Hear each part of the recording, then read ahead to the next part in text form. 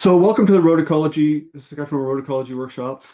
The point of today's meeting is to learn a lot more about what road ecology is in general. And Tracy's going to give us a Road Ecology 101 presentation right after this, as well as become familiar with the idea of how we can mitigate the effects of roads on wildlife, not only in Canada, but around the Western Great Plains. So we have three meeting objectives. First is to introduce the principles of road ecology and the Pronghorn Crossing project, which is the group that is hosting this meeting. Present case studies and science related to road ecology, and then engage in questions and answers about principles, examples, and knowledge. And this is really key. We want this to be an interactive meeting. We understand that that's really challenging in a virtual environment like this, but we want you to do your best. And please feel free to reach out through the chat or unmute your mic, put your hand up if you have questions. We really do want this to be an opportunity for you to learn more and have your questions answered. This is the rough agenda for today.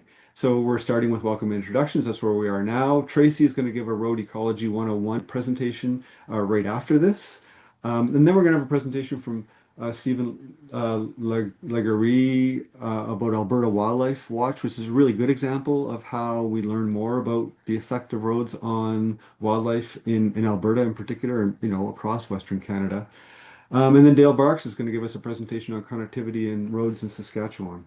We'll take a quick break, 15 minutes at 10:15 Mountain Central Time, and then there'll be a group of other presentations that will fill a little later morning from Marcel, Neil, and Maria. All will be presenting on topics, and I will put the full agenda up in a moment here. Hopefully, you can get a sense of that. But really exciting to see Marcel's. Marcel's is a taped presentation, so that will be really cool to see, actually. So hopefully I can get that technology to work. Then we'll have a lunch break starting at 11:40.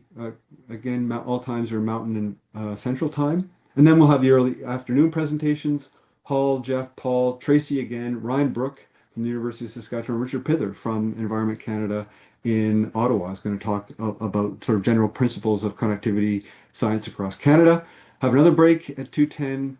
Late afternoon presentations. Marcus from the University of Saskatchewan has joined us and will present on a really interesting component of an unexpected, perhaps, component of road ecology. Richard and Kim will be presenting. And closing reflections and shared takeaways. So we've got a fairly good chunk of time at the end for those closing conversations. But again, feel free if there's time in presentations to ask your questions as we go along. So how did we get here to this meeting? It really came about quite a number of years ago, where with Tracy's leadership and the hard work of Paul Jones and others, Ninon Meyer, who's also in the meeting today, this conservation or Pronghorn Connectivity Action Plan, which really created took some existing knowledge, some new knowledge, and created a plan for how to move forward to solve a problem about connectivity for migratory pronghorn in particularly in Alberta, but all across Western Canada. And that started a movement called and built upon a movement called Pronghorn Crossing, and with the notion of trying to socialize the idea of creating crossing structures specifically for wildlife on highways in Western Canada. A movement that actually started quite a while ago, but something that still hasn't spread as widely as maybe it should have. There's lots of things in that Pronghorn Connectivity Action Plan, and if you haven't read it yet or haven't seen it, I would encourage you to download it. It's available on the Miistakis website.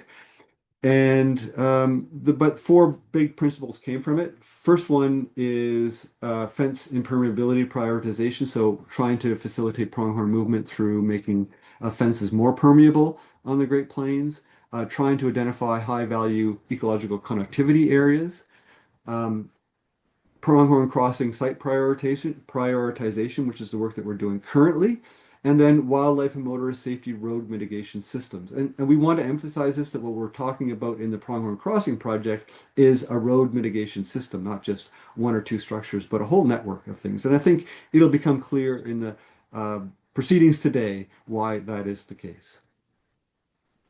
The key takeaways that we have established in our communication strategy is that grassland species are at risk. This is something that is often not emphasized enough, but it's clearly the case.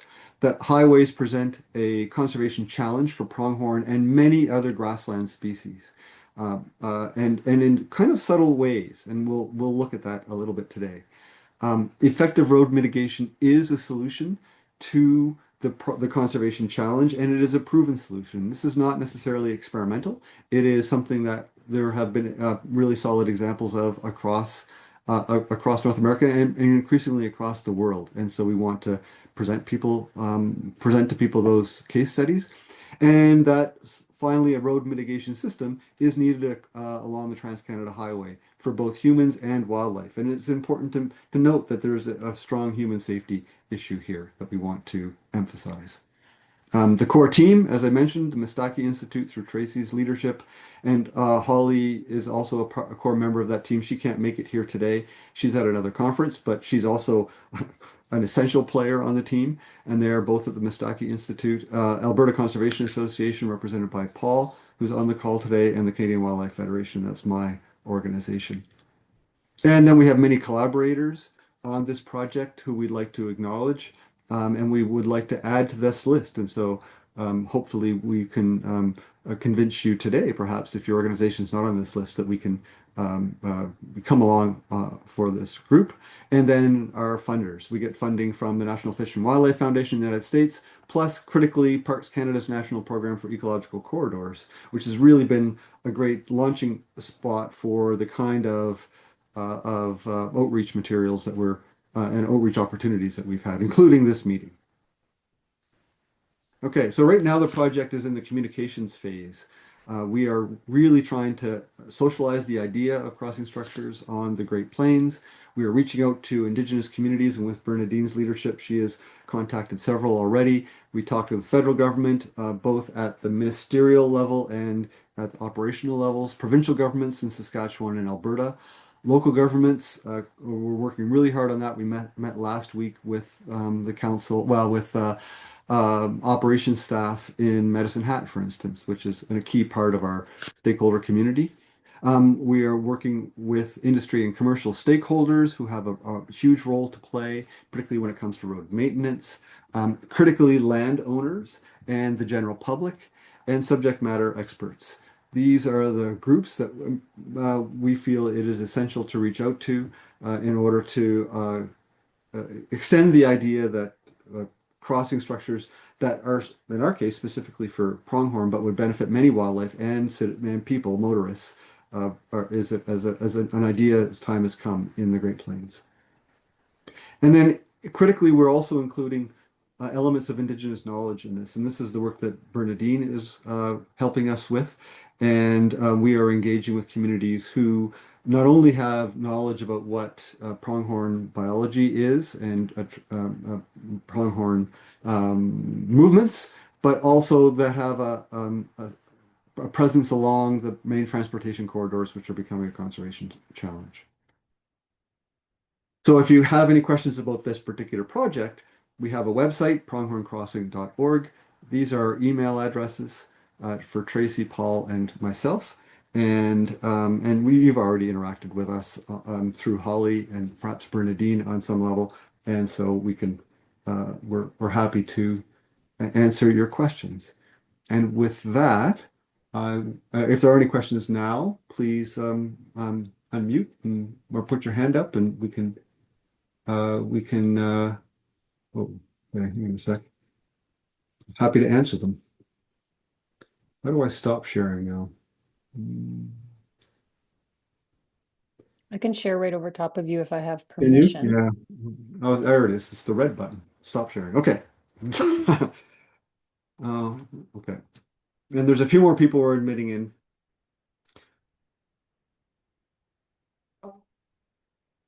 I'm just gonna I apologize for those we just admitted. I just gave the introductory presentation. And so I know people are trickling in, but welcome those of you who have just joined us. And I am allowing Tracy to present, and I would hand it over to you. Thank you so much, John. Good morning, everyone. I'm the Director of Conservation Research at the Miistakis Institute. We are an applied research institute that's affiliated with Mount Royal University in Calgary, Alberta. And I've been tasked with giving a 15-minute overview of Road Ecology 101 today.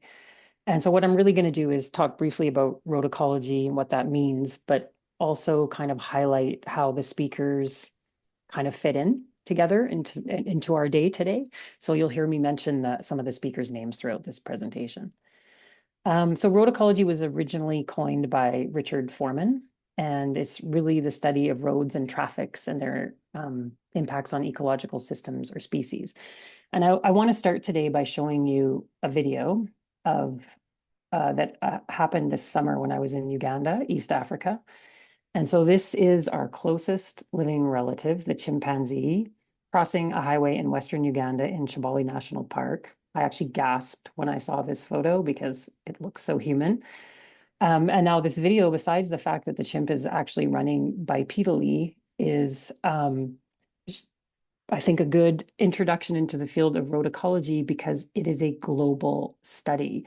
Transportation engineers and ecologists all over the world are addressing the impacts of roads on wildlife. And so I think although roads represent, really important connections for us, they can also have a tremendous impacts on ecosystems and species. Did anyone else gasp? I actually gasped when I saw this video because it looks like a little child running across the road. All right. So I think when you think about the impacts of roads on wildlife, the first thing that comes to mind is the collision strikes and the direct mortality of an animal. And so, of course, animal vehicle collisions can remove species or an animal from the population. And for rare species, this can have a tremendous impact or population level consequences. And so this is a road sign in Alberta that was put up by the government of Alberta that's reminding people that rattlesnakes actually cross within the next 14 kilometers. And indeed, rattlesnakes are a species at risk, and collisions from vehicles are one of the main mortality issues for that species. And so today we're going to hear from some other presenters that will talk about species at risk. Kim Pearson is going to talk about the long-toed salamanders and efforts to facilitate safe movement across Highway 5 in Waterton Lakes National Park with eco passages. And we're also going to hear from Richard Inman from Wyoming on the impacts of roads on sage grouse. Now, if the species are bigger, there's also a big motorist safety risk concern. This is actually a picture taken of an elk along Highway 3 in southwestern Alberta. And you can just imagine the injuries or even death that can occur to the human as well as the animal from some of these collisions, especially with bigger species. And we're going to hear from Ryan Brooks today, who's going to talk about the modeling that he's done to determine where moose habitat intersects highways in Saskatchewan. So obviously pretty important for the government of Saskatchewan from a motorist safety risk perspective.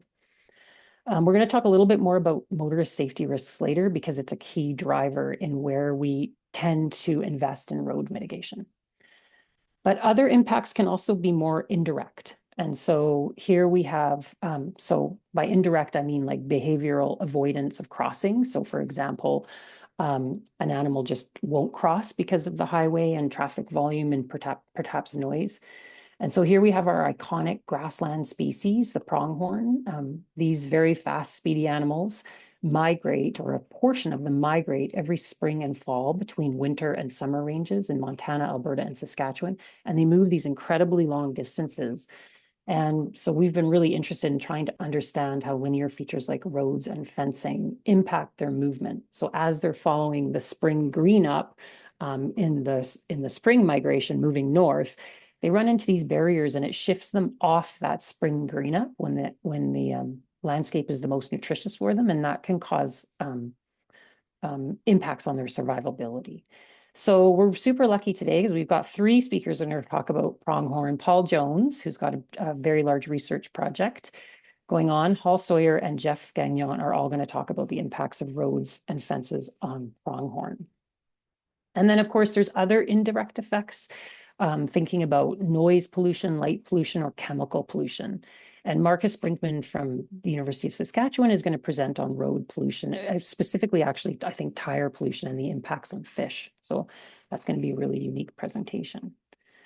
So before we get into more of the aspects about motorist safety, et cetera, I just want to remind people that whether we're talking about moose or northern leopard frogs, so, from big to small, animals have to be able to move around the landscape to access food and water and partners, so to speak.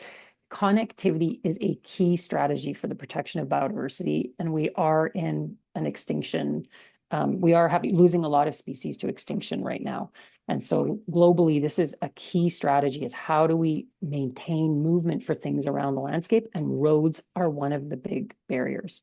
So this is a really important conversation, and hence why we have a field of road ecology.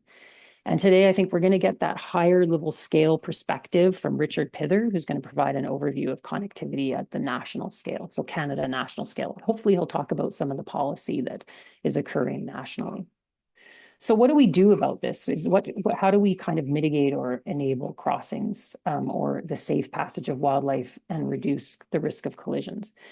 And so we do have a number of different strategies for trying to address this challenge, just from a species movement perspective and from a motorist safety risk perspective. This is actually a list from Alberta Transportations and Economic Corridors guidelines for collision reduction and the mitigations. Everything from animal detection systems, exclusion fencing with overpasses and underpasses. And you can see here there's a difference between the length of fencing that you associate with your underpasses and overpasses. And you can see the expected collision reduction, which is really important from a transportation agency perspective. Like, how much are we actually reducing collisions by investment in these types of mitigations? You'll also notice on the right, the name Marcel Hewer is on most of the sources, and he is going to be presenting today. He's a well-known road ecologist, and he's going to be talking about animal detection systems and if they work.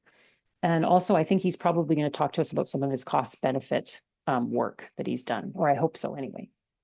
But by far, you can see here on the expected collision reduction, the most effective is this greater than 5 kilometers of fencing with either an underpass or an overpass system. And that looks like this. And this is the system that's been installed in Banff National Park, where we have a series of underpasses and overpasses connected by fencing. It removes the animal from the road surface, which then increases your motorist safety, while still enabling the animals to cross the road.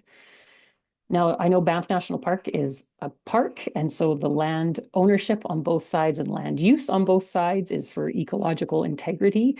And the rest of Saskatchewan and Alberta are not necessarily in national parks. And so how do we address the complexity of trying to build something like this, where we have a diversity of landowners and land uses occurring?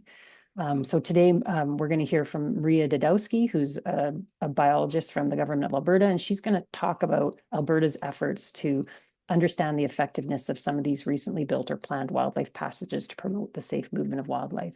And we also have Neil Robson, who was involved in one of the first wildlife overpasses that was built in Alberta along the Highway 1, just near Exshaw there. And he's going to talk about design characteristics of crossings and structures and what we would have to consider in a grassland landscape. So how do we know where to actually invest in these structures? And there's, a few different things we have to think about, but one of the most important is consideration of, as we've talked about, of animal vehicle collisions, because it's a risk to the public and motorist safety. And obviously transportation agencies are mandated to address these safety issues. And so one of the ways that we look at this is to identify where we have cluster hotspots. And the best program I have seen is the Alberta Wildlife Watch program. And I think it's a state-of-the-art program that allows the highway maintenance contractors to report where we have carcasses on the road through a smartphone app. This then rolls up to a database that runs cluster analysis and enables the province of Alberta to determine systematically where the biggest hotspots are for collisions and where they should be investing. And we're very lucky today to have Stephen Legary from Transportation and Economic Corridors in Alberta, who's going to talk to us about this program, I think right after I speak. So stay tuned for that. But we also need to think about not just where we have motorist safety risk, but we also need to think about where species need to cross that sometimes either don't cause a motorist safety risk, like most amphibians, or they cross in areas where there's not high collisions. If you look at the collision data, it tends to be driven by deer and sometimes moose, depending on where you are on the landscape.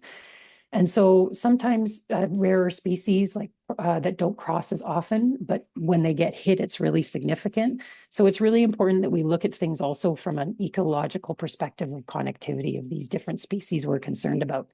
So here's an effort, excuse me, that was done by myself with Paul Jones, and I think Andrew Jakes might be on the call today as well, that helped kind of try and prioritize the crossing locations, not just from a human safety, but from a multi-species connectivity perspective. And I'm going to talk a little bit more about how sometimes these things don't align, and we have to sometimes think about it, things from a conservation perspective in my talk later today.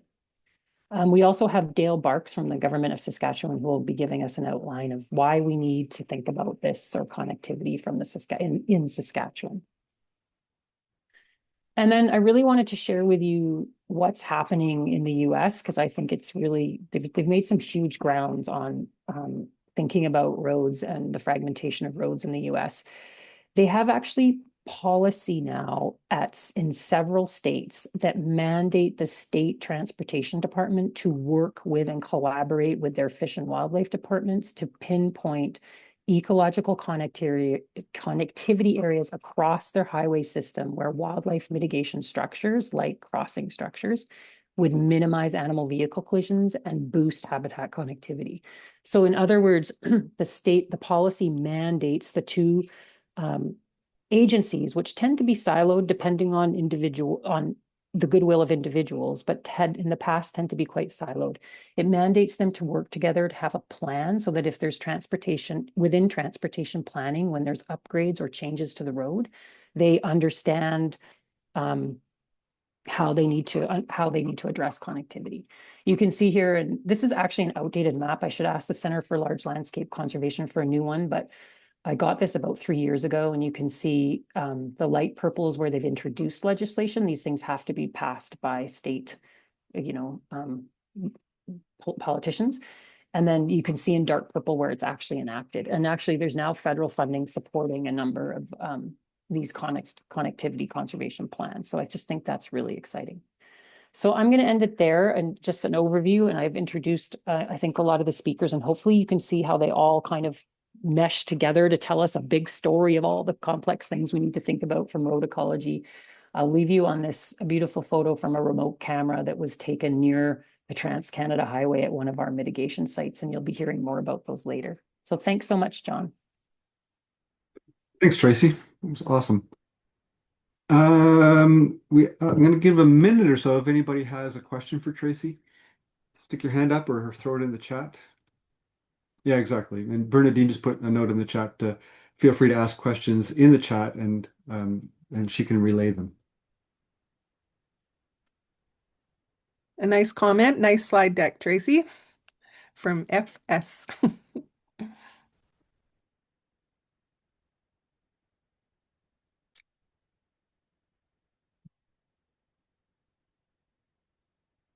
Okay, well, if there are no questions, Stephen, I would hand it over to you for your presentation on Alberta Wildlife Watch. Do you have a PowerPoint? Oh yeah, there we go. Good morning, and thank you, Tracy, for the excellent introduction. My name is Stephen Laguerre. I'm the Director of Environmental Regulation within our Technical Standards branch here at Transportation and Economic Corridors. I'm also the Program Manager for Alberta Wildlife Watch, an animal vehicle collision safety program. Come on, wake up.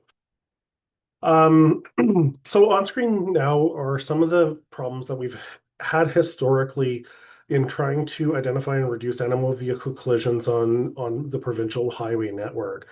These data challenges put tech in a very, tech is Transportation Economic Corridors, in a very difficult situation to properly identify and cost effectively address this issue.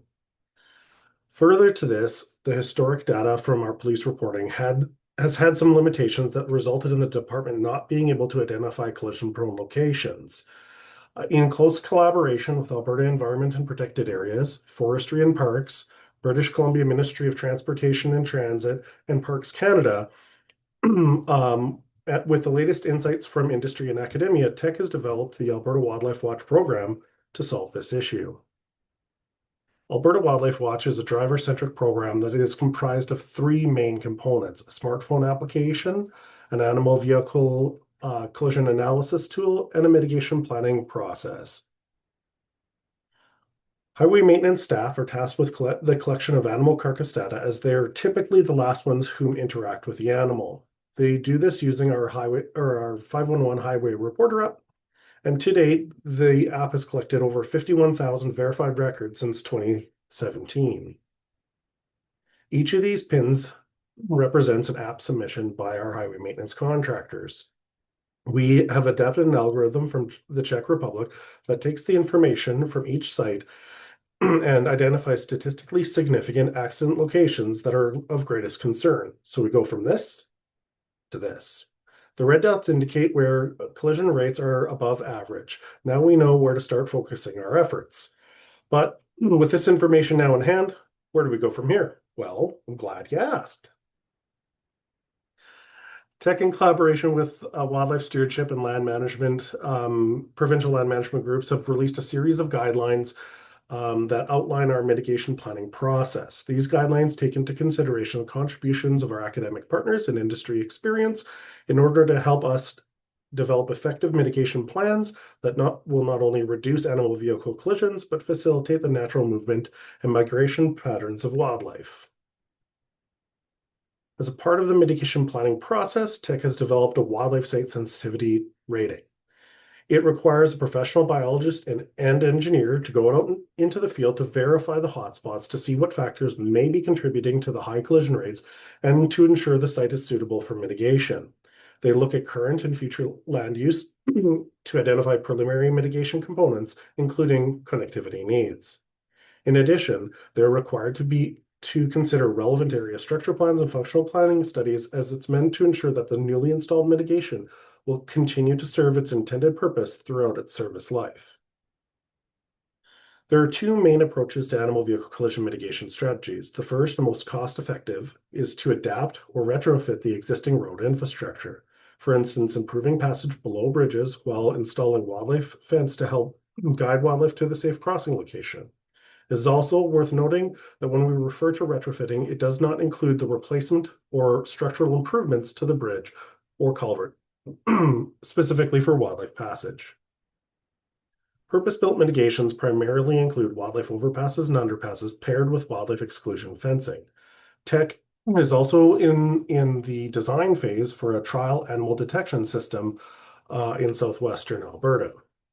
Tech is currently, earlier in the presentation, I mentioned the issue with police data that makes it difficult for us to identify collision-prone locations. Police data does have two main benefits that animal carcass does not. The first is when a police report is filed, damage and cost to society is confirmed. It also allows us to understand the severity of the incidents in the area. We then use this data to compare the frequency of human fatalities, non-fatal injuries, and property damage with the police data and calculate the average cost per incident. In Alberta, this calculates to just over $100,000 per incident, including the direct and indirect costs to society, such as vehicle damage, hospital time, and highway cleanup.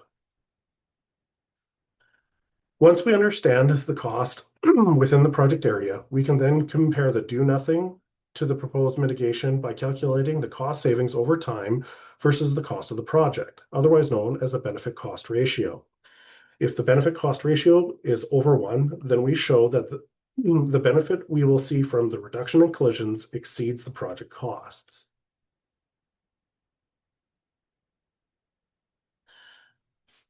Throughout the animal vehicle collision mitigation planning process, Transportation and Economic Corridors partners with other government ministries, such as wildlife stewardship staff and environment protected areas and land management staff in forestry and parks, to help identify the key barriers and opportunities for advancing ecological connectivity in Alberta. So what's next in Alberta? Well, We are currently in the design phase for 10 new purpose-built wildlife crossing structures. These projects, paired with wildlife exclusion fencing, will result in over 100 kilometers of highway mitigation and are expected to reduce animal vehicle collisions in these areas by up to 80%. Questions?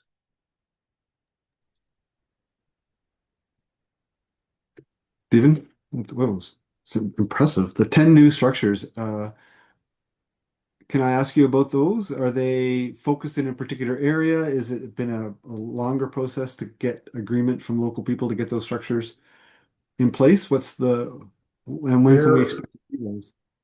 they're currently all in southwestern Alberta in the Crow's Nest Pass and the Bow Valley. And they're in various states of the design phase. And we're working on design and stakeholder engagement, indigenous engagement for most of them.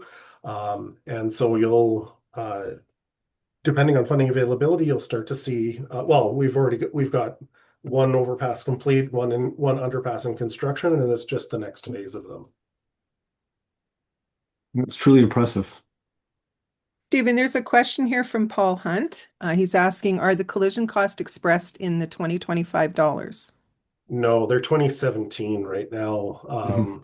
We only update our cost, I believe, only update our cost to society model every 10 years. And so I've actually put an inquiry out to the team that does that to see when that 10-year mark is so that we can adjust accordingly. Good question. Are there any other questions for Stephen? We have a few minutes.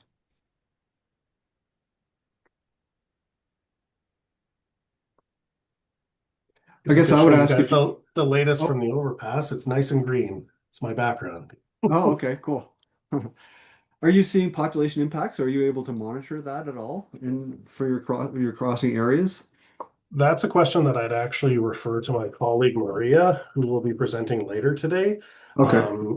Uh, we don't require a legislated cooperation agreement. We have a internal memorandum of understanding between the three ministries that are involved that facilitates our cooperation, and the wildlife themselves is managed by Wildlife Stewardship. Okay.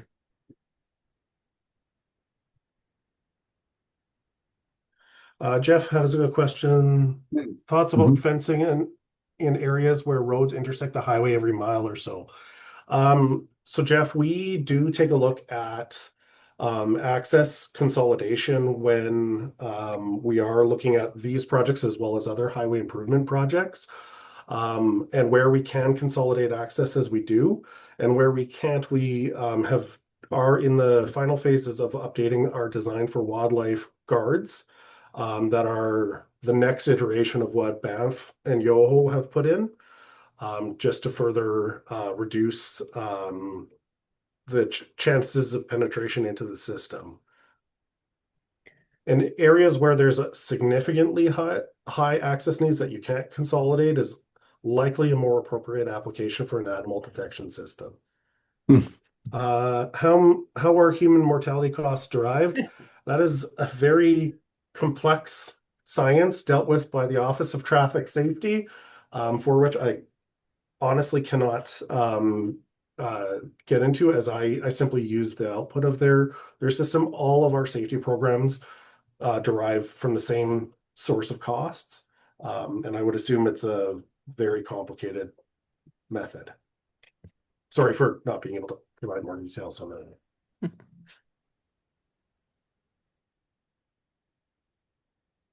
Are there any other questions for Stephen? None in the chat. Thank you very None in the much. chat? Okay, thank you, Bernadine. Appreciate that. Okay, well, thanks a lot, Stephen. I've seen you present on this a few times now, and it always impresses me of the deliberate work that's happening in Alberta on wildlife connectivity. So it's inspiring to see. Okay, next up is Dale Barks from the Minister of the Environment in Saskatchewan. Welcome, Dale, and Dale will be presenting today on the need for connectivity and road mitigation in Saskatchewan. All right, let's see if I can get this to share in the proper view. Are you Looking good seeing so far. the normal? Oh yeah, you're not Good. seeing my notes at all? Nope. Nope. Perfect. Good. Well, yeah, thanks. I'm Dale Barks. I'm the East Boreal area ecologist in Saskatchewan and white-tailed deer and mule deer biologist for the province. I'm filling in for Leanne Heisler, who's the grassland ecologist and the pronghorn biologist, among other things. I guess I'll apologize ahead of time. I will do my best to answer questions, but since I'm filling in for Leanne, some might have to be referred to her for when she returns. So I'll just got to move my thing here. There we go. Before we get into the ecology of roads, I think we need to start with looking at the history of roads in Saskatchewan, because roads have evolved significantly since the early days of Saskatchewan because of changing needs in transportation, settlement, and trade. Before settlement began in the 1800s, Indigenous trail networks formed most of the foundation of travel across what's now Saskatchewan. These trails were essential for trade, seasonal migration, and connecting communities, and they tended to follow natural features like rivers, ridgelines, and natural landmarks. By the late 1800s, the arrival of the Canadian Pacific Railway marked a major shift. Rail became the dominant mode of long distance transport, and at this point, most roads were little more than dirt trails, and they tended to follow parallel to railway lines to provide access to the railroad. The rise of the automobile in the early 1900s created demand for much better roads. And during the Great Depression, road building was actually used as relief work, so a way to provide employment to unemployed individuals while improving the provincial infrastructure. After World War II, there was a boom in economic growth, and this period saw major investment in expanding the road network in Saskatchewan to better support agriculture, rural development, and interprovincial trade. Roads became essential for transporting goods from the farm to the market. And since the 1970s, the focus has largely been on paving and realigning existing roads to improve efficiency, safety, and connectivity. The Dominion Land Survey was initiated in 1871 to manage settlement in Western Canada after the land was acquired by the Hudson's Bay Company. This survey provided the foundation for most of Saskatchewan's rural road network that was to come. When the province was initially settled, land was surveyed into townships. Each township is 6 miles by 6 miles, and then further divided into 36 subsections. From there, into 36 sections, and then those sections broken down further into quarter sections. This grid system created a structured, organized way to divide land for farming, settlement, and transportation. And importantly, the survey included road allowances, which were strips of land reserved specifically for building future roads. And these allowances were placed between sections to ensure that there would be space for a future road network as the land was developed and these roads became more necessary. As a result, today, now we have range roads that run north and south and are spaced every mile vertically. And then we have township roads that run east and west and are spaced generally every 2 miles, although in some portions of Saskatchewan, they're actually spaced every mile. That was kind of left over right when things started before we realized that was maybe not the most efficient use of road building, and we moved them to 2 mile spacing. The diagram on the right here shows kind of how this layout looks on the ground or on maps, with the road allowances outlined in red. It also highlights some of the common land uses like schools, Hudson's Bay Company, and the railway, and shows these were planned right from the very start. Saskatchewan's modern road network is one of the largest in Canada. We have over 26,000 kilometers of paved highways and more than 165,000 kilometers of gravel roads. This system is organized into 3 main categories. The biggest is primary highways. So these are major highways that connect the largest cities and carry intercity traffic between them. The secondary highways tend to serve more local connections, smaller towns, things like that. And then we have grid roads, which provide rural access and link the farms and smaller communities to the broader road network. And on the map here, you can see how dense this road system becomes in the southern portion of Saskatchewan, south of the forest fringe, where most of the agriculture takes place and most of the population is located. And you can also see might be a little tough to see, but on the left here, we see those green patches of remnant prairie. So we see how fragmented that becomes with the density of roads. And we'll get at that in more detail in a little bit here. In Saskatchewan's agricultural region, road density averages about 1.06 kilometers per quarter section.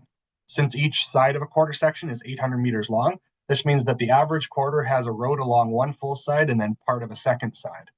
And there are higher densities in localized areas, such as near Kerrobert. This is kind of the left side here where you can see that higher density of roads. And this tends to be areas of intense resource extraction, largely oil and gas, where access roads to use the infrastructure accumulate quickly on the landscape.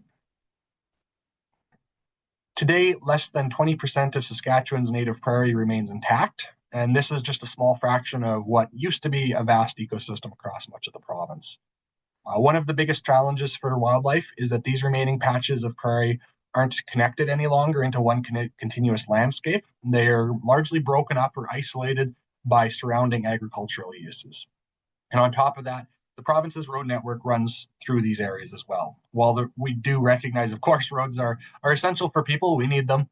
They do isolate the wildlife populations across the landscape, and they make it harder for species to maintain healthy population sizes, find mates during the rut, or migrate between crucial habitats. And over time, this fragmentation can lead to declines in biodiversity and the loss of ecological functions that intact prairie ecosystems would otherwise be able to provide.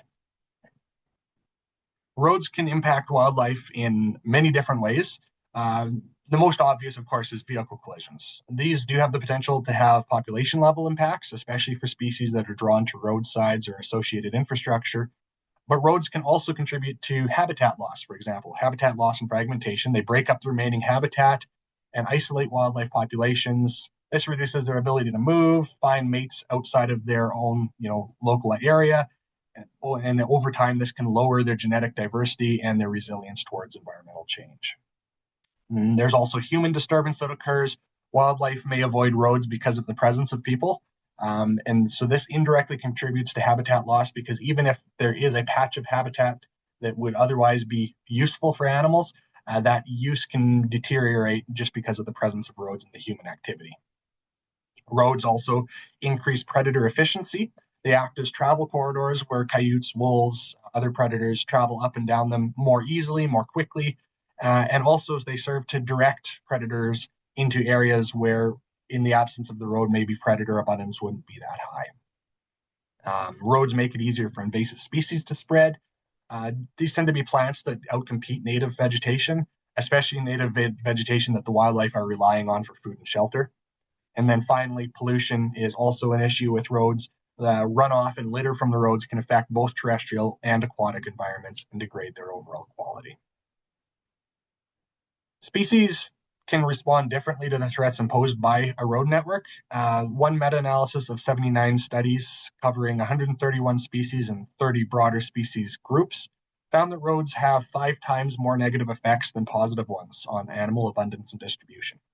When we break this down by species guilds, we see some patterns starting to emerge.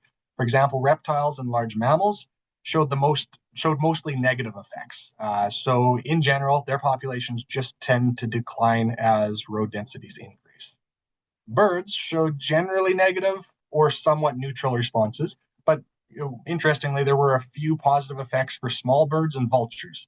Vultures kind of make sense. You can't have roadkill without roads, so I guess they make some use of that. Small mammals were one of the few groups that often showed positive or neutral effects, suggesting that small mammals may be better able to adapt to roadside environments than other types of animals. And amphibians and invertebrates tended to be largely negative effects, although in some cases there were some neutral effects discovered. The potential for roads to have population level effects is evident in the number of SARA listed species that have roads included as a threat to their persistence on the landscape. And 10 species typically associated with prairie habitats in Saskatchewan have roads specifically listed as a threat to their persistence on the landscape. Vehicle collisions are a significant threat for all listed reptiles and mammals, as well as burrowing owls, because burrowing owls like to sit up on the road. It's a little bit higher above the vegetation. They can see predators coming at them. but that places them right in the line of traffic then. Birds are also impacted by habitat loss and fragmentation in general associated with roads. And then among mammals, the swift fox, American badger, and Ord's kangaroo rat are affected by a combination of habitat loss and fragmentation and direct road mortality. For example, swift foxes and kangaroo rats are particularly vulnerable to both vehicle collisions and the increased predator efficiency that occurs alongside the roads. There's other species beyond species at risk that are affected by vehicle collisions as well. Upland game birds in Saskatchewan, like the sharp-tailed grouse and gray partridge, are vulnerable because they often forage right alongside roadways using gravel, seeds, things like that. And when they flush out of cover along the road, they tend to make short, low flights right across the roadway at about vehicle level. This obviously is not great for them when they do that.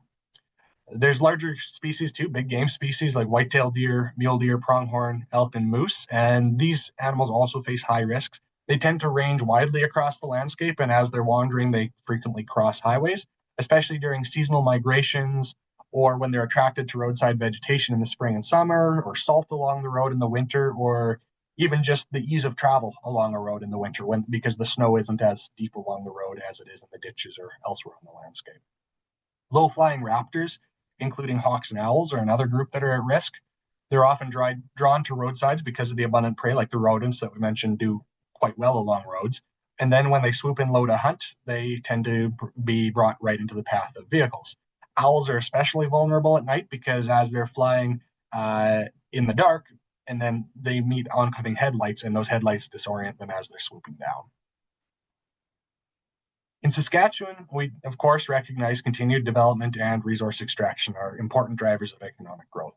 But at the same time, we also recognize that these activities can place pressure on remaining natural habitats and wildlife, including through the introduction of new roads. And that's why there's a strong need for effective road mitigation. Saskatchewan's developing a mitigation framework targeting areas of the province of high conservation value specifically, using policies and tools informed by the spatial data that we have available. Mitigation is about finding a balance between supporting responsible development while also conserving the habitat that is available. This framework that we uses a three-step hierarchy. And the first is avoidance. Whenever possible, we just try to look for alternate sites, routes, or technologies that eliminate the impacts on the landscape before they even occur in these high conservation areas or high conservation value areas. This also tends to be the most effective and cost-efficient approach because you're not trying to undo or avoid something, you just right in the planning stage adjust. If the impacts can't be avoided though, then our next step is minimization. We take actions during construction or operation to reduce or eliminate the impacts. And this can include measures like timing restrictions during the year, best management practices, and reclamation after the disturbance. Finally, offsets can be used to protect or enhance habitat elsewhere to compensate for unavoidable losses and to support target species. But this is generally a last resort in the prairie ecosystem because native prairie habitats are difficult to restore, so it's always better to avoid impacting the prairie than it is to try and compensate by rebuilding prairie elsewhere. Just is tough to do. And of course, in order to ensure that all of these steps are working, we have to employ monitoring, which ensures that the mitigation factors that we're using are actually being effective and allow us to adjust along the way if we realize they're not being effective. The habitat mitigation framework is currently under development and is going to align economic development with responsible environmental stewardship. The goal is to ensure that project impacts, including roads, are properly assessed and managed right from the get-go. The framework doesn't prescribe mitigation per se, but it lays the foundation for developing policies and tools. These allow decision makers to understand potential risks and design projects that are more sustainable. A key part of the framework is to make sure that high value sites are avoided right from the start. These are areas that are critical for species at risk, sensitive habitats, or biodiversity hotspots that we know we need to be prioritizing for protection. Where impacts can't be fully avoided, that's where we move on to minimization, where we use the best practices during construction and operation and then ensure that reclamation occurs as best as possible afterwards. And an important part of this framework is that it provides clear and consistent guidance, providing information and tools needed to effectively manage impacts to habitat. This consistency is important because it builds predictability into the expectations during the planning process, and predictability is very important. One mitigation approach is guided by the conservation, or our general mitigation approach is guided by the conservation value of locations where a project occurs, including the roads used to access that project. The basic idea is that the higher the conservation value of an area, the greater the investment that's needed to mitigate that impact. In practical terms, this means that in areas where there's high biodiversity or sensitive habitats, then these projects tend to come with more conditions and expectations for avoidance, minimization, and offsetting.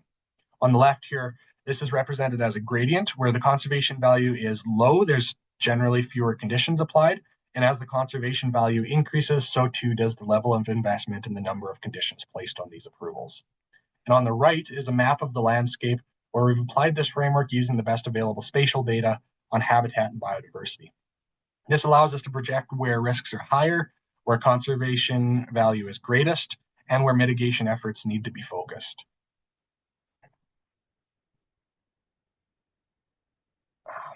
Mapping habitats of high conservation value is critical because that allows us to target the areas where mitigation is needed the most. And to date, Saskatchewan has produced over 200 species distribution models for birds, mammals, fish, and plants, including species at risk. We then use a landscape prioritization approach to identify habitats of high conservation value based on where most species are predicted to occur, including these areas, or indicating that these areas have potential to support high amounts of biodiversity. We rank habitat from the least to the most valuable by parsing out the highest ranked areas in which risks must be mitigated and the lowest ranked areas to which industry could be directed in the avoidance approach. We did this 3 times, separating grassland, tree, and water-associated species into 3 separate maps.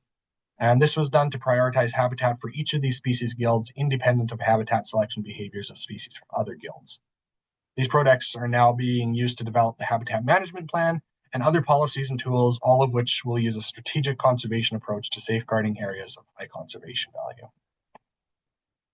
Saskatchewan also developed maps of potential movement corridors for grass and tree-associated species using a program called CircuitScape. CircuitScape is a tool that uses the principles of electrical circuit theory to model wildlife improvement across the landscapes. Areas of suitable habitat are assigned low resistance, which means that they're easier for wildlife to move through. And then on the other hand, areas of unsuitable or developed land act like high resistance, making movement much more difficult. And so CircuitScape identifies a network of potential movement routes, very much like how electricity flows through multiple possible paths following the path of least resistance. This approach is especially useful for mapping wildlife movement corridors. It allows us to identify which areas of the landscape are more important for connectivity, where bottlenecks exist, and where conservation or restoration efforts should be prioritized in order to keep populations connected. And in practice, this means we can use available data on habitat suitability to project where the species are most likely to move. And then this guides land use planning and mitigation to protect those corridors going forward. These spatial products are being used to inform mitigation policies and tools to ensure that development, including road infrastructure, progresses in a way that safeguards Saskatchewan's prairie ecosystem through the mitigation framework. In 2015, the government of Saskatchewan announced a target of achieving 50% renewable energy by 2030, with a significant portion of that expected to come from wind energy. To help achieve this in a way that balances clean energy goals with environmental protection, the Ministry of Environment developed guidelines for wind energy developers. These guidelines are designed to help developers choose project locations that minimize potential impacts on wildlife species and biodiversity. A key part of this guidance is the identification of wind energy project avoidance zones. And these are areas where the risk of ecological impacts or public concerns is expected to be high. And to prevent disturbance to these areas, a 5-kilometer buffer is applied to sensitive areas such as national and provincial parks, national wildlife areas, Fish and Wildlife Development Fund lands, etc. This framework ensures that renewable energy development moves forward in a way that also safeguards Saskatchewan's unique wildlife and ecosystems while supporting the renewable energy infrastructure. We're now developing similar guidelines for all other resource extraction sectors in the south of the Divide in southwest Saskatchewan. This policy follows a similar framework in which quarter sections are classified into 3 zones, depending on the ecological sensitivity of the quarter. Both maps of movement corridors and the areas of high conservation value are used to inform which areas should be included in the avoidance zone. And this policy was recently approved and should be implemented shortly. A similar approach to what we use in other sectors could also be applied to address road impacts on wildlife and other habitats. By overlaying maps of high conservation value areas with road density maps, we can see where road networks may create the greatest risks to wildlife. For example, south of Saskatoon, that larger square in the center, we see mostly native habitat with potential to support high biodiversity in all habitat yields, grass, tree, and water. And it's also considered a movement corridor for both grass and tree associated species. So targeting this area for road mitigation would likely benefit species using and moving through that area. In contrast, the high road density observed in the Cropper area, that rectangle to the left, occurs generally in cropland, except for a few high value spots that are connected by movement corridors. So here, road mitigation is going to be most beneficial to wildlife if it's focused where the high conservation value habitats occur. Together, this helps us to identify places where a high density of roads overlaps with valuable habitat, meaning that wildlife in those areas are likely experiencing disproportionate impacts. Using this information, we can begin to design policies and mitigation tools, such as targeted avoidance, habitat restoration, or road design that reduce impacts where they matter most for biodiversity. There we go. Any questions? Okay, there's a few questions, and also there's a comment earlier just that I want to catch everybody up on. It was asked whether or not we would provide a contact list after the meeting, and we're able to do that unless you don't want it, and you can let us know if you don't want that, your name included in that. Paul Hunt made a comment just saying that it was sad that the buffalo are not included in these lists.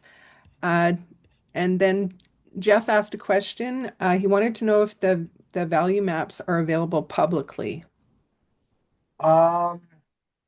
Sorry, those maps. I believe they're still in draft and are not yet public. But I believe the plan is for them to become public. Okay. And then there was another question from Paul, and he asked, do these movement corridors follow the ground drainage pathways, the streams, the lakes, and the rivers? Sorry, could you repeat that? Paul Hunt wanted to know if the movement corridors follow the ground drainage pathways, so like the streams, the lakes, and the rivers.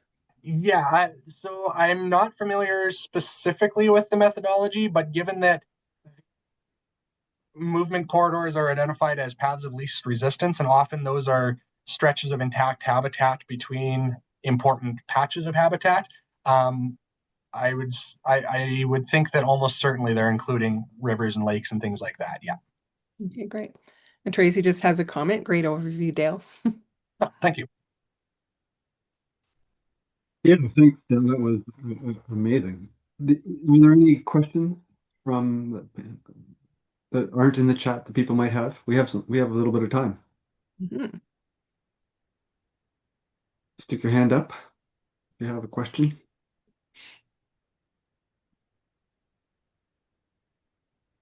Well, I got a couple of questions for you, Dale, that came from your presentations. So in slide 8, I thought that was a really fascinating slide about the kind of the negative versus positive effects of roadways on the different species. And I was really surprised by the small mammal one. I mean, anybody who's traveling in Alberta, Saskatchewan, you see the Richardson's ground squirrels, they're constantly uh, being hit and on roadways. You see the roadkill all the time, and yet obviously the positive effect of the ditches, of the habitat for them on the ditches outweighs that roadkill element.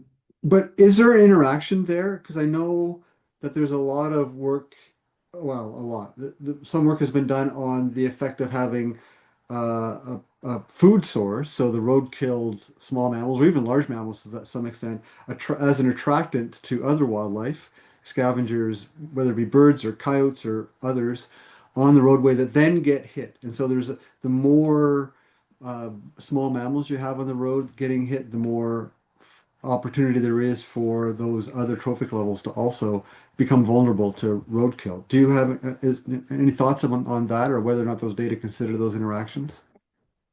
I'm not sure if these ones directly did. I suspect they did, but that certainly is a factor where something that's positive for one level of the ecosystem or the food chain, I guess, is leading to negative impacts. So even the vultures there that I mentioned, it makes sense that it's positive for them because they have food to scavenge there.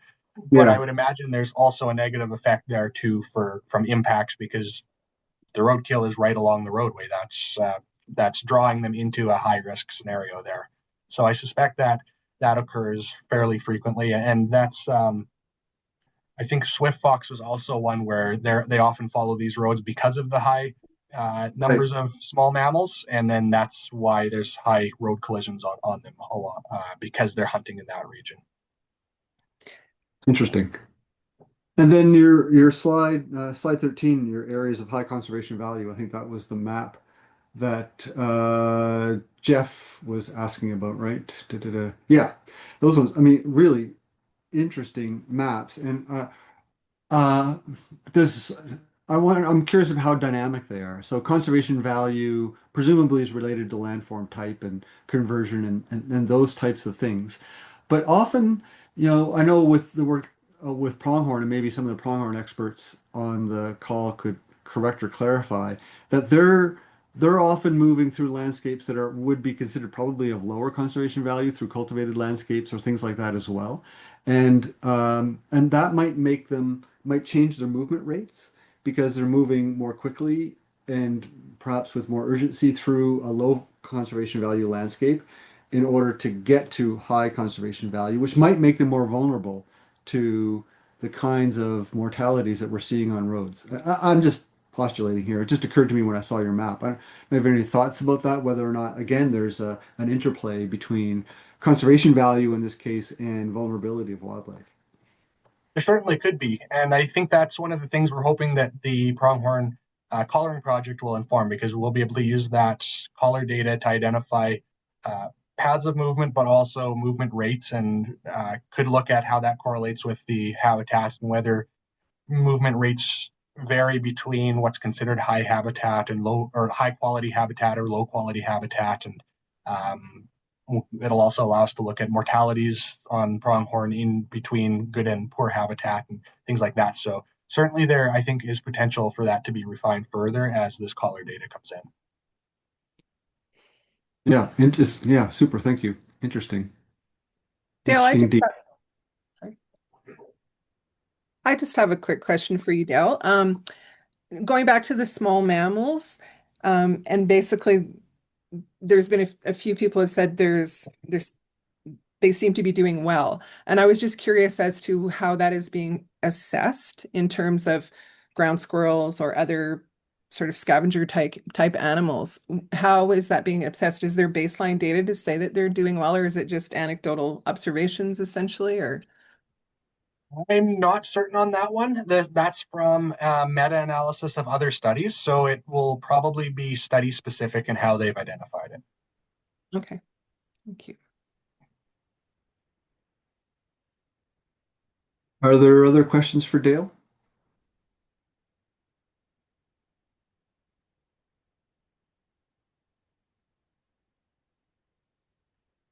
I'm not hearing. And there's some other comments, but anyway, okay. Thank you, Dale. That was really, really great. I really do appreciate your presentation. That was very informative. Thank you so much. I'm gonna start the recording again, and we'll start in the second session for this morning's presentations. Thank you, Paul. Positive feedback that somebody else is out there. That's awesome. I'm gonna have to admit a few people. So yeah, I want to thank the presenters this morning, Tracy, Stephen, and Dale for their presentations. Really great. And the next presentation is from Marcel Hoyer, who is from the Western Transportation Institute. Marcel is on the call, but uh, he, for efficiency's sake, has sent us his presentation as a recording, which I am going to play. Marcel sent it to us in advance. Thank you for doing that. And we tried it last week. It did come across as potentially the volume quite low. So well, I'm going to start this in a second here. If you are finding that you cannot hear it, please let me know or let Bernadine perhaps know in the chat. I'm not sure I'll be able to see the chat once I start the presentation, and I can restart it and try some different things. Zoom technology is a mystery to me, but I'll do what I can. Okay, so I'm going to start the presentation, and I thank you, Marcel, for sending it. And now, like I said, Marcel is here, so he'll be able to answer questions afterwards. So his presentation is entitled "Grading Grades: At Grade, Below Grade, or Above Grade." Okay, screen two.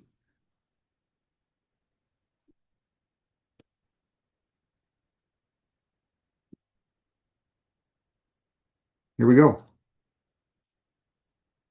Hello. My presentation is about grading grades for pronghorn. I mean,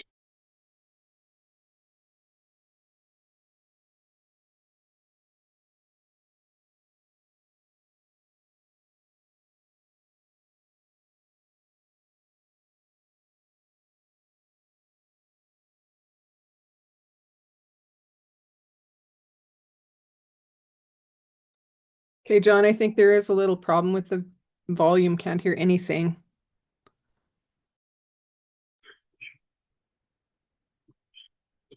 Okay, I'm going to stop it. Sorry. I know what happened. So when I shared it, I didn't share the audio. We even had practiced that. So I will restart it. I'll end my sharing. I will restart it. Thanks for letting me know, Bernadine. Let's do this again.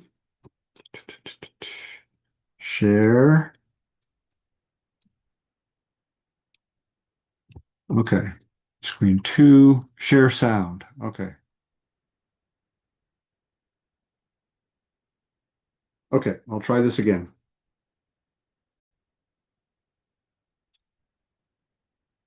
My presentation is about grading the grades for pronghorn. What I mean with that is we'll compare at grade crossing opportunities, specifically animal detection systems, below grade underpasses, and above grade overpasses. Before we go into the details, I'd like to review the types of effects of roads and traffic on wildlife. In the practice of road ecology, we tend to focus on direct road mortality and what it means for our own safety as well as the barrier effect of roads and traffic on wildlife. We tend to ignore the other types of effects. I'm not expressing approval or disapproval with this. Just important to note that we tend to only focus on certain types of effects and not on others. When we try to address these effects, we typically talk about mitigation or minimization, but really we should start with avoidance. Do we need a road? If we need a road, can we reroute it away from the most sensitive locations? This is where the most benefits can be had. Only as a second step can we consider minimization. And you can only minimize the effects there where they occur, on the road surface and in the road effect zone. Then as a third option, you may consider remediation close to the road, enlarging existing habitat patches, improving connectivity, or you can do it through offset further away from the road. Finally, we can combine all three approaches: avoidance, minimization, remediation, and offset. The most important thing to remember here is it is not just about minimization. It's a three-step process, and you should really start with avoidance. Now, in North America, we typically mitigate where roadkill is highest. Of common large ungulates that are a threat to our own human safety.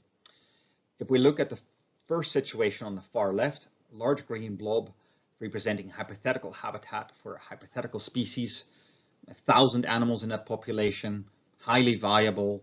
Maybe we kill 100 of those animals with our vehicles every year, 10% of the population size. Because of the absolute number of hits with these animals, this is where you may want to prioritize your actions from a human safety perspective. But if you look at the situation in the middle, a much smaller population, 50 animals, not viable. Still, we're hitting 10 animals a year, 20% of the population size, population that is already not viable.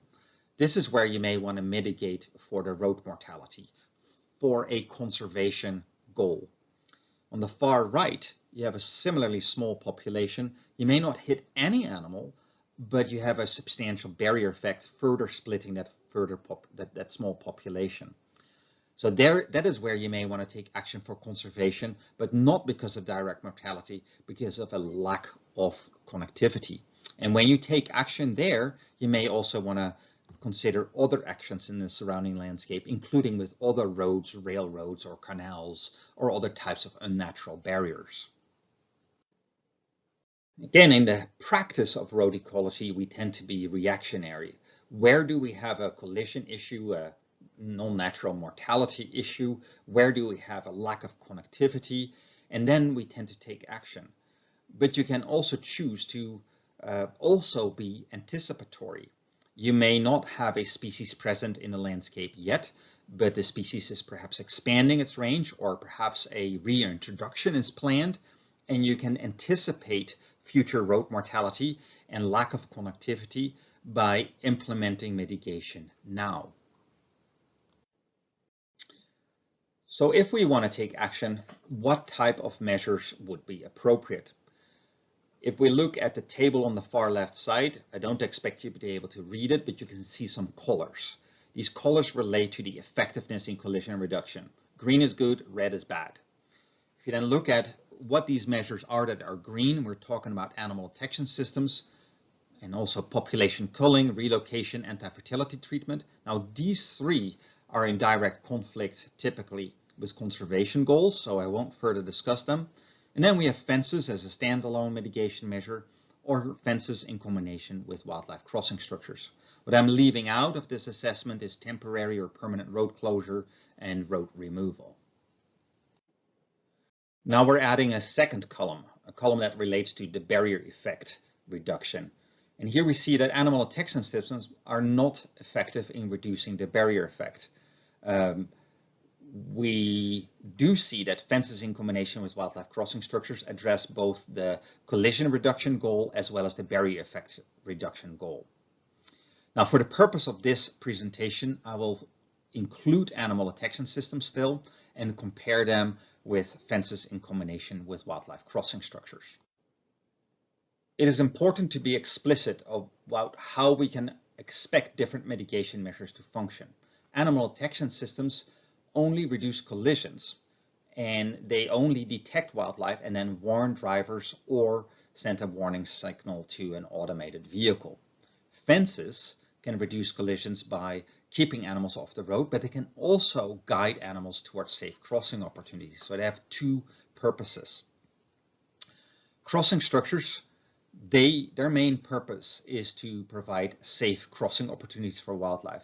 But if you build enough of them at the right location, of the right type, right dimension for the target species, these target species are also far less likely to breach the fences and enter the fenced right-of-way, and thereby they can also reduce collisions. Now, specifically about pronghorn road mortality, we don't tend to find a whole lot of pronghorn. When we do have road mortality studies in pronghorn habitat, they tend to be in the single digits compared to other large ungulates.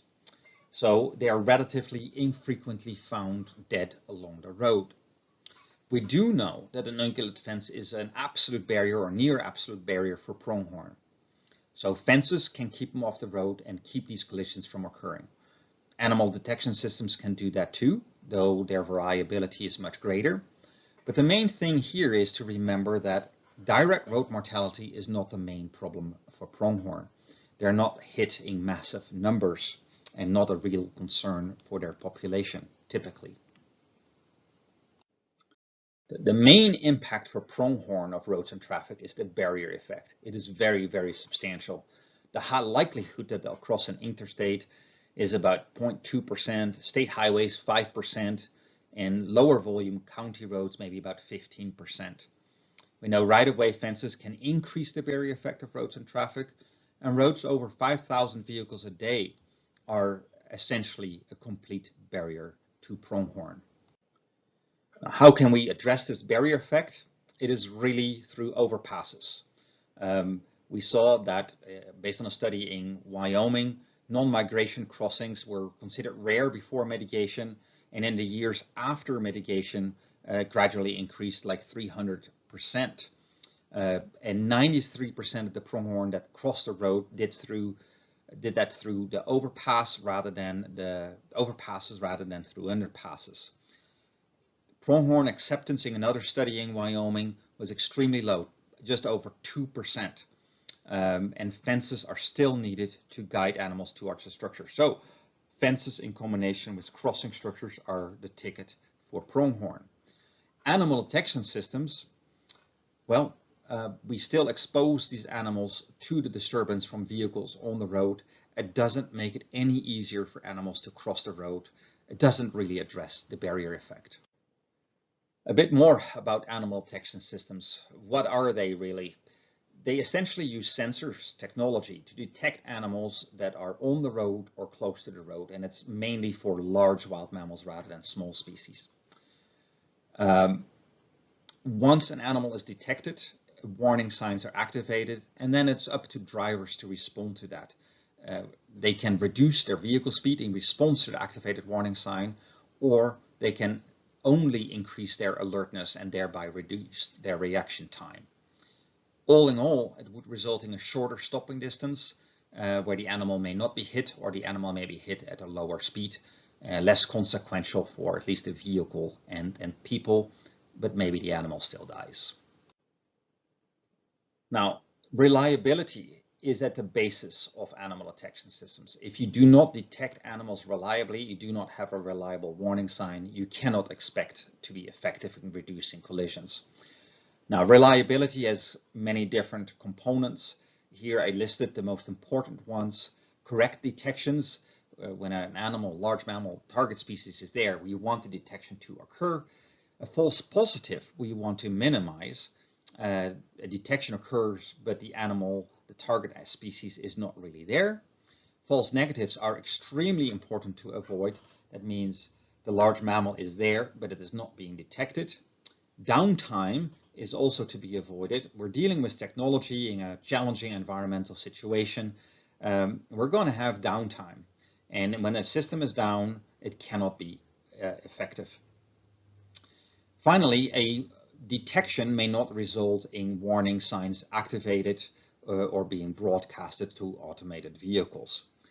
All in all, when we look at the results of a study on the right-hand side, this graph, we see that there's differences between individual systems and how many of the intrusions into the detection zone they detected. We found that different species result in differences in reliability, detection technology as well, and also environmental conditions influence the reliability of individual animal detection systems. There are different ways through which you can evaluate the effectiveness of animal detection systems. One of the ways is, do drivers reduce the speed of their vehicle in response to activated warning signs? And these data come from a study we conducted in northern Idaho.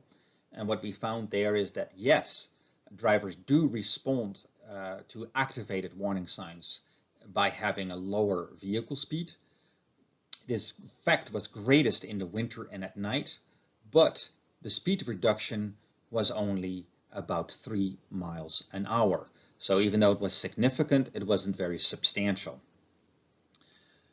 Now, the response of drivers in general, also based on other studies, is greatest when we have poor visibility, when we have a wet and slippery road surface, and also when the warning signs are associated with advisory or mandatory speed limit reduction signs.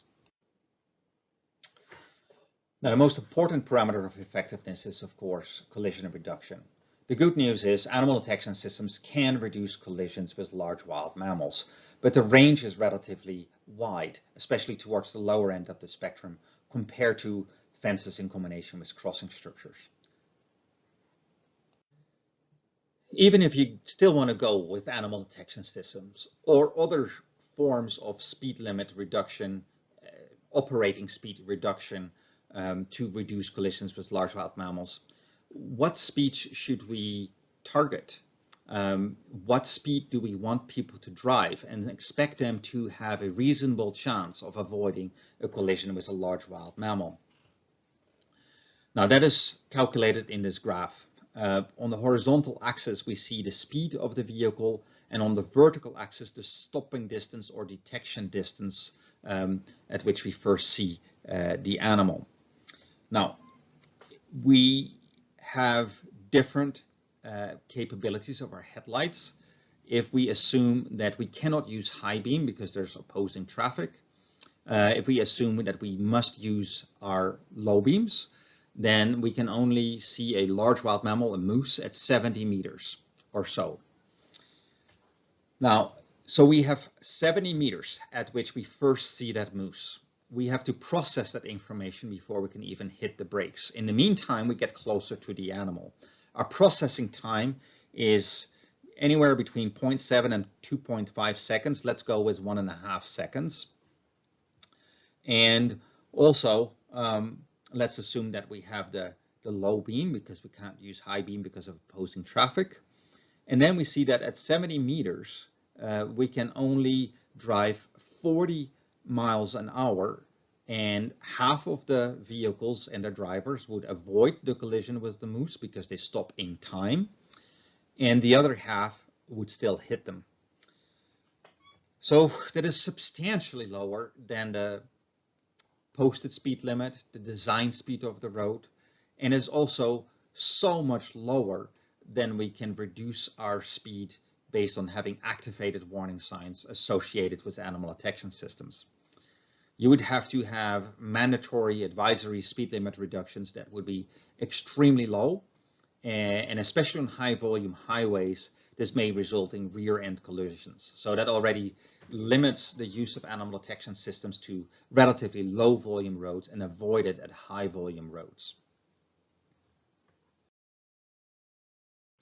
The spatial configuration of the sensors and warning signs is also extremely important. We need to communicate what the start and the end is of the detection zone so that drivers know what zone the warning signs relate to. But the warning signs have to start earlier than the detection zone, and a driver should also not be able to pass a warning sign without being able to see and interpret the next warning sign. Otherwise, we would leave drivers unprotected by design. Now, so far, we mostly talked about animal detections as a standalone mitigation measure. That's similar to the situation on the upper left here, where animals cross the road in between the circles that represent the sensors. But you can also consider animal detection systems in combination with fences, for example, at the fence end or a gap in the fence, or even in combination with underpasses and overpasses, and also in combination with mitigation measures that you might have on a frontage road associated with a higher volume highway. So far, we looked at reliability and effectiveness of animal detection systems. What about the costs? Well, the costs are relatively high, the two bars on the right-hand side, for animal detection systems compared to fences in combination with wildlife crossing structures. Why is that? The initial costs are low, but the expected lifespan of the technology is far shorter than that of steel and concrete or even wooden posts associated with the fence. But what is most important is that when we think about pronghorn are not hitting high numbers. And if you include other large mammal species that we hit, pronghorn would not influence where we implement mitigation measures.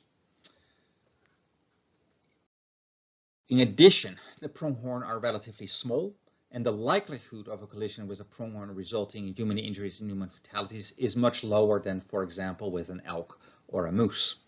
What is important to recognize is that the main reason we want to take action for pronghorn in relation to roads and traffic is based on conservation.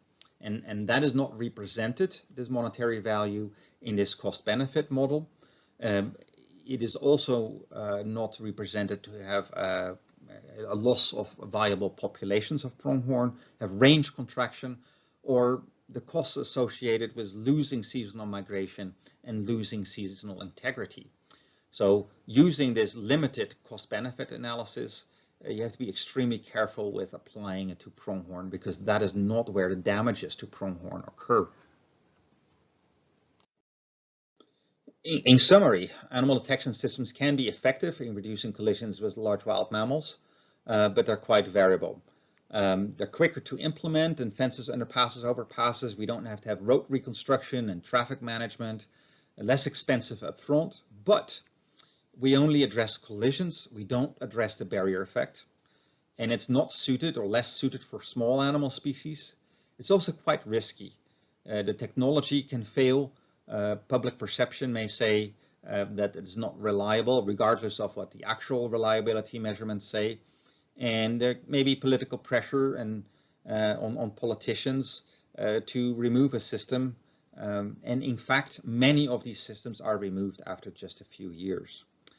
It's also probably more expensive on the long term because of the lifespan of electronics compared to concrete and steel. In conclusion, now we're grading the grades. The at-grade mitigation is animal detection system with or without fences. They do have the potential to reduce collisions, even though the variability is great, especially in the lower end. They don't reduce the barrier effect, and the costs are higher than that of underpasses and overpasses. In the middle, underpasses below grade in combination with fences, substantial collision reduction. Underpasses, though, unless they are very, very large, are not suited to provide connectivity for pronghorn. And the costs are lowest for this measure, though. Far right-hand side, fences in combination with overpasses. Substantial reduction in collisions with large wild mammals, including pronghorn. It is an appropriate measure to allow pronghorn to get to the other side of transportation infrastructure, and the costs are in between that of underpasses and animal detection systems. Thanks for tuning in and paying attention to this important topic. I think we have an opportunity for questions and answers now. Okay, there was a question from Paul Hunt, and he was asking, what about vehicle detection systems that warn wildlife? Right. Well, thanks for that question. I guess you could argue that wildlife mirrors and reflectors along the roadside are the simplest form of that. We know that those do not reduce collisions. If there is an initial response, it is followed by habituation. Another one is that associated with sounds to scare animals away. When applied over a longer road section, it doesn't seem to be effective at all.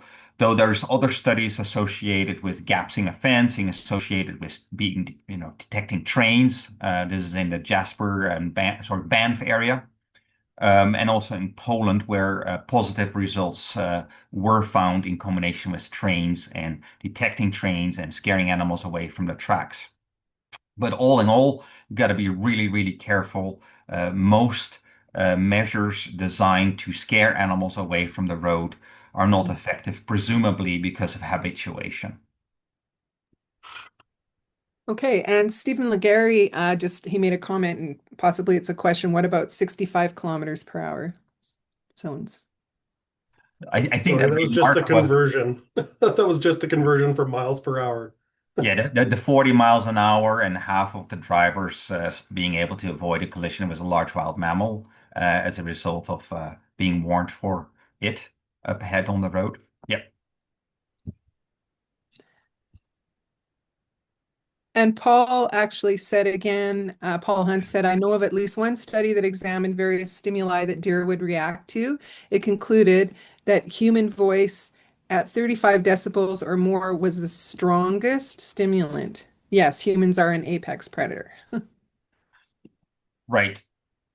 If you look at the body of literature rather than an individual study which may show a positive effect, it is not really a fruitful route to scare animals away from the road and then expect to have a substantial collision reduction in a large, wide area over a long time. Okay. And Tracy asks, do you have thoughts or know of research on self-driving vehicles and their ability to reduce AVCs? Yeah, this is a relatively new development with theory, but not a lot of published data. The data seem to be pretty well guarded by the manufacturers. However, I think the main advantage of animal detection, sorry, of automated vehicles, and then being informed that they should stop, is the strong reduction in reaction time. We know that for people take about zero point 0.7 to about 2.5 seconds to process information about something that they don't expect.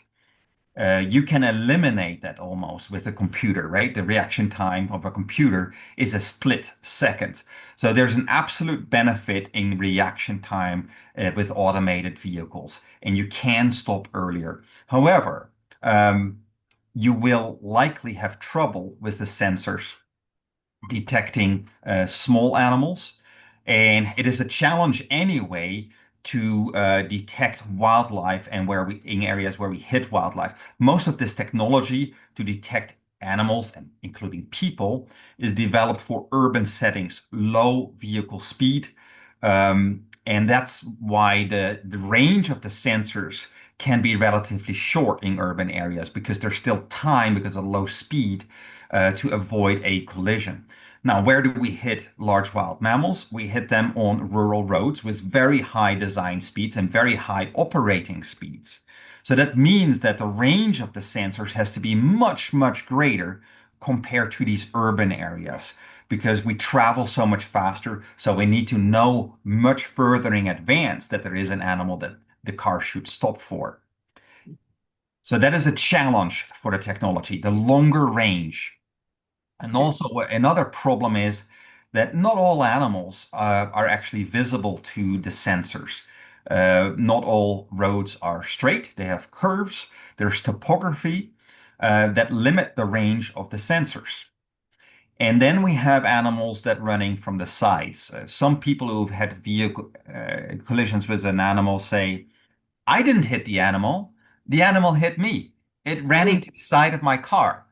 And because of topography and vegetation adjacent to the road, that is also where the range of sensors is very limited.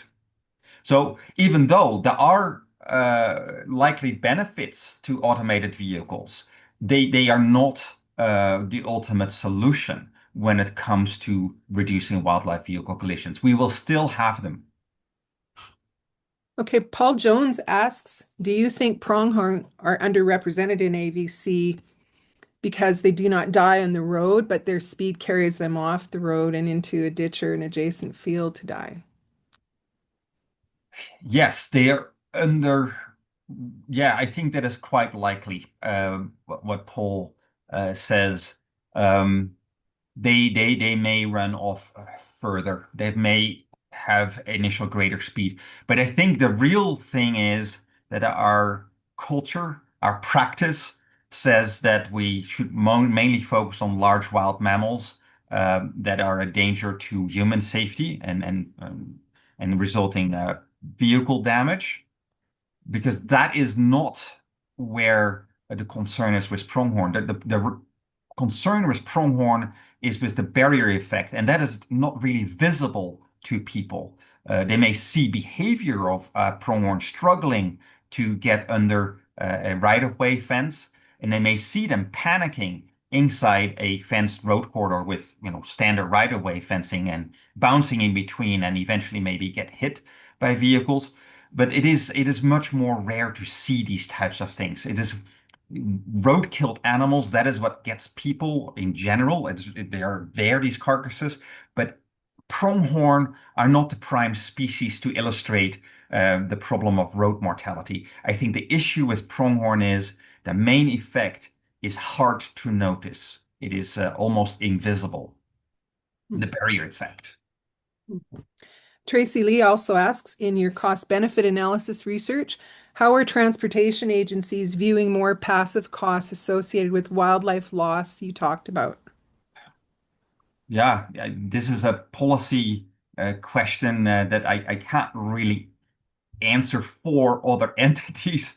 However, what I see in the practice and the culture of transportation departments, that their mission statements are about safe and efficient transportation.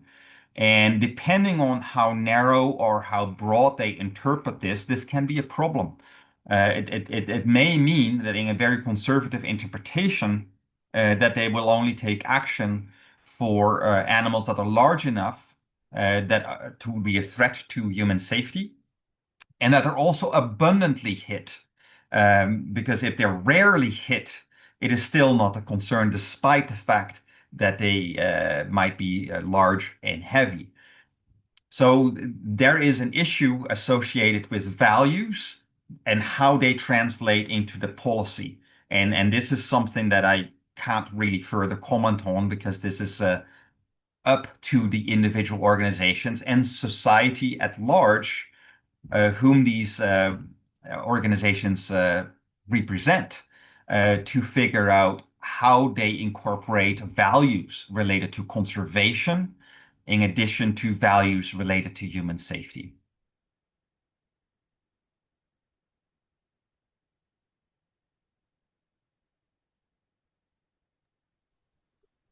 Thank you, Marcel. There, Fascinating presentation. there Oh, was is just, there? yeah, there's Oh, yeah, just another one more question. that just, one more came on. Paul Hunt is asking, in our CBA analysis, the cost of the actual animal fatalities is considered to be zero. Yeah, that's an interesting perspective. It just shows you the limitations of anything we do, right? It is limited to the parameters we're willing to consider. Cost benefit model that I talked about mostly is dictated by vehicle repair cost, the cost associated with human injuries, and the cost associated with human fatalities. In the last few years, we did expand into passive use values, the value that animals have for conservation reasons, and the value that people place on these animals. Now, behind me as a background, this is a grizzly bear.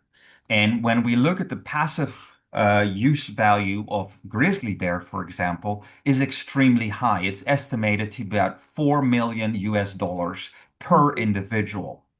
So if you would include passive use values, all of a sudden, for certain rare species that would otherwise not influence cost benefit analysis because we hit them so infrequently, but if we include passive use values in addition to vehicle repair, human injuries, human fatalities, all of a sudden things could flip.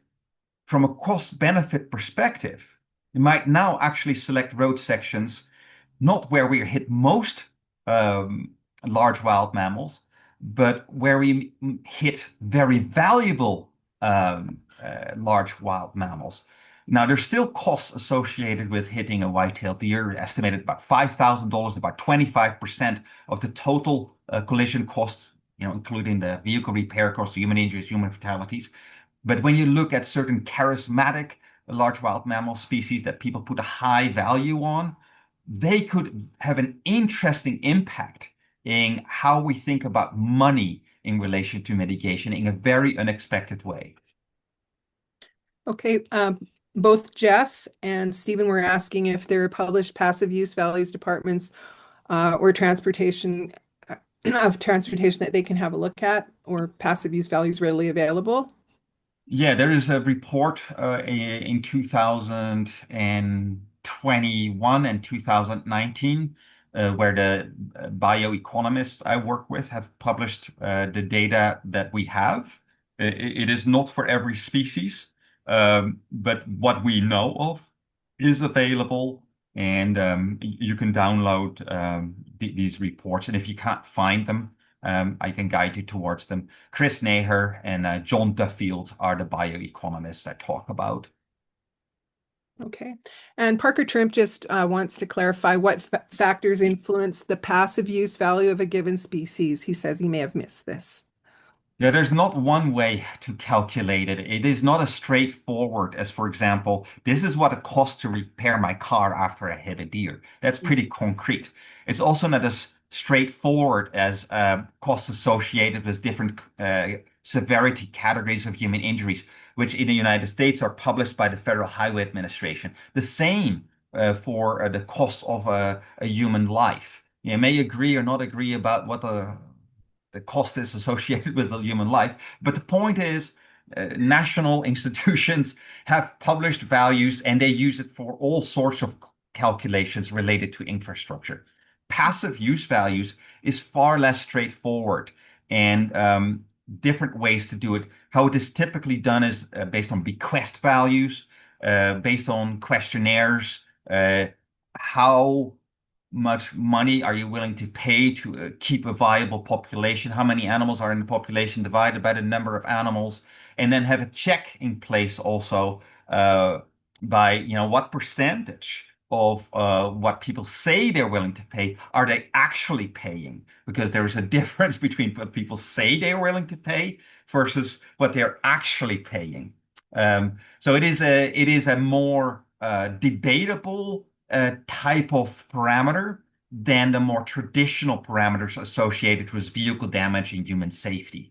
Nonetheless, it would be also a mistake not to consider these types of values.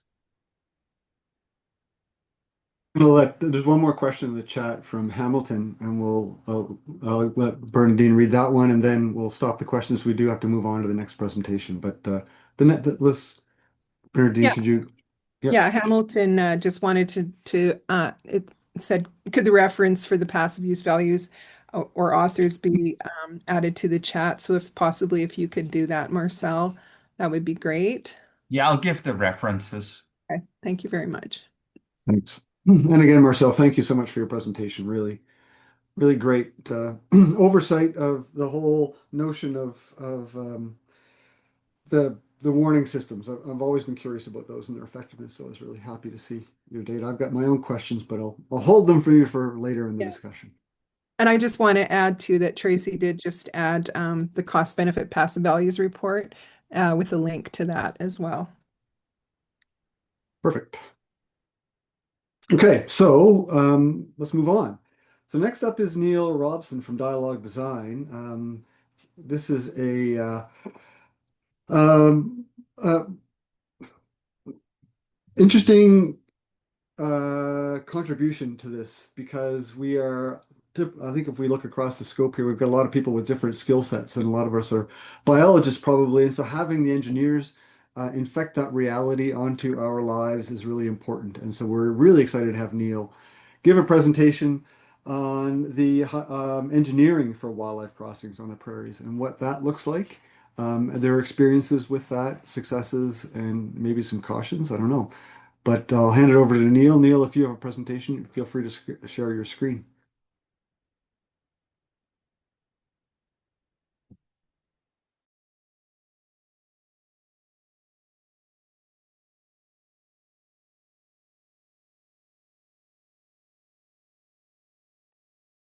I take myself off mute, right? Yeah. Presentation 101. There you go. Okay.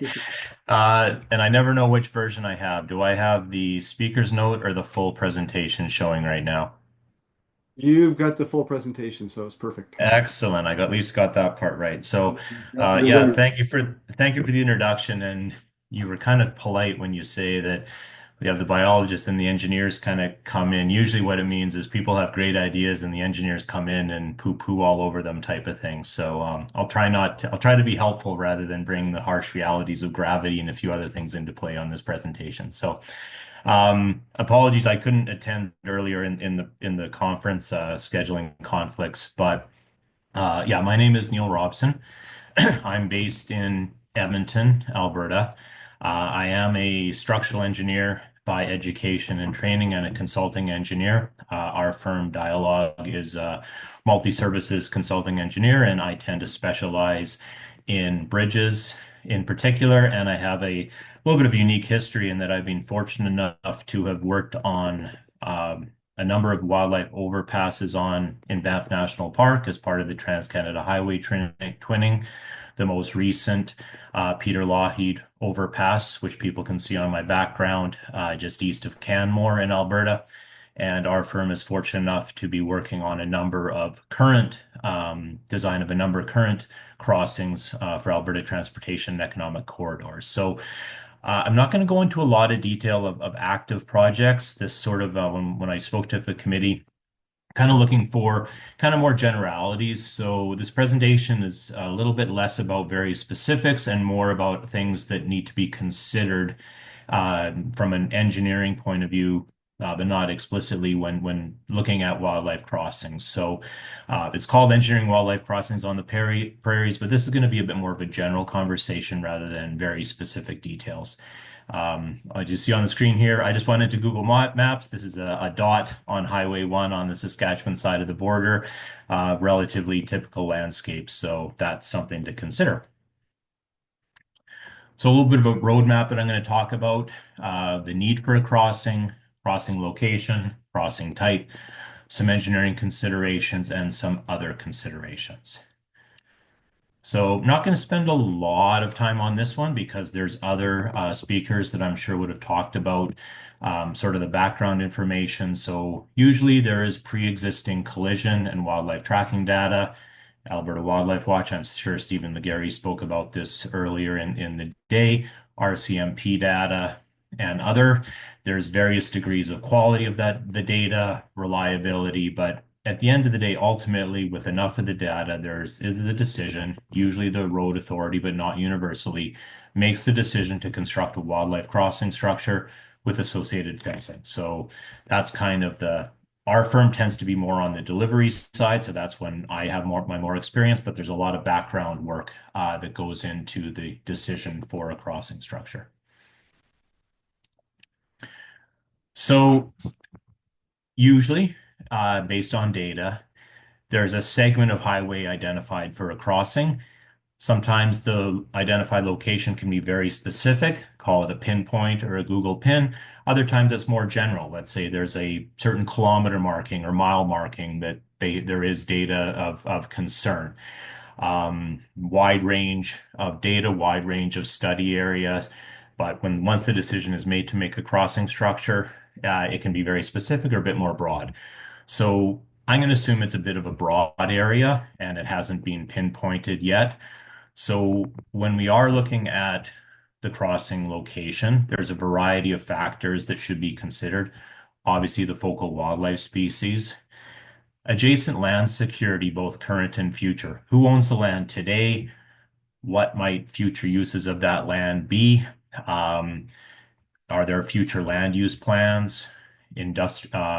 So for example, yeah, those are things to try to consider. You can't predict the future, but if you have an industrial lease and you know that they have a 75-year plan, that's something to consider. If it's private landowners, different stories. If it's part of a land trust, they might be a bit more predictable. Wildlife habitat connectivity. Where do you see the animals wanting to go? Adjacent human activity. That can be private, residential, commercial, or even industrial. And then there's obviously engineering factors and constructability, and I'm going to dive a little bit more into those. So as an example, this is a project that Dialogue is currently working on for Alberta Transportation Economic Corridors. It's on Alberta Highway 3 at a location called Iron Ridge in the Crow's Nest Pass. It's just west of Coleman, Alberta, for anyone that's had the pleasure of being there. There was previously completed a AVC mitigation plan. Elk and deer were the primary species being involved in collisions. The study had a general location, and it suggested an overpass was the potential structure to be built there. Oh, I went the wrong way. I'm sorry. So here's an example, or here's a photo of the site. So an overpass is actually quite viable on the north side. You can see the slope coming down. That's on the left, sorry, the north side or the left. An overpass actually makes a decent amount of sense as a potential structure.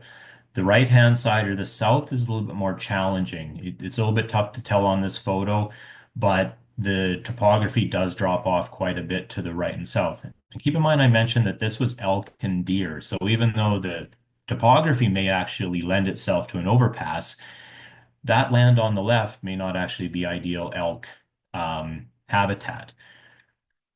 So I mentioned that there's a pretty significant slope off. This is now reversed, so the camera person did a 180. So this is kind of standing in the same spot, looking the other direction on the highway. And you can just see on the left-hand side how significant that slope goes down. It's about over 100 feet from the highway down to the valley floor and the river there. So an overpass would have actually struggled quite substantially with effectively catching up with the slope.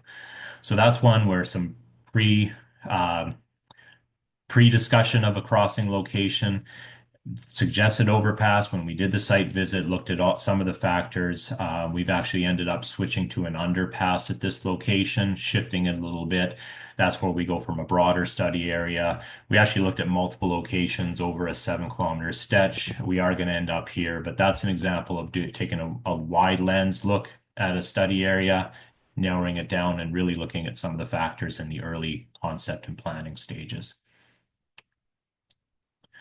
So once you do have a location determined, then you start to go into crossing type.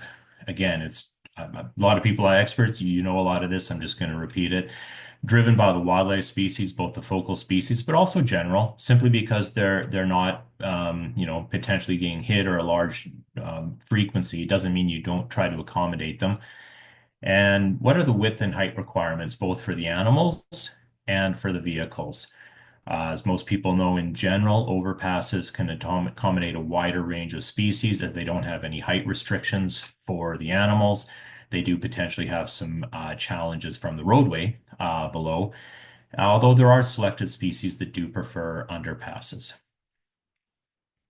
And here's just a couple examples of very common overpass structures: buried arches.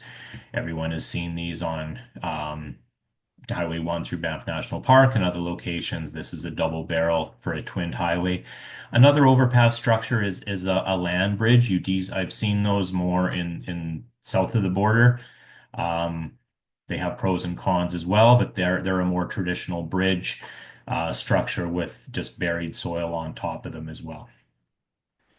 And common underpass structures can be a bridge, a bridge effectively with a dry creek bed or a dry floor can be an effective underpass structure, but there's also culverts, arches, and boxes. Those are all very common underpass structures that people have seen. One thing to note is that this is an ongoing, we're working in active landscapes, constantly changing landscapes, constantly changing data. There's ongoing research, new information, and data is being obtained regularly from structures that are in place. There's a potential for conflicting data and opinions. I always say if you put two engineers in a room, you're going to end up with three opinions. Maybe the same with biologists and wildlife experts. I don't know the answer. And engineering factors can have a significant influence. Marcel mentioned earlier that single reports and single data can give interesting, tell a story that may not match the broader one. So you always have to look at context, and sometimes a lot of that context is not shown in the data. So I did mention, all that being said, we're going to focus a little bit more on the engineering considerations. So this is that same photo I had at the front.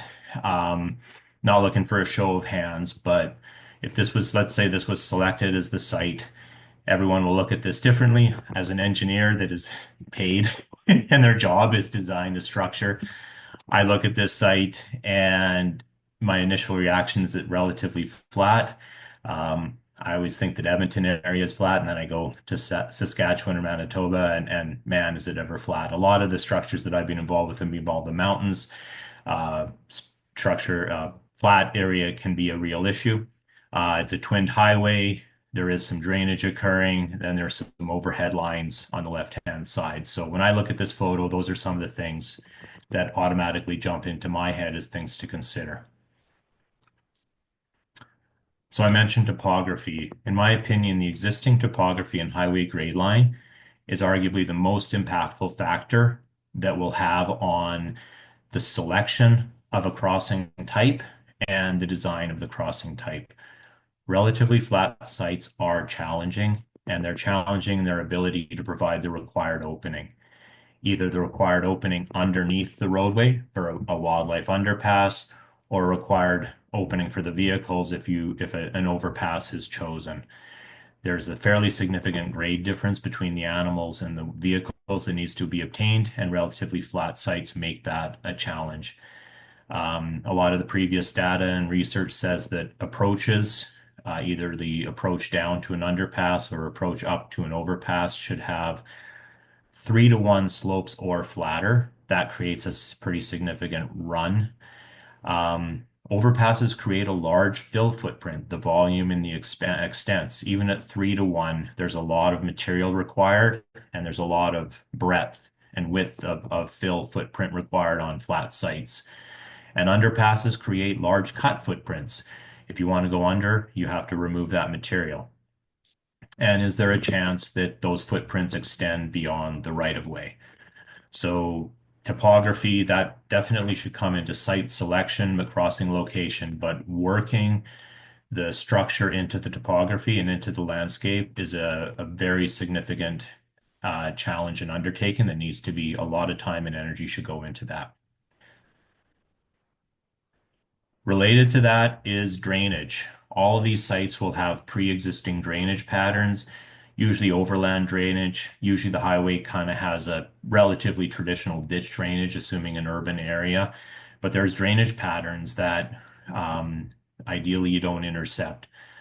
I'd say in general, overpasses can generally permit ditch drainage relatively simply. You can usually just install ditch culverts longitudinally parallel to the highway, and you can usually accommodate that and just hope that the overland drainage is not dramatically impacted.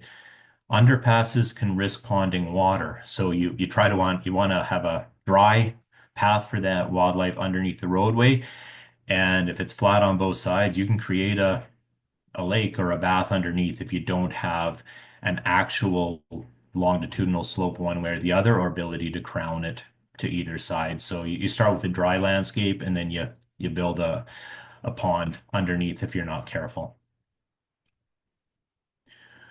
So I don't know if people can tell from these images. I apologize, they're a little rough, but the example on the left is sort of a very generic overpass drainage slope. So the crown on top will tend to drain to both sides. The slopes on either side will drain towards the ditches, and then the water will just go through the ditches. But the one on the right would be what I mentioned about an underpass, where you've kind of created a channel underneath the roadway that didn't exist prior. It can absolutely collect water, but what happens to that water? What goes in, you want it to get out at the end of the day. So again, those are things that need to be considered. Geotechnical conditions. There's a wide range that exists out there. Obviously, conditions in mountain areas are very different than northern areas of Alberta and prairie areas. I'd say in general, it can impact foundation design. You should conduct an investigation program during the design phase. The sooner, the better. All that being said, they tend to be manageable, I guess, unless you have extremely shallow bedrock or extremely poor soil conditions. It's something that needs to be considered, but it's usually not a deal breaker one way or the other with respect to the structure itself.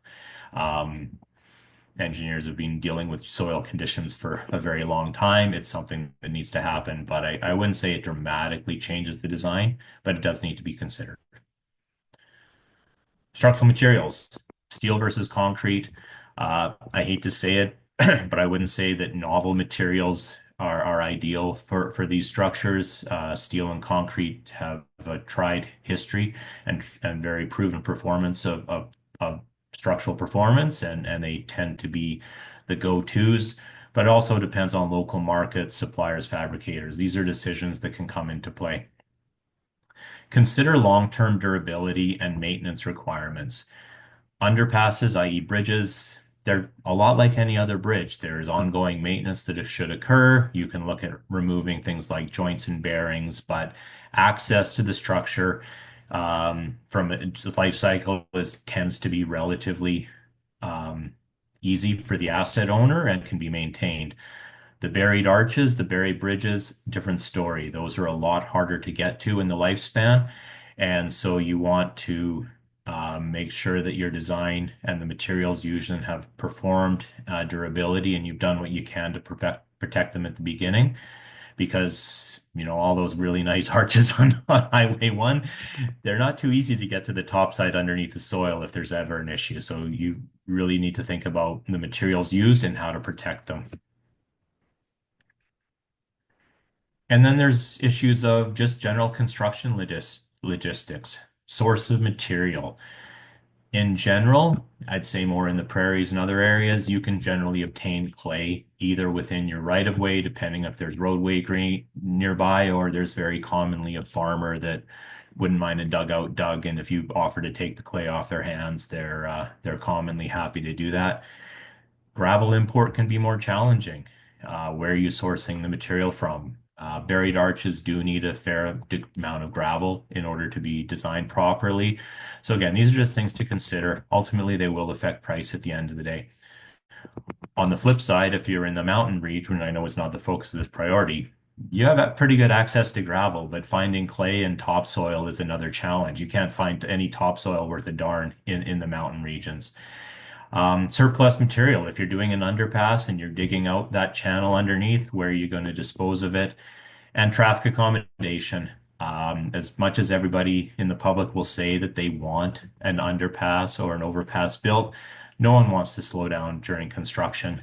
So try to accommodate an on-site detour. I'd say in general, prairie areas relatively flat without water courses should be able to accommodate an on-site detour relatively well. But again, these are things you want to consider in your design.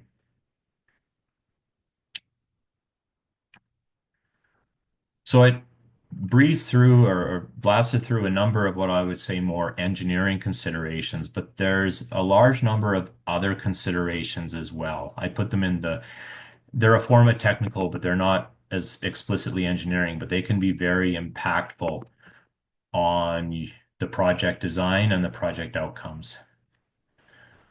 So I mentioned earlier about land security, but adjacent landowners can be a very significant factor in the design of crossings. I should mention, obviously, I'm focusing quite heavily on crossings, but all of these would have a degree of fencing associated with them, and that fencing can extend for multiple kilometers and miles in each direction. You're going to hit multiple landowners more often than not, and they may not be right at the site, but the fencing extents and a few other things come into play. Private versus public ownership has different factors, let's put it that way. Private project footprint versus the property lines. I mentioned there's the potential for fill or cuts to extend beyond the property lines. That's something that you need to consider. Access roads, depending on how the landowner gets to them, they may have an access road that is blocked by a fence. What's going to happen with that? Are you going to close the access road? Are you going to close the access? Are you going to provide a gate? Are you going to put a wildlife guards? And again, NIMBY. Everybody loves the idea of adding more crossings until it's adjacent their property. And then public landowners is a different story. Alignment of priorities, lines of communication. Sometimes different government agencies or different public bodies have their own mandates that are potentially in conflict with each other. Just things to consider that can have a significant impact on the project. Utilities. You saw in that photo there was an overhead line. These are very general statements, but overhead power tends to be near the right-of-way edge, which is where fencing will commonly be located. So you have to look at the alignment of your fencing with overhead power. Overhead power usually likes to be within the transportation right-of-way so they can access it rather than being outside the right-of-way. Buried gas or pipelines, they're commonly further from the roadway. There is a potential to conflict with excavation or fill for the crossing. If there's a gas line and you're adding a substantial fill or cut, that's something to be considered. And telecoms are commonly closer to the right of way, even in ditches or more adjacent to the roadway. If there are wildlife guards at access roads or a few others, there's a potential to conflict with them. Again, these are not on every job, but they do need to be considered.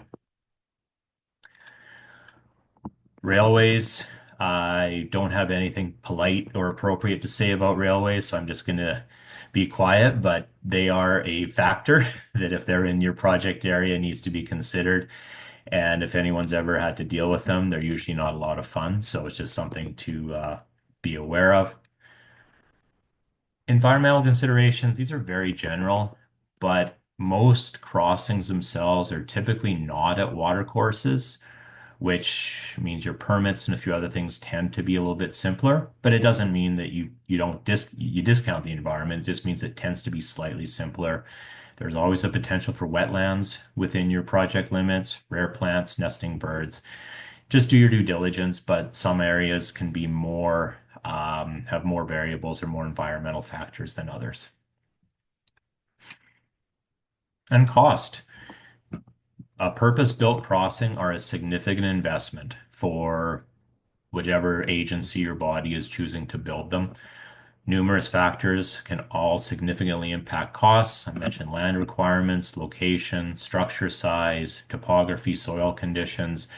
There's no magic cost to these, but the more complex the site and the larger the structure will have significant drivers of your cost profile. So in conclusion, every site and project is unique. There's no predetermined solution. Engineers should collaborate with the wildlife biologists and other team members on crossing location and type. One thing that we've learned with Alberta Transportation is working together as a team in the planning stage to go over decisions together rather than kind of passing a baton from one professional to another. Actually look at them jointly, and you tend to look at things differently, and you tend to come up with better decisions, or at least mutually agreed upon decisions. And just be aware of other considerations and factors. My general comment is that the sites are becoming more complex. They've always been difficult, but they're becoming more complex with more variables and factors to consider, and I think that that'll continue on. So that is the end of the slideshow. So I'm going to end the slideshow here. Thanks so much, Neil. Great presentation. Really good perspective for the wildlife biologist to have. We're running a little bit behind, so there were a few comments a little bit in the chat. I would ask you, Neil, to go to the chat and answer any questions that are there. You actually did answer the one question that was there. And other people, if you have questions for Neil, please go into the chat, but I'd like to move on. So I'd like to welcome Jeff. He's from the Arizona Game and Fish Department, and he's going to be talking. Well, you can read it, but I'll read it out for you. Effects of traffic volume on the success of right-of-way fence modifications for pronghorn permeability.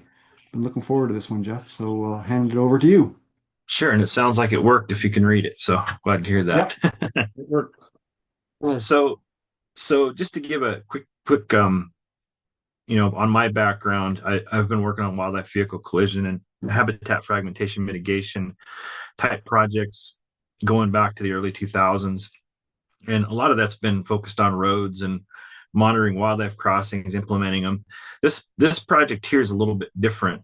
This is looking at pronghorn crossing roads and trying to do it without the wildlife crossings, because you can't put wildlife crossings everywhere. And so this is a kind of a timely presentation to follow up with what Hall just talked about, and also what Marcel talked about earlier. So I'll go ahead and get into it from here, and let's see if I can get this thing to move.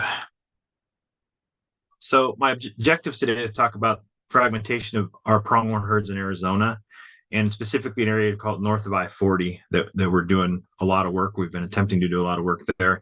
And then I'll talk about some of the traffic volumes and some of the recommendations we have with traffic volumes, specifically related to modifying right-of-way fences so that pronghorn can cross the road, or maybe not, depends on certain things.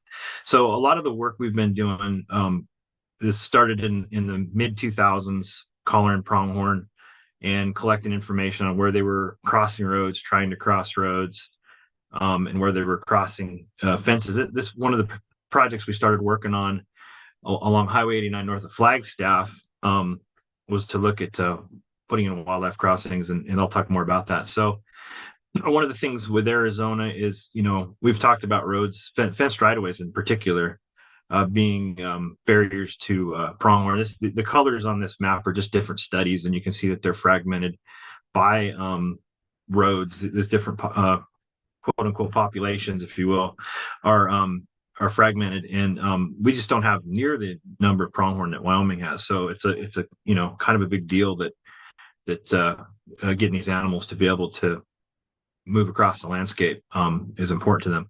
The Highway 89 project I was talking about north of Flagstaff, we for the preliminary evaluation of where to put wildlife crossings there, and also a little pilot study, we collared I think I can't see it over the recording thing there, but it's about 50 something pronghorn and about 180,000 locations. That used to be a lot of locations and a lot of pronghorn back in the day, but now it seems like there's people collaring animals all over the place. So it's definitely become an important tool for that. But we were using it quite a while back to make some of these decisions. And this particular data set, what's interesting is you'll see when we look at as we started to collect that data, you can see the barriers there. You can see this was the first couple animals we collared. You can see the highway fenced right away.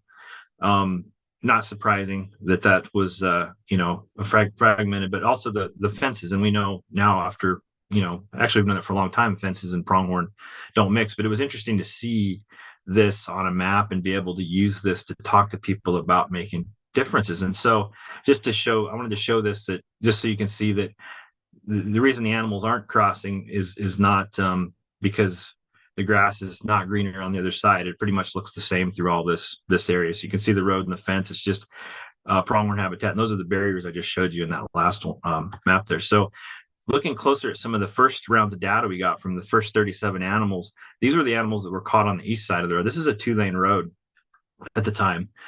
These are the animals caught on the east side of the road. These are the animals caught on the west side of the road. You see one animal did get across and back, but for the most part, it's pretty much a complete barrier to those pronghorn in that area. In fact, it was such a barrier, we did a study with NAU and one of my colleagues to look at genetics across these roads, Highway 89, 64, and then there's 89 is red, 64 is yellow, and then that green one, 180, is a lower traffic volume road within that area. And this was using our capture data and our hunter harvest data.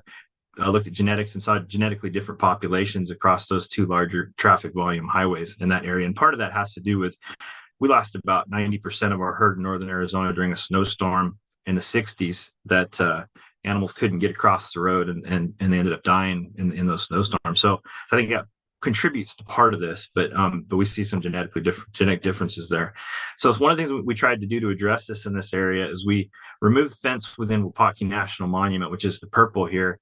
And so the cattle fence in this case would be now the park boundary fence is now the cattle fence. So it took a little more maintenance to keep the cows off the road. But the idea was to open it up so animals could try to cross the road without fences and see if we helped them there. So we worked with various groups to go out and modify fences. Main thing is getting the bottom wire high enough, various ways to do that. But if you look at here, I'm going to use a pointer here to show this area here. You can see how sparse it is with points. And then you can see kind of the barrier of these fences down here. So we did some modifications in this area, and in this area couldn't do it on the private land. Modifications in here, and then like I said, we modified this fence in here. So we only had one animal cross prior to doing these fence modifications. So out of 37 pronghorn, we went back in and collared in this area just a handful of collars. I think it was 17 collars, and we had almost half of those animals cross 89. And then what you also notice here is obviously the fence, how thick the locations are in here, and they're moving across these fences that we've modified now. So it just supported the idea that we needed to modify fences for pronghorn, but also supported the idea that maybe that we can get animals across roads just by modifying the fences. So like I said, 8 of 17 pronghorn crossed that road. So it was like, wow, this is great. So we started looking at roads, looking at 89, Highway 180, and Highway 64, areas where we could modify the fences. We included raising bottom wire, pulling the fences back from the roads, various things like that, as well as looking at areas where we saw issues with pasture fences. Went out with Arizona Antelope Foundation, various groups, and we started making modifications for several years, starting pretty much 2011 and we still are doing some of this. We continue to do projects every year in this area up north. One of the things we're working on is the pasture fences, and here's an example of You say good fences make good neighbors, bad fences make dead pronghorn. So these are some interesting home ranges, if you will. You can kind of see how important it is to modify those fences. So one of the things we look at along roads is raising the bottom wire, making a smooth wire so they get under, or pulling the right-of-way fence back so that animals can stage cross one fence. They have time between the road and then they can cross, but like unbundling those barriers, if you will, so they have an opportunity to get across roads. So like I said, we worked with multiple groups on this project, and the things we did was we included things like goat bars, which was PVC on the bottom. It's debatable how well that works or not. I've seen some research that's probably just better to go with the bottom smooth wire wherever you can, or use hog rings, various things to bring those up. But the point is, you need a higher bottom wire, and 16 inches is really minimum in this case. Probably, we try to get up to 20 wherever we can or more. And then replacement of sheep fence with pronghorn friendly fence and fence setbacks, like I was talking about a minute ago. Again, bottom line is just getting the fence up off the ground so animals can get under, since they rarely jump, and if they do jump, they risk getting caught in the fence. I've seen a few pronghorn jump, and I'm sure a lot of biologists here have seen them too, but it's just not that common. But at least where I'm at, it's not that common for them to jump fences. One of the things we looked at was in our preliminary study. I pulled this from one of my colleagues' presentations at ICOET, or International Conference on Ecology and Transportation 2013, as we looked at, where we had fences of different heights, bottom wire heights, or different types, and how many pronghorn you'd expect to cross there versus how many did cross there. For example, if you had 25% of your fence in your area, if 25% of that was 16-inch bottom wire or higher, then you'd expect about 25% of the crossings would happen there if it was equal. So basically what we found is if the fence was less than 12 inches, they crossed far less than expected. They probably squeezed under a few spots where there was low spots.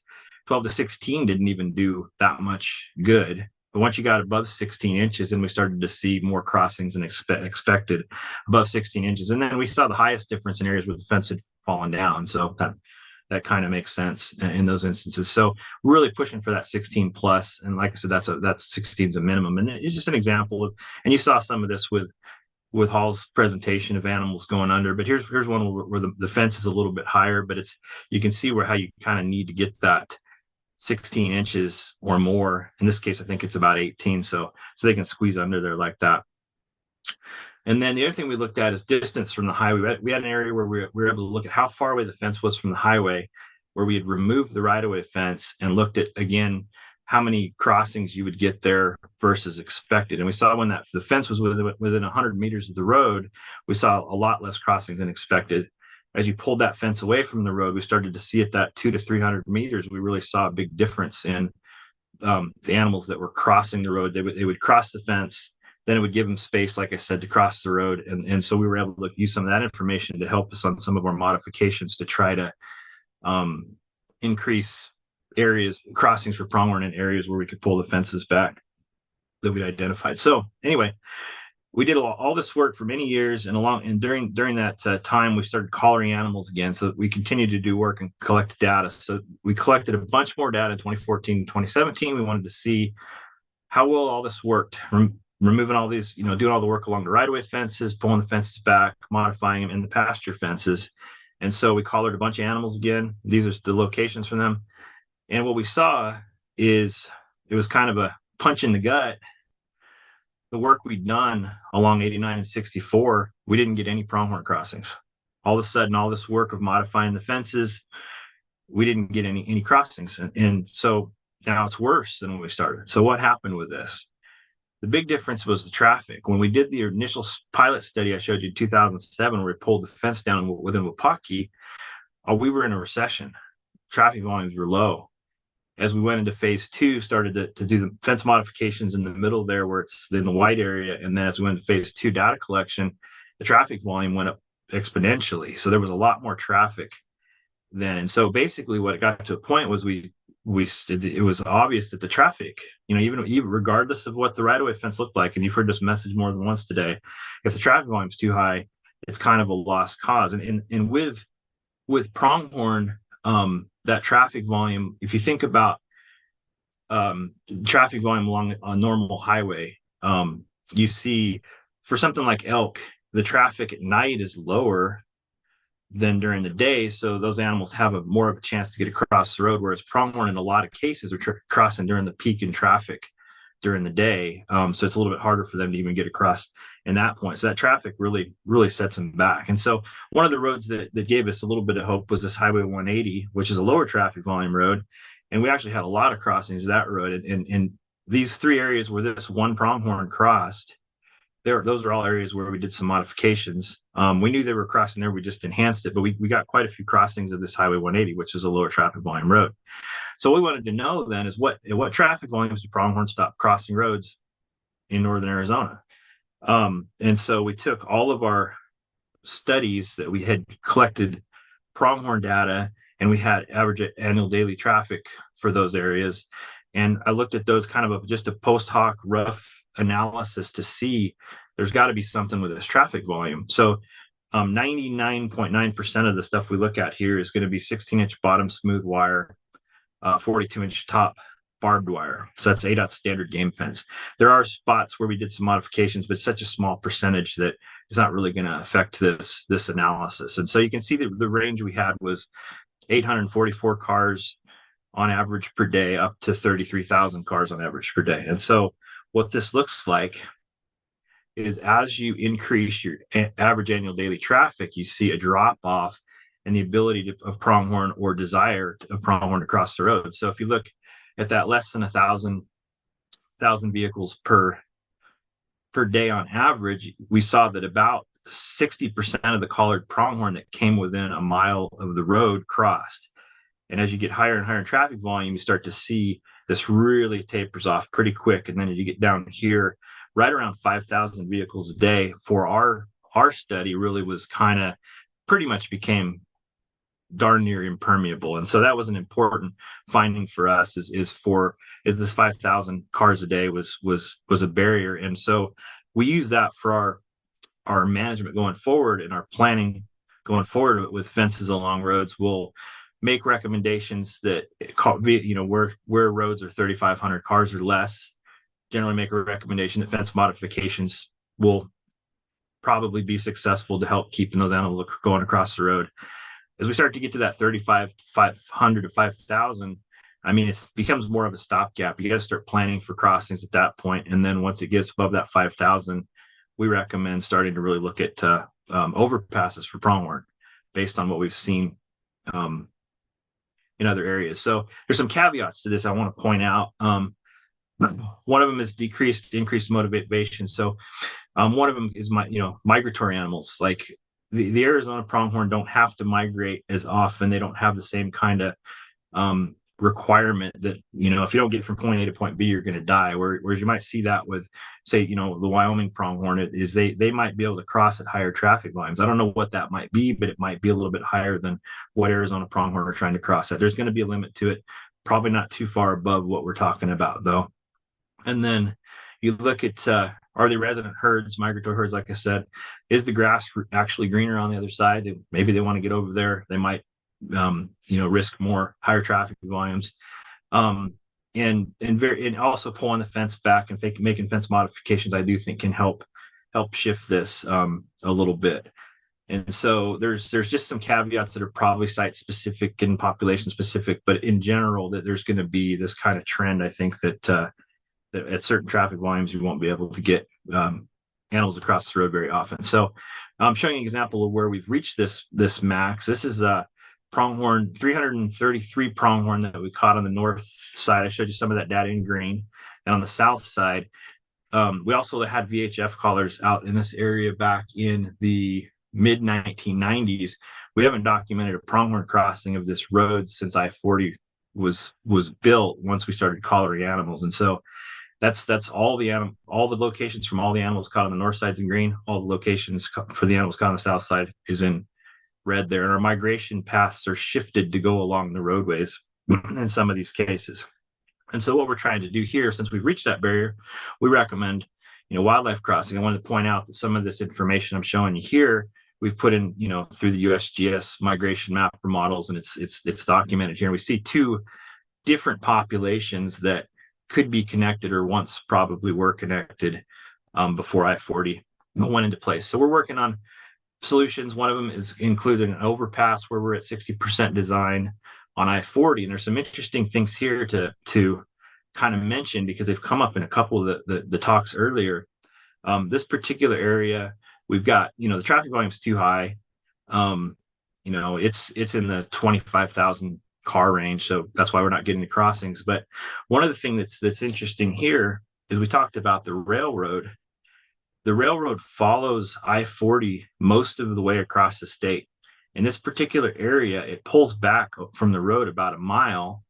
And then there's also old Route 66. Some of you might have heard of it, but that used to be the highway before I-40. And that's unbundled too. That's pulled away so that we don't have to deal with the railroad tracks, the road, and then this other road. And so in this particular area, we've got those separated. And we also have pronghorn. These are pronghorn locations. They're crossing the tracks and they're coming to this meadow here, and they're just coming right up to the road. It's almost like a floodgate waiting to be opened. And looking at the design, we've talked about the railroad, we've talked about topography is another one. First, I wanted to mention this particular area. We're also opening it up for pronghorn by doing some grassland restoration work in here to connect some of the other grasslands that we have in there. So you can kind of see how that flows in the grasslands have been that work's been done completed about 2 years ago. And so the other thing we have is topography. We had the discussion of trying to go on flat ground versus steep ground and all that stuff. In this particular area, and so the idea is a pronghorn crossing, and I stole this from Wyoming, obviously, but the idea is a pronghorn crossing overpass to get them across the road. And I missed it there. I lost one of them, but anyway, it was a good example here is this particular area. It's cut slopes. I don't know where the slide went, but the road is already below the grade, so it's been cut through a ridge, and so we just have to go straight across with our overpass. It doesn't have to go up and over. So we're fortunate to have the topography that lines up. And the last thing I should say is this is the highest elk vehicle collision spot on I-40 as well. So we've got, fortunately or unfortunate, depending on how you look at it, we also have the safety nexus, which will help us be able to get this project done. And so we're still working on design on that. This will be in Arizona. We've got quite a few crossings. I don't remember how many underpasses, but we have 5 overpasses, and we're working on a 6th right now. 7th will start this fall, and then this is one of the ones that's in 60% design along with another one. So we've been slowly kind of working through that process of this, but this will be our first pronghorn crossing that we'll have in Arizona. The others are bighorn sheep, elk, deer, various wildlife species. So anyways, the long-term solution is an overpass. So some of the recommendations and discussion here is, so pronghorn-friendly fences can help facilitate pronghorn movements across roads, but as the traffic volume increases, the success of those modifications can be reduced or eliminated.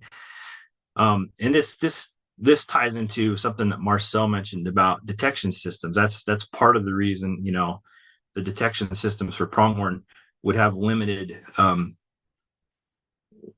It wouldn't work real well on for pronghorn in areas where the traffic volume is too high. So you kind of got to lean away from that as well in those cases. So in Arizona, we recommend fence modifications for pronghorn along roads less than 3,500 AEDT. And then if it's 3,500 to 5,000, we'll still do it, but we got to start thinking about wildlife crossings in the future when that traffic volume increases. And then roads for that are 5,000 or more, we recommend overpasses for pronghorn. And then some of the caveats of that, like I said, are they migratory animals, resource availability, preferences, and there's maybe there's no other option but to try to do something there. So anyway, I think that's it for my talk, and hopefully I didn't miss anything on that. I did lose one of my slides in there. Sorry about that. Problem. It was great. There's some questions in the chat for you, Jeff. I'll get Bernadine to read those out. Yeah, the first question, I had this question too. What is a hog ring fence? So basically if you take it's some people call it D rings, Oh, okay. but they're just a fence clip that's almost like a CD, a shape, but they're small, and you can take your bottom wire if you want to try to get a little bit more out of a fence to get pronghorn to go underneath. You can take that bottom wire and you can connect it to the second wire with these D rings, and it'll pull the fence up a couple more inches to give more gap under there. I mean, the better option is to modify the fence and take it above that 20 inches, 18 to 20 inches. So I'll probably get under anywhere. But if you're limited to certain locations and you have, a 16-inch bottom wire, sometimes squeezing that up will gain you about 18 inches or so, and give them a little bit more opportunity. So that's kind of the idea behind that. Okay. And then Hamilton Greenwood asks, is there an optimal bond of height that is compatible with ranching and keeping calves in the correct pasture? So fortunately, we have some ranchers that we have very good relationships with. And in talking with one of those ranchers, they weren't too worried about they were happy with that 20 to 22 inch height. They did say that occasionally a calf could go under, but they'll probably pretty quickly come right back to their mom. They don't just go out and start wandering across, the road by themselves. So that's what they were content with that bottom wire height for that purpose for cattle and for wildlife. But they were pretty wildlife proactive ranch also. Okay. Okay, and then John is asking, what is the land security situation on either side of the I-40 crossing proposal? It's a Forest Service land, so we've got buy-in from the Forest Service to keep that as a wildlife corridor. I mean, the one risk you'd have, so that the railroad tracks, if the train traffic got too high, then there is a chance that pronghorn may quit crossing that. But at least what we've seen so far, they're still crossing that. Okay. And Paul Hunt says, and I think we'd all agree that was an amazing presentation. Thanks, Jeff. Jeff. Thanks, Jeff. That was No problem. Yeah, I'm going to ask one more question too, because I'm curious about the unbundling of barriers. Do you have an optimal gap? Have you played with that number at all either? This with my sample size of one, no. Okay. Unfair question. I do have with the unbundling of the railroad and the highway. I mean, I don't know what that optimal distance is, but as you could see from the roaded fence, it looks to me like that 300-meter distance from the road is a pretty optimal distance to pull the fence back from the road on roads that have low enough traffic volumes that pronghorn will still cross. And I think there is still we saw some evidence with some earlier studies in Arizona where that pulling the fences back actually could help get animals across the road in the right situation. So I would recommend, if you've got the opportunity to pull those fences back as far as you can, but a lot of times the land ownership, that makes it difficult. But we found landowners that actually will let us do that. Ranchers and different entities will still let us do that. But it's something to consider because I think it has a lot of utility in the right situations. Very cool. Yeah, thanks again, Jeff. That was super. Sure. Hey, Jeff, Andrew Jakes here. Hi, Got a question for you. I've seen your 5,000 vehicles per day as being a barrier for pronghorn before, and it's really good information. Just curious if you've used that same data to look at threshold analyses for speed, for traffic speed. We're looking at that right now. I'm trying to do a similar assessment of what I showed you with the pronghorn for elk and deer, but also we're trying to bring speed into that analysis for an ADOT project we're working on right now. So hopefully we'll have something on that in the future, but I don't have it right now. Thank you. Yeah. Good point. Are there any other questions out there? Nope. People? None more in the chat. So, and otherwise, I would want to point out that one of the caveats I thought might affect pronghorn more with that traffic volume is how many of those vehicles are semis versus commuter traffic. Because I do think the semis have a little bit more of a effect on how those animals act along the road. So that might be something just to keep in the back of your mind too. Interesting. Yeah, lots of variables. Okay, if there's no more questions for Jeff, I will move on. So the next presentation comes from Paul Jones, part of the Pronghorn Crossing team and from the Alberta Conservation Association. Paul, I assume you're out there somewhere. Yep. Yep, Can there everyone he hear is. me? Yep, we can hear you. Okay. Let me see And if this works. Paul's going to present on pronghorn winter survival and migration across the northern sagebrush steppe. And I just want to make a note. We may adjust the schedule a little bit this afternoon, depending upon timing and we're on time now, and it's all good. But we may either ask Tracy to condense her talk or eliminate it altogether, depending on how things go. But so far we're doing pretty well, and yeah. So take it away, Paul. And Okay, sounds good. Everyone can see my slide, or can you see my notes? yeah, we can see your slide. You're good. Okay, yeah. Perfect. So basically, the presentation today, I'm just going to kind of talk a little bit about this new project that we've launched called Pronghorn Winter Survival and Migration, and then give a little bit of a background first of why we ended up at starting this new project. So for most of you, you realize that, the Trans-Canada Highway, or Highway 1, is sort of the economic corridor, right? That connects the west coast of Canada all the way to the east coast. It's basically how we ship goods and services across the entire country. And I've kind of been looking at pronghorn along this area between Alberta and Saskatchewan. So from Brooks, Alberta to, Swift Current, Saskatchewan is sort of the main area, what we call sort of the northern sagebrush steppe, where we studied pronghorn back in the 2000s. And it has, the potential to be a huge barrier for animals, not only pronghorn, but for all kinds of animals. I kind of looked up some of the average annual daily traffic volumes. So on the Alberta side, it's roughly almost 7,000 vehicles a day, of which 26% of those are semi-truck trailers, and then 68% are like regular vehicles and trucks. And then in Saskatchewan, I found some data from 2022, and it was just over 5,000 vehicles per day. So we're basically at that limit that Jeff just presented on.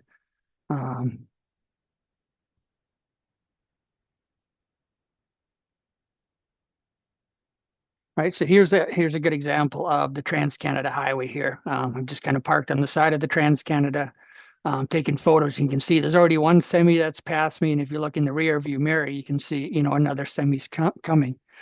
And we do know that this Trans-Canada, as well as most highways, they don't discriminate. So they'll kill anything from small animals and amphibians and reptiles to birds and birds of prey, as well as pronghorn. So we do know that pronghorn do get hit along the Trans-Canada Highway, but I think as Marcel sort of indicated, they're not as high densities in the recording of the animal vehicle collision data as other species like mule deer and elk and stuff.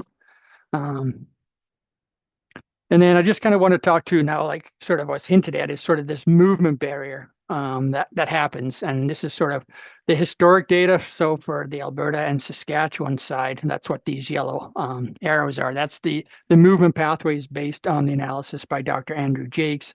I took his connectivity model and sort of built it into sort of a user-friendly, public-friendly presentation format. But what I'm showing you here, these are the movement paths of 4 animals during the spring migration, so the spring of 2024. It includes our longest movement migrator, which is P3 here in purple, and she did over 445 kilometers in a 3-week period during her spring migration. But what I want to do now is I want to zoom into this area around Medicine Hat.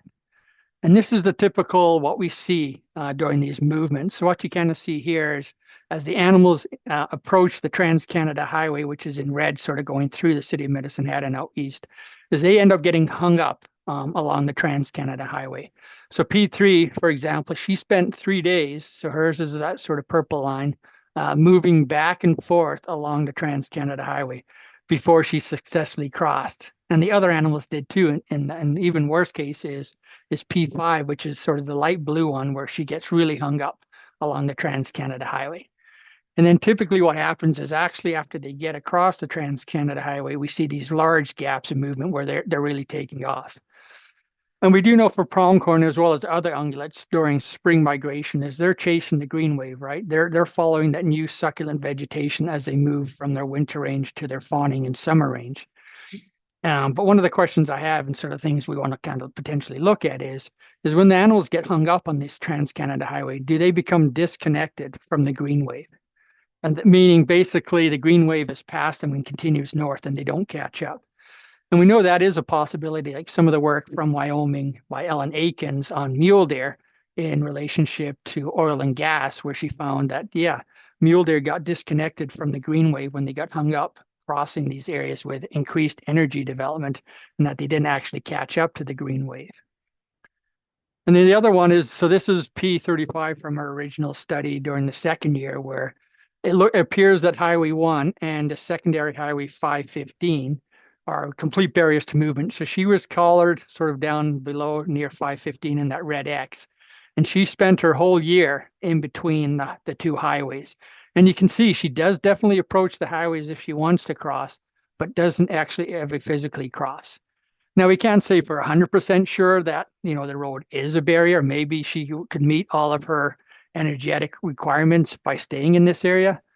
But in essence, it's not a big area. It's only 17.5 kilometers span from Highway 1 to the secondary highway. So it becomes is she become trapped in this area? So here we have sort of, this is kind of our bigger picture. This is the northern sagebrush steppe again. This time the movement paths or corridors are in green and not orange like they were before. And one of the couple things I want to point out here is the first one is when Dr. Jakes did his modeling, he showed connectivity across the Trans-Canada Highway in Saskatchewan side of it. But I purposely actually truncated those arrows and made them not cross the Trans-Canada Highway. And the reason I did that is we actually didn't have any collared pronghorn during our first study on the north side of the highway. So while there's habitat there and there appears to be connectivity, we don't really know if that is functional connectivity, meaning that animals can actually cross the Trans-Canada Highway on the Saskatchewan side. And then the other point is so we did our study in Alberta between 2003 and 2007, and that's almost 20 years ago now. And if you actually take a drive out in this area, that landscape is changing significantly. So we've seen a lot of increase in urban and industrial development around the city of Medicine Hat, as well as the neighboring communities. So we're seeing more development. We're also seeing increase likely in traffic along the Trans-Canada Highway. And we're also seeing renewable energy being built within the major corridor. And then lastly is the Highway 3 from Medicine Hat to Taber is actually getting twins. So it's going from 2 lanes of traffic to 4 lanes. So then the question I really had to ask myself is, have we lost connectivity in this area? And Tracy's going to talk about pronghorn crossing and where we sort of identify potential mitigation sites along the Trans-Canada Highway. But then I started questioning, are we going to spend millions and millions of dollars on these crossing structures to only realize that because the landscape has changed so much that animals actually can't even get to the Trans-Canada Highway? And therefore, we've just lost all of that investment. So this past December, we started a new project called Pronghorn Winter Survival and Migration. And it's in partnership with the University of Calgary, Alberta Fish and Wildlife, and Saskatchewan Environment. And basically what we're kind of looking at is to see if the changing landscape in both Alberta and Saskatchewan has resulted in changes in connectivity and the ability of pronghorn to move along this landscape. And then one of the sub questions is how do animals interact with the Trans-Canada Highway? So like I mentioned, this past December, we collared 106 pronghorn in total. And I divided up the study area into sort of 4 capture zones. So Alberta North and Alberta South. So one zone above the Trans-Canada Highway and one below the Trans-Canada Highway. And then similar in Saskatchewan. So Saskatchewan North and Saskatchewan South. So we tried to collar animals on both sides of the Trans-Canada Highway. And what you see here on the map is those sort of those blue circles. That's where we actually captured animals this past December. So you can kind of see we did get a pretty good distribution of animals on the north side and the south side of the Trans-Canada Highway. And these collars are set up to take a location every 5 hours. And then the collar remain on the same individual from between 3 and 4 years. So that way we get an assessment of, are we seeing changes in movement and migration patterns from year to year? And the plan is we're going to be doing a second round of collaring this coming December. We're actually increasing the sample size. I'm going to put out another 156 collars.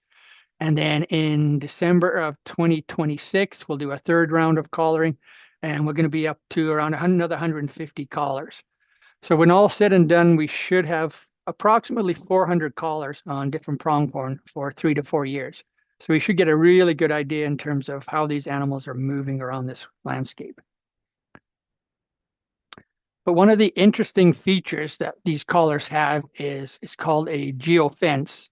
It's very similar to the invisible fence you can use for your dogs to keep, where you put a collar on a dog and you keep it within your lawn or your garden or your house, and not straighten out. But in this case, what happens is, so if a pronghorn that we have collared moves within this sort of lime green area, the next time it takes one of its 5-hour locations, it will realize that it's in this geofence, and then it will switch its fixed schedule, and we'll get a location every 15 minutes while it's in that geofence. So we'll get some really good data in terms of spatial and temporal, in terms of how these animals are actually interacting with the Trans-Canada Highway.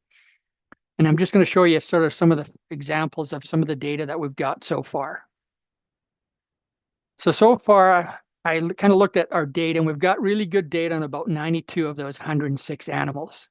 And out of those 92, we've had 7 pronghorn successfully cross the Trans-Canada Highway. So if you look at the color of the pins, the colors that are the same match the same individual.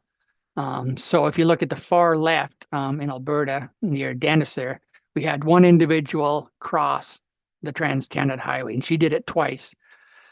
So she actually crossed in the end of April, heading north, and then she only spent 11 days on the north side of the Trans-Canada Highway before she turned around and moved back, and then has not gone across the Trans-Canada since.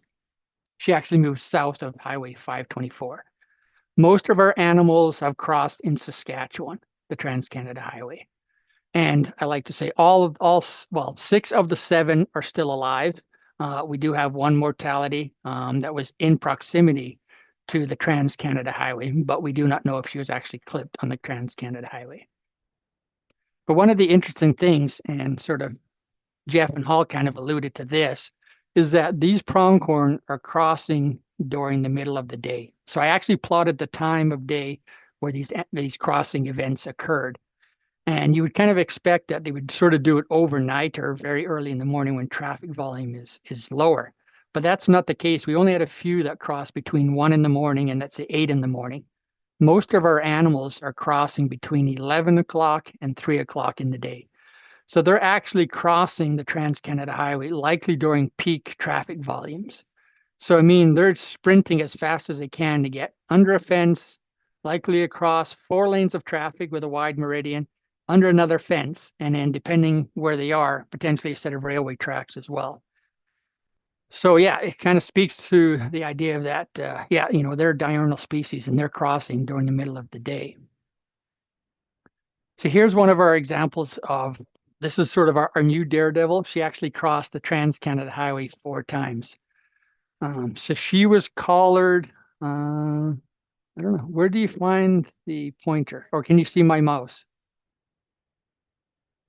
Yeah, we can see it. You can see your mouse. Okay, yeah. So she was collared down in this area here. And then she crosses the Trans-Canada Highway right here in late December, I believe. Then she does this movement into Alberta, kind of checks it out, and then comes right back into Saskatchewan. And she sort of wintered in this area here. And this black line here is actually a set of railway tracks. So she wintered in this area. And then in April, she kind of moved down, crossed again the Trans-Canada Highway right here, and then sort of started moving in this area. In May, she comes back and crosses again in this area here. And then in June, moved south and back into this area here. So yeah, so the total area, so if you go from here to here, she's covered an area roughly 40 kilometers, and north-south is 20 kilometers. But in those, so from basically December to June, she's covered over 1,400 kilometers in her movements, including the crossing the highway 3 times. And then this was our original daredevil that originally crossed the Trans-Canada Highway 3 times. So she was collared in Saskatchewan in December here. And then basically just kind of, I think we captured her when she was doing a facultative movement because she should have already been on winter range in December. But she continues south and hits the Trans-Canada Highway. And then she kind of bounces back and forth along the Trans-Canada Highway on the north side. She successfully crosses once, turns around, goes right back again, and then crosses. And the distance sort of roughly in here is within 100 meters of each other, these 3 crossings. And then you can sort of see her path as she keeps moving. So she moves down south, tries to go here. I think she likely hits, based on this movement pattern here, being very parallel, likely a fence line, comes back up, and then parallels the Trans-Canada Highway again, goes down, and she seems to get stuck here. And I believe this is because of fencing as well in this little pasture. It finally gets out, continues along. This green area here is one of our potential mitigation sites that Tracy's going to talk to us about. She kind of parallels that and moves into this Playa Pot area where she's on sort of the basically east and west of Highway 614. And then she actually moves back in February, comes along and sort of gets trapped between the highway, the set of railway tracks, and that's actually where she died in February. So the linear distance that she moved in the middle of winter when she's supposed to be conserving her energy was 41 kilometers. So if I drew a straight line from where she was captured roughly here to Payapot, that was 41 kilometers. And in total over those 3 months, she covered a distance of 407 kilometers. So really expending energy. And then the last example I want to show is one of the animals here in Alberta. So she was collared up in this area here in December. She moves directly south right after capturing, hits the Trans-Canada Highway again at one of our proposed mitigation sites, but she isn't successfully crossed. And then she kind of just continues west, crosses Highway 41, and then basically hangs out in this Dunmore area here. For most of January, in February, she popped back across Highway 41 and sort of bounces in between these 2 gravel pits here before going back in and spending the rest of the winter in this area. And then in the end of March, early April, she moves back out. And actually now, if I were to plot her whole point, she's actually moved into Saskatchewan for the summer. But one of the interesting things with her movement, so these dots are every 15 minutes because she's always in the geofence, is her interaction with the set of railway tracks here in the black. You can sort of see it's acting as a barrier to her movement. So it's not just the roadway, but it's also this whole economic corridor. So the railroad tracks, the fences, and the highway are really impacting us.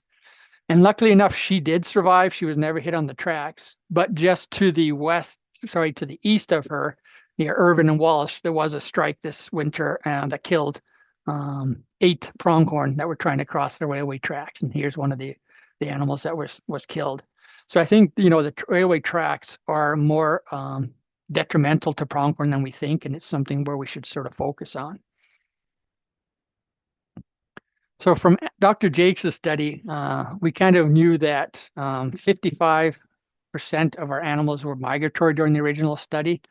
But then we sort of have to start asking ourselves if this study sort of changes and we start changing the animal's ability to move, what will happen if our population becomes 100% resident and we lose our migratory component of our population? What does that mean for overall population dynamics and pronghorn moving forward? And that's one of the things we're hoping to address with this new study that we're starting.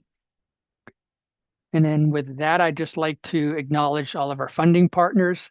that are helping contribute to this study. And then we'll take questions. I think we have time for one question. I see that there is one in the chat. Yeah, Sarah asks for the Sask highway crossings. Where were the tracks in relation to the highway? The pronghorn tracks. The railway tracks. So for this one, they are on both I think here they're on the south side, if I remember right. Because it does cross the Trans-Canada Highway somewhere near, I believe, it's Maple Creek, and then goes on the south side. So I think if I would zoom in, they're kind of in this area here, I believe. But maybe someone from Saskatchewan can confirm.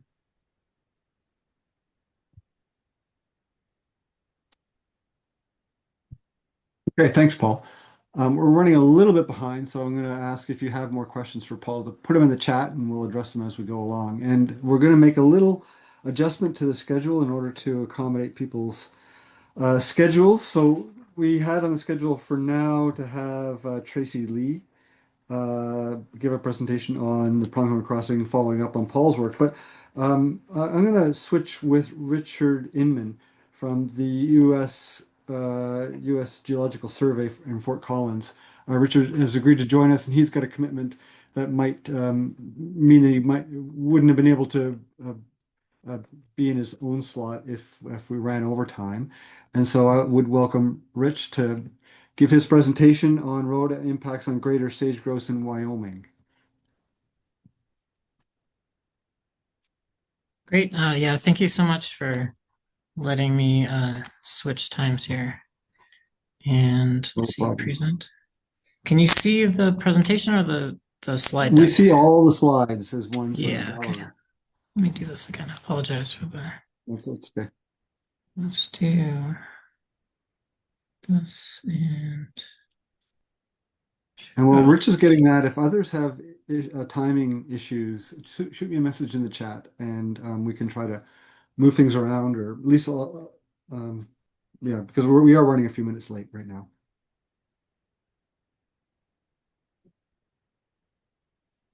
There you go. Perfect. Thanks, Rich. Yeah, thanks. So again, my name is Rich Inman. I'm an ecologist with the U.S. Geological Survey at the Fort Collins Science Center. And I'm going to present a little bit about some work that we've been doing in Wyoming, looking at traffic volume. So following up on kind of how do roads and traffic volume affect greater sage grouse populations in Wyoming. And usually this is what I think a lot of people think about in terms of road ecology, and that we've focused a lot on today with wildlife collisions with vehicles, causing direct mortality. But as we've seen in a bunch of the talks that I've been able to listen to so far, we realize there's actually a lot more that goes on with roads and in terms of adjacent populations. So, barriers, filtering of movement, habitat loss, habitat degradation, direct mortality that we talked about, and all of these can ultimately, affect populations and cause population declines. But a second part of that, a big piece of road ecology, is actually trying to look at the road effect zone, or the area for which roads actually have an impact on adjacent populations. And we know this has some stuff relates to road type, traffic volume, the landscape, the species being studied. There are a lot of different factors. But ultimately it comes down to asking, what is the scale at which roads and traffic are affecting nearby populations? And how can we go about addressing those questions or asking those questions? And so that's what some of this work has been focused on with a case study of the greater sage grouse and looking at roads in Wyoming. There are a lot of roads in Wyoming, over 140,000 kilometers of paved, gravel, graded roads. But more importantly, most sagebrush habitat is less than 5 kilometers from a road. And because of this, road disturbance in Wyoming is often assessed with road density. So with the assumption that areas with more roads have a higher effect, or rather a greater effect on population changes. But we know that not all roads are equal. Interstates, highways, et cetera, all likely have very different impacts. And so that's why often with road density measures, freeways are kind of grouped, highways or arterials might be grouped, local roads might be grouped. But there's a lot of studies that show that traffic volume and then the construction of the road have a big influence on those effects. And then separately, some roads have been on the landscape a lot longer. And so their cumulative effect on the changes of a population can be different. And so this really brings up a problem with roads data. And that's that we're often looking at just a snapshot of roads. For example, the figure on the left here, this is a LEC in Wyoming, aerial imagery from 1994. On the bottom, the same LEC, the buffer is about 2 kilometers buffer, kind of the red line around that. And then below 2016, we can see that, sure, there might not have been freeways built, but there were a lot of roads built for, in this case, oil and gas. These are well pads for oil and gas. So we know that the density of road is changing through time, and likely so is traffic volume. So what we're really trying to get, what we would really like is to be able to create a data set that for any given place on the landscape, we can ask the question, how has road density changed through time? And then also, how has traffic changed through time? So what are those two different aspects to roads? And then ultimately relate that back to changes in population. In our case here, sage grouse population. The figure on the bottom is just the intrinsic population growth rate. The blue dots represent a particular LEC, this particular LEC we're looking at, and then the counts of males through time. But can we take information about road density and traffic volume and then relate that back to changes in the population size? So what we did is we kind of stepped back to say, hey, we need to create a roads data set for Wyoming. The Fort Collins Science Center digitized roads using NAPE imagery. So using aerial imagery, digitized all of the roads that are in Wyoming and then made categorical assignments in terms of whether they're highways, freeways, local roads, dirt roads, graded roads, etc. But our first step then was to try to estimate the road age.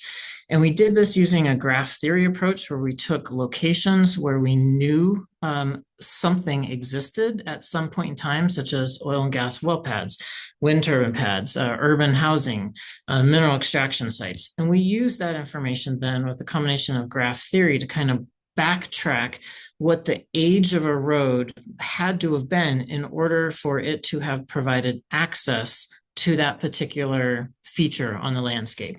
And we were really only able to go back to 1986. So roads that have been there, a lot longer, we just kind of assigned an age of 1986.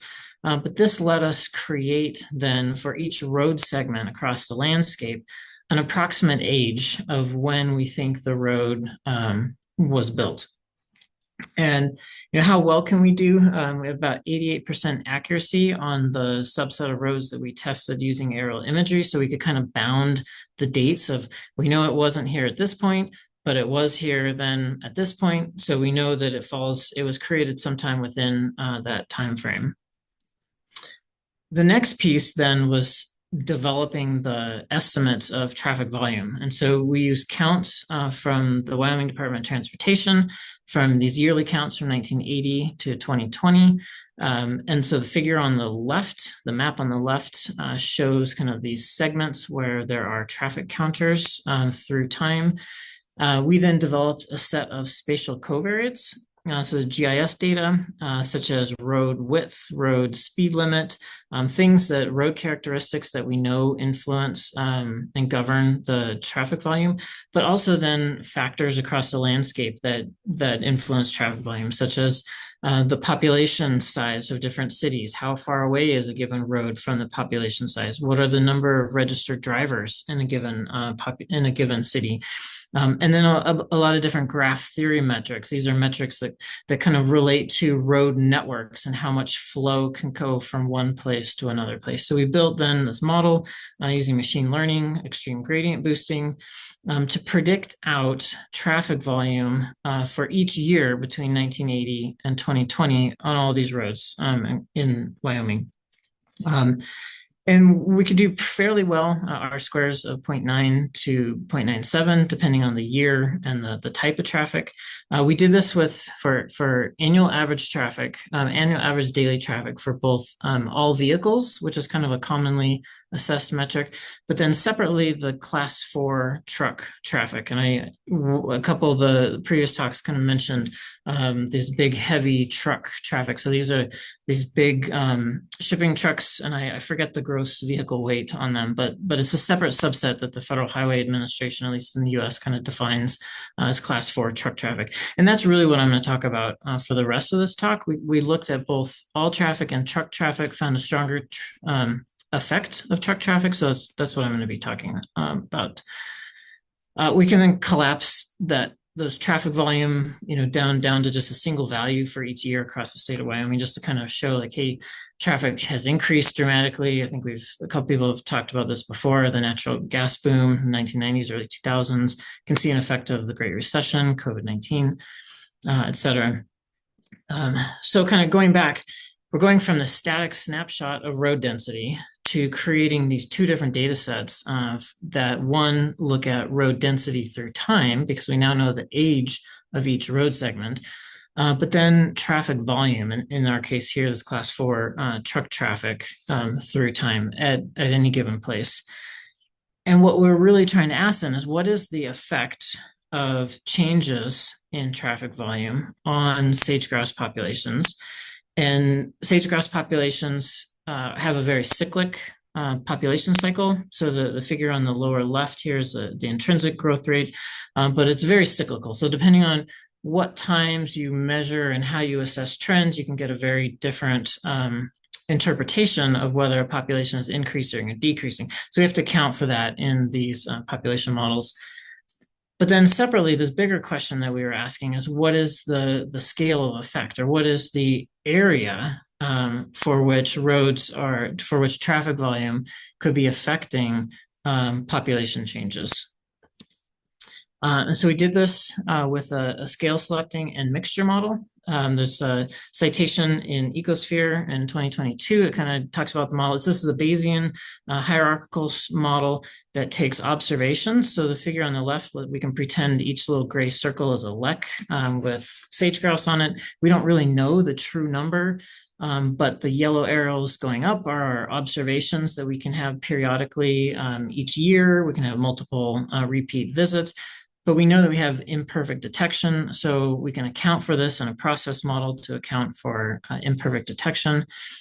But what we're really after here, and what I'm going to kind of focus on as we finish up, is the ecological process.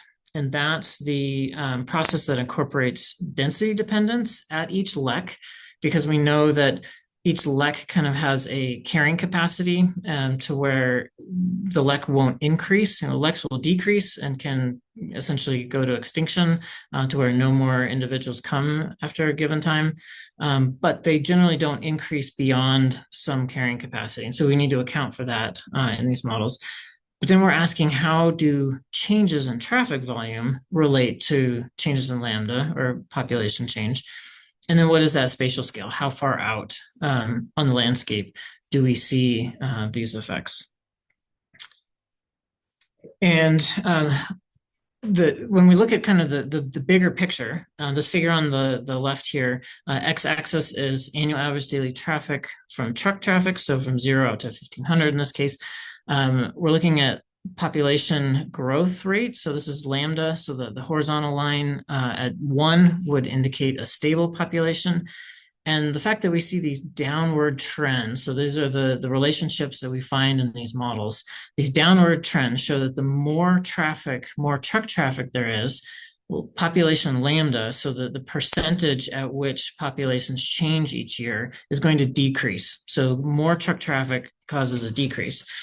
The fact that we have these different lines here relates back to that dependence, the density dependence I was talking about, so that leks with more individuals aren't going to grow bigger. So when we account for that, we can kind of back simulate whether a given lek has, let's say, 10 individuals. That would be the solid line on the left versus, let's say, 65 individuals. These are male individuals, which are the ones that are counted in the observation data sets. And so bigger populations have a bigger effect. And so the closer that a population gets down towards zero, or the lek gets down towards zero, the less of effect that we see. And that's kind of due to this dependence, population density dependence. But if we look at, and so what we might expect is that out of the most extreme values of truck traffic, we might expect an 8% decline in populations due to these changes from truck traffic alone. But if we look at just the truck traffic that we might expect to see on the landscape near where the effect is, and we'll talk about the effect next, we actually see we see annual average daily truck values of less than 200 is kind of more common. So based on the traffic volumes that we actually see, we're really only expecting between a 1 and 2% decline caused by truck traffic, in this case, in greater sage grouse. So that's what these models allow us to do, is to kind of backtrack out and then simulate what kinds of population changes we might see given truck traffic values on any given sections of road. And then the scale of effect, this was the bigger question of how far away does it matter? Well, we considered roads out to 15 kilometers from a lek site. There's been some published work that says that maybe 10 kilometers away there might be an effect, but these tend to be locations where freeways are in place, and they have been there for a very, very, very long time. The changes that we saw, or the effects that we saw, are less than about 2 kilometers. So credible intervals that span 400 to 1600. So very local scales, but still 2 kilometers is a long ways. And remember, we said that most sagebrush habitat has roads that are at least within 5 kilometers. So there's still quite a bit of area that even within 2 kilometers, that trucks could be having an effect on sage grouse leks and changes in sage grouse lek population. And so kind of to try to wrap this up, some of the implications from this work is that current disturbance caps are kind of based on these spatial footprints and not based on the magnitude of the effect. So they're limited by taking a density of roads in a given area and then trying to make some assessment as to what that density is and how much that might be affecting. When what we are finding is that we need to be considering the traffic volume separately, and that, as has been talked about before, changes from year to year and from the time of season.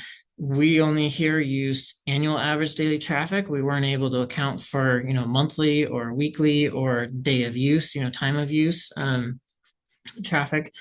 So there are far more details that we need to dig into to understand how traffic is affecting the behavior and then ultimately the population status. And most road data sets don't capture the spatial temporal change in roads. And so that's a big, kind of a plea for needing to have more better roads data, both traffic volume and in terms of where roads are and how old they are, how long they've been on the landscape. And so truck traffic of greater than even just 10 AADT is likely having some sort of negative effect on sage grouse populations, and that the scale of effect is likely less than 2 kilometers. So with that, I'll try to summarize and finish up here to say thanks for the opportunity to present here. A lot of co-authors who have been involved with this work, and the citations for that are listed there for some of those papers. But thank you. Thank you, Rich. That was fascinating. Not at all what I expected, to be honest. It's impressive that you can. I like the idea of the backcasting. I think that was really quite compelling and added a lot of insight into what you pointed out earlier in your presentation was the static view of road effects. So yeah, thank you for that. Are there any questions for Rich? No, not at this point. Okay, well, if you have questions for Rich, please put them in the chat. He's going to be around for a little bit longer, and if not, thanks a lot, Rich, and we'll move on to the next presentation. And that will be Ryan Brook from the University of Saskatchewan. Are you out there, Ryan? There he is. Gotcha. And Ryan's going to be presenting on developing a habitat-based farmland moose collision risk model in Saskatchewan. So moving on to yet another species. We've been focused on pronghorn largely today, but good presentation on sage grouse and now moose. So thanks for joining us, Ryan, and the floor is yours. Great. Thanks, John. Can you hear me okay? Yep, we can, and we can see your presentation. You're all set. Perfect. What could possibly go wrong? Hi, everybody from Saskatoon. So I'm working at the University of Saskatchewan in the College of Agriculture and Bioresources, and we've been collaring animals for about 20 years now on the Canadian prairies: elk, deer, moose, wolves, and wild pigs most recently. And so this work is actually getting on to almost a decade old now that we wrapped up. But John asked me to speak to this specifically. I think it's pretty relevant to the discussion today. Some work we've been doing looking at these so-called farmland moose that have been living out on farmland areas. And when I moved here to Saskatoon in 2010, we were driving to Regina. My wife was at the wheel, and I made her pull over because I had to take a picture of a moose crossing sign on Highway 11 halfway between Saskatoon and Regina, thinking this is the funniest thing in the world that somebody thought there would be moose living in this area. Well, it turns out, of course, they have actually lots of established moose and ended up studying the darn things. So this is a bit of a story about that. First of all, I want to thank a whole bunch of folks and organizations that help fund and make this work possible. None of this got off the ground without everybody here and more. So thanks to them, including Mike, who wrote most of the papers on this, Amy Wheeler, who did her master's, and Floris Van Beest, who focused some of his postdoc on this as well. And so, yeah, this whole notion of farmland moose, these were rare. I grew up outside of 20 miles outside of Winnipeg on a farm, and we remember very rarely 2 or 3 times in my life growing up seeing a moose out on the farmland. But as it turns out, especially in Saskatchewan, they've expanded dramatically, probably out of the northern and southern boreal forest bits and pieces around, and have adapted exceedingly well to farmland, have done quite well population-wise. We did, in our early days, develop a predictive model of where crop damage is most likely by farms. So this gives us a good snapshot across Alberta, Saskatchewan, and southwestern Manitoba, where moose have been occurring with respect to causing crop damage, which again was a bit of a surprise that they even did it. And the vast extent now that they damage and feed on all manner of crops is quite amazing in and of itself. And of course, the issue today at hand is moose vehicle collisions, which was a major driver in the research initially. Lots of concerns about crop damage and fence damage and them running into cities and even camping out in the spring, moving into farmland and farm yard sites to give birth to calves and trying to get to the machine shed and getting chased off by a very angry cow. But certainly collisions are a very, very serious part of this. And during the time we did this, I met a woman who lost her husband to a collision with a moose. And I personally went to two people with university, with two people independently that didn't know each other, that both were paralyzed completely from the neck down from moose collisions at night. So very, very serious issue. 600 moose collisions per year, SGI tells us now. When we started this work, it was closer to 450, a little bit higher.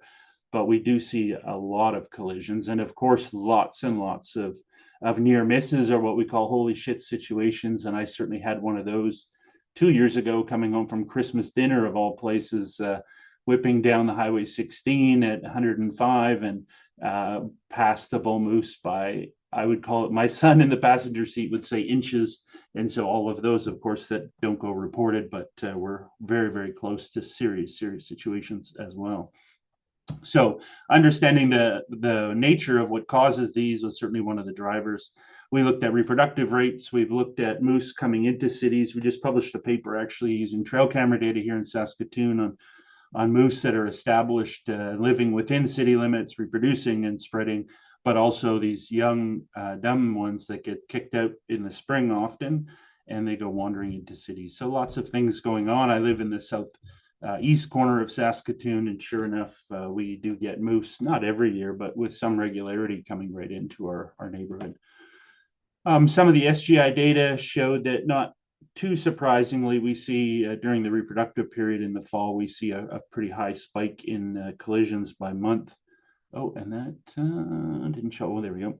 And nighttime, definitely the most collisions as well. Although in terms of even though daylight and dusk short periods, we still do see a fair number of collisions in that period as well.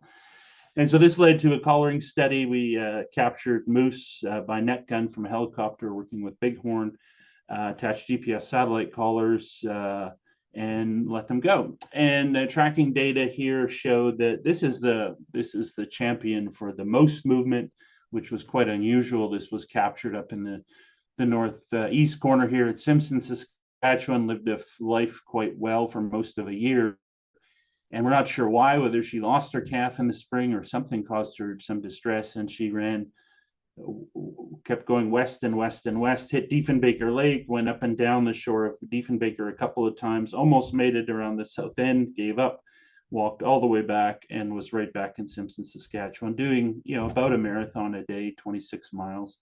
Very, very active. And so this is a lot of movement and a big range over a very large area. More typically, the home ranges of these farmland moose are quite small. So this is we're talking like 30 by 30 square kilometers is a big area for most of our moose.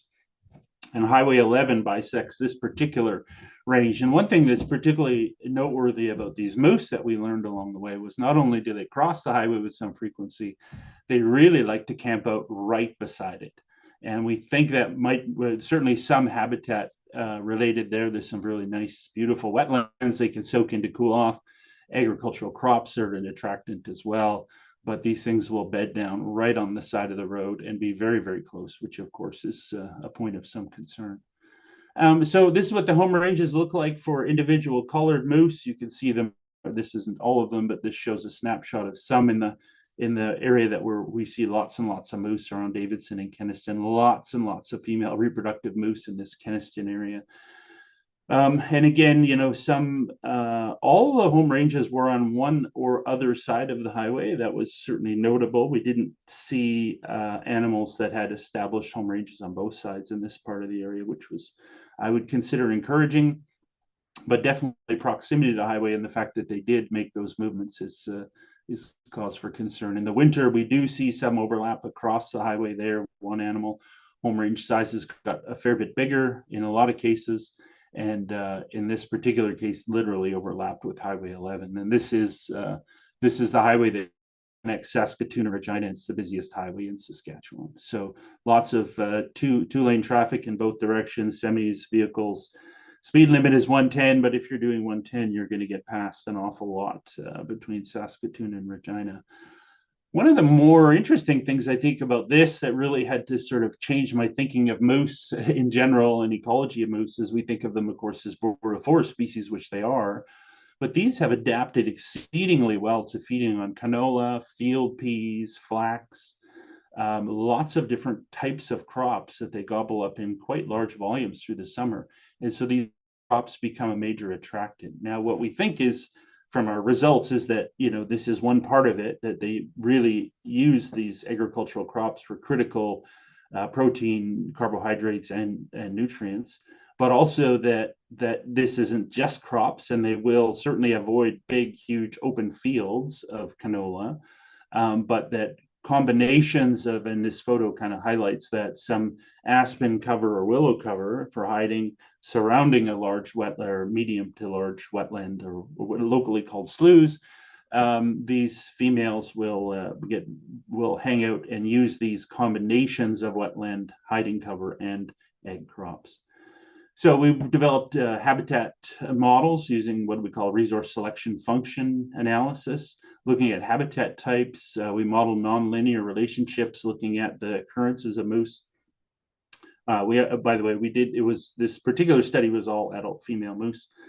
Looked at seasonal differences, and then we start looking at diet and other things as well, and develop a predictive model of collision risk where we're most likely to see that. So we think that heat stress is important for moose in summer, they do overheat and they soak in wetlands a lot to stay cool, and they like the shade and the protection of forest to hide in.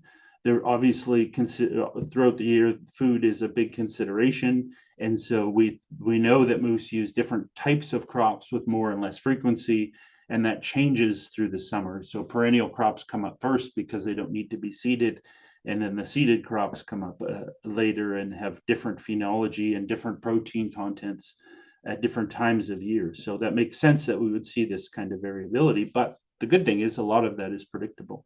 And we know a heck of a lot about how agricultural crops grow out on the landscape. And of course, avoiding hunters, there is active hunting, even though we have a massive road network of what we call grid roads or gravel roads, incredibly high access. The populations have thrived quite well in that area, and hunters will use those roads. So avoiding roads and using wetlands and forests for hiding are what we predicted. So we have a land cover map, and I will say importantly that the standard garbage in, garbage out rules apply when you're modeling that. If you have really good habitat data, you can make really good habitat models.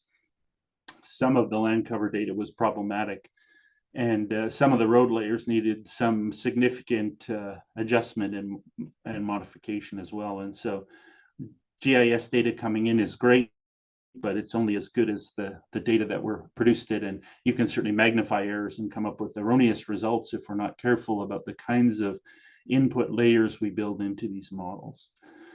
And so this is an example of a home range of a moose. These are some GPS points, and we can see them make a lot of use of wetlands, cereal crops, some pulses to a point. And certainly forest is very uncommon in this area. The overall study area is less than 1% forest cover, but when it's there, they will select it, especially during parturition when they're giving birth. And then we look at random points overlaid and compare the two, and then we come up with estimates for all the different crops and whether they're significant or not. And so that's the basic approach. We looked at two seasons, summer versus winter, 100-meter buffer around the points, proportion of habitat within those buffers, and we looked at what's called third order effect within individual home ranges. And we use the individual identification of the animal as a random effect, because animals do behave differently. We know that, right? Looked at nonlinear terms, did an exploratory analysis, and came up with ultimately a set of models that look at the occurrences of moose relative to the proportion of habitat in that buffer. So we see some significant pulses. As pulse amount goes up, use goes down dramatically. Moose aren't that particularly interested in pulse crops for the most part. In urban areas, we see a very strong U-shape effect, but generally, the moose are responding very uniquely to your urban habitats. And we have this bizarre combination of where we think that moose avoid people because of their conflicts, and whether it's vehicles, but also just avoiding people in general, versus where we're seeing them strongly selecting for urban environments now. And so that whole relationship is really complex, and I would say seems to be changing quite dramatically.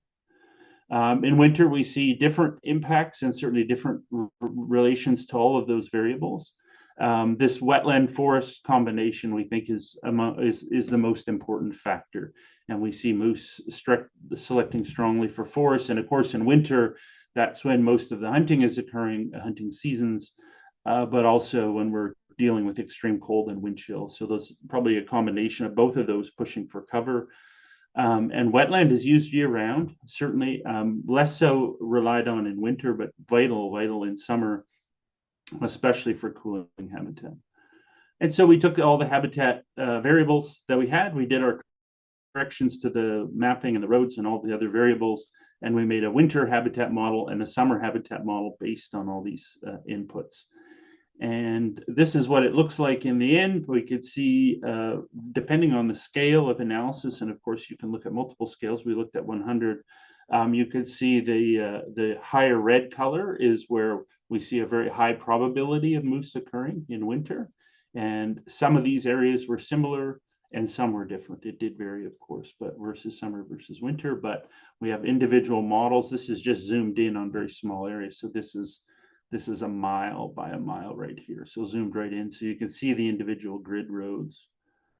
And then lastly, we developed this model between essentially Saskatoon just to the north and Regina just to the south here, looking at the probability of moose occurrences along each strip of highway, and indicating, interestingly, where the existing signs were relative to the known probabilities of. And again, this is just adult female moose. Males are going to be different to some degree, but certainly you could see some important similarities and differences between the model. And what it suggests is certainly is that at the time, this sign here in this area was a very high good predictor of that. Yeah, there are a lot of moose in here, a lot of crossings, but not as much down towards this Davidson area. But that varied depending on season. We see some, but certainly there are some notable major hotspots of potential risk where I think there are some pretty obvious spots where we could start to think in this particular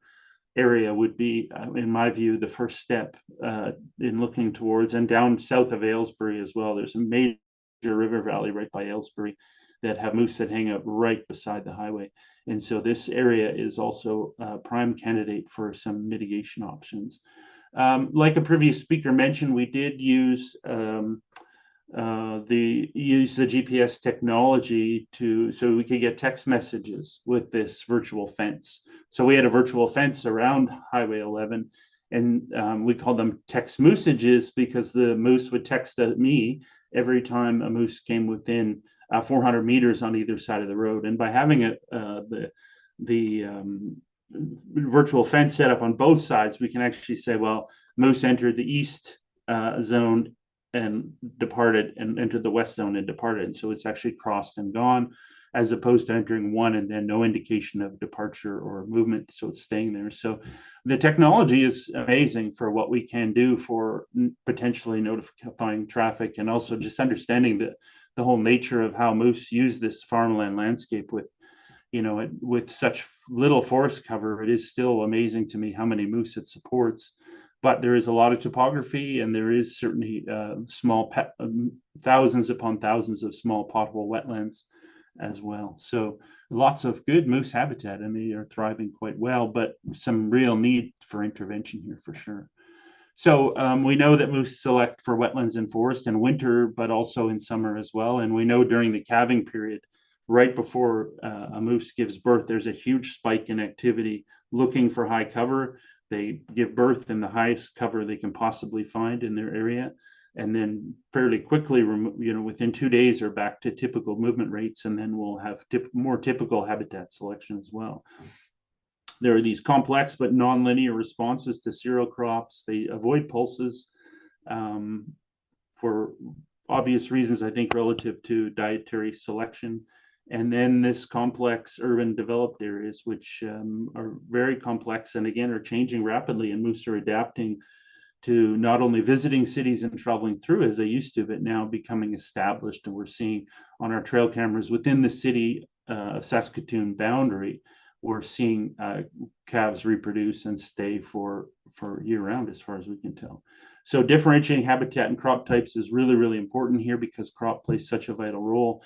And the issues of collisions are not unrelated to crop damage. And those two, I think, go hand in glove in terms of understanding the issues. So thanks very much. And if we have a minute, I'd certainly gladly take any questions or comments. Thank you. A lot, Ryan. That's super rich data. I mean, really a rich data set.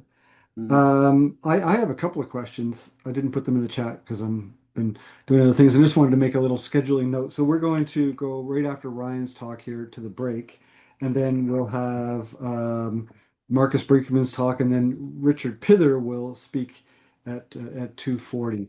So just for you folks, but I got a couple of questions for you, Ryan. One is, do you have any idea how moose respond to crossing structures? So, this is a sort of the theme of the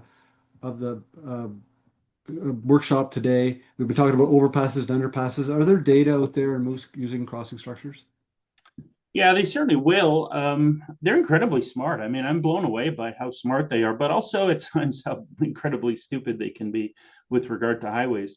I would say that salt is the trick to crossings. I think if you can use salt as an attractant to moose. They are so crazy for it.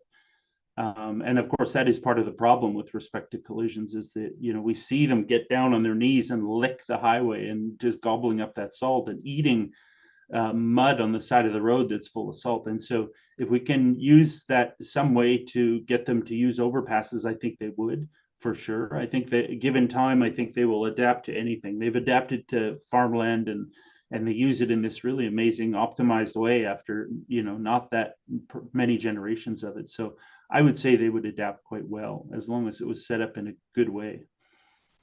Okay. And when fencing, do they respect fencing? Yeah, I don't know. I've heard people say about moose and about bison that they're really good at going as long as they're going in the way that they want to go, lines up with where you want them to go. But no, I mean, fencing can work for sure. We know that any animal can be fenced from, we've seen it with all the work that's going on around the world. Fencing is one of the best options, I think, for a lot of these things. And I think with the right kind of fencing, certainly moose can be told what to do. The challenge here is that while there are some major hotspots, this highway there's moose everywhere between Saskatoon and Regina, and so how to manage that big landscape where there's not a lot of sort of natural points, or there are hotspots certainly, but where do you stop, I guess would be the question. Okay, cool. Is there anything in the chat, Bernadine? Yeah, there is. There's Tracy has a question. Is this a case of farmlands, and I'm assuming low density, where you fence them off the highway without crossing mitigation, or will that have population level impacts on moose? Yeah, I think my sense is that I think fencing could play a role there. My honest opinion, and I haven't been able to get traction on this, but one thing I've been excited about for a long time is this idea of using salt blocks to see if you can keep animals off of highways more effectively than fencing. Although I think fencing certainly would have a place. I also think that while I'm not a big fan of major habitat modification, I think there's some wetlands that probably, and I hate to say it, sort of breaks my heart to say it, but I think there are several pothole wetlands along that highway that need to be either fenced or remanaged in some way because they're just too perfect for moose. Right. There's a couple of comments too. Jeff Holland says, just a comment, like you said, as a kid, moose was extremely rare, but are now fairly common to see. And then Stephen Legary says, we've upgraded our wildlife exclusion fencing to help manage moose, grizz, and bison. I have a quick question for you too, Ryan, and that was with respect to the forests. And certainly, I just a little side thing. I have experience looking after moose from years and years ago in a captive circumstance, and we used to go through a great deal of browse for them, tree browse. They really like to forage on that, and certainly also in the summer we had to keep them cool with sort of fake tree cover and cooling them off even with water if we didn't have a wetland feature. And so I was just wondering in your diet analyses if you were seeing a fair amount of also browse contents like leaf or even wood of any sorts. Yeah, willow is key for sure. They eat a tremendous amount of willow and poplar where they can get it. Absolutely. And one of my colleagues down the hall was saying he was helping the zoo here in Saskatoon develop a ration, and they couldn't get it right until they started adding 5-gallon buckets of sawdust, and then they nailed it. So certainly relying on lots of emergent wetland vegetation, like these moose in this image, or the calves are chest deep in water, they're soaking, cooling off. So they're feeding on lots of emergent wetland, but browsing year round as well, for sure. Absolutely. Yeah. That's an interesting comment too, because we had the same thing at the Calgary Zoo, and they require a high lignin content in the food, and so actually the sawdust thing actually helped a lot too. We had a company make the diet specifically for them, so interesting. That's super cool. I would say though that one of the other big issues is in the face of climate change and these droughts we're having year after year now recently, is as these sloughs start to dry up and moose start to overheat, that could be a major sustainability concern. And if we start to have these ponds that were permanent become ephemeral, and moose are going to this spot they've been going for generations, and all of a sudden it's dry, then moose are moving around more looking for actual wetland sloughs with water, that could conceivably increase our risk of collisions as well. Okay. Okay, awesome. No more questions? Not in the chat, no. Okay. Thank you, Ryan. I really appreciate it. Great presentation. Nice to have that content. And so let's take a break. Not quite 15 minutes, but if we can be back here at 20, schedule say 25 minutes after the hour, so 2:25 Mountain and Central Time, that would be awesome. And then we'll have a couple of presentations, 3 more before the end of the day. So see you in about 12 minutes or so.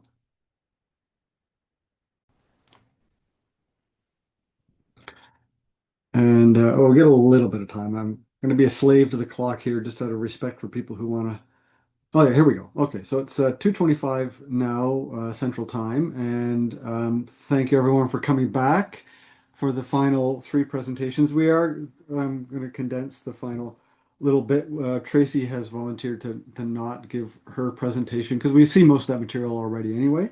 So we're going to have a presentation now by Marcus Brinkman, and then Richard Pither will talk at 2:40, and then Kim Pearson will close it all out. And we're drifting well away from pronghorn, which is great because the whole process here is to learn about the road ecology and not just about sort of pronghorn crossing. And so I'm really excited actually to hear Marcus's presentation because it really relates to toxicology and how roads are affecting those, affect runoff and toxicology from various chemicals that we have on roadways. And so without further ado, thank you, Marcus, and I hand the microphone over to you. Thanks so much, John. I appreciate it. And thanks for the intro. Yeah, like I said earlier, felt a little bit out of my normal audience here today, but that's oftentimes a good thing, isn't it? Because in this talk, I won't be talking about ungulates and not galliformes either. So it's all about fish in this presentation. And yeah, while I was looking at all the presentations earlier, during which I learned a lot, by the way, that was great. Was trying to figure, hey, are there actually direct, cases of wildlife collisions with fish on roadways? And, as you can see from the pictures, it's surprisingly common. But I won't be talking about that today. I actually talk a bit more about the indirect and, like John said, toxicological pathways that are generated when we are driving our vehicles on the road surface, and the roadway runoff that is then discharged into salmonid habitat might have some detrimental effects. So I will quickly acknowledge a couple of the co-authors. This has been all work that has been done by this team of researchers here within a very short period of time between discovery of a new chemical and us working on it. We've been able to generate quite a few data sets that have been quite important for federal decision makers, both in Canada and the US, to start and take action on this. So this has been really a team effort. A lot of heart and soul went into this. So I wanted to make sure that I acknowledge everyone who contributed. Now, all of this, I know this is a workshop focused mostly on the prairies, but the story does not originate on the prairies.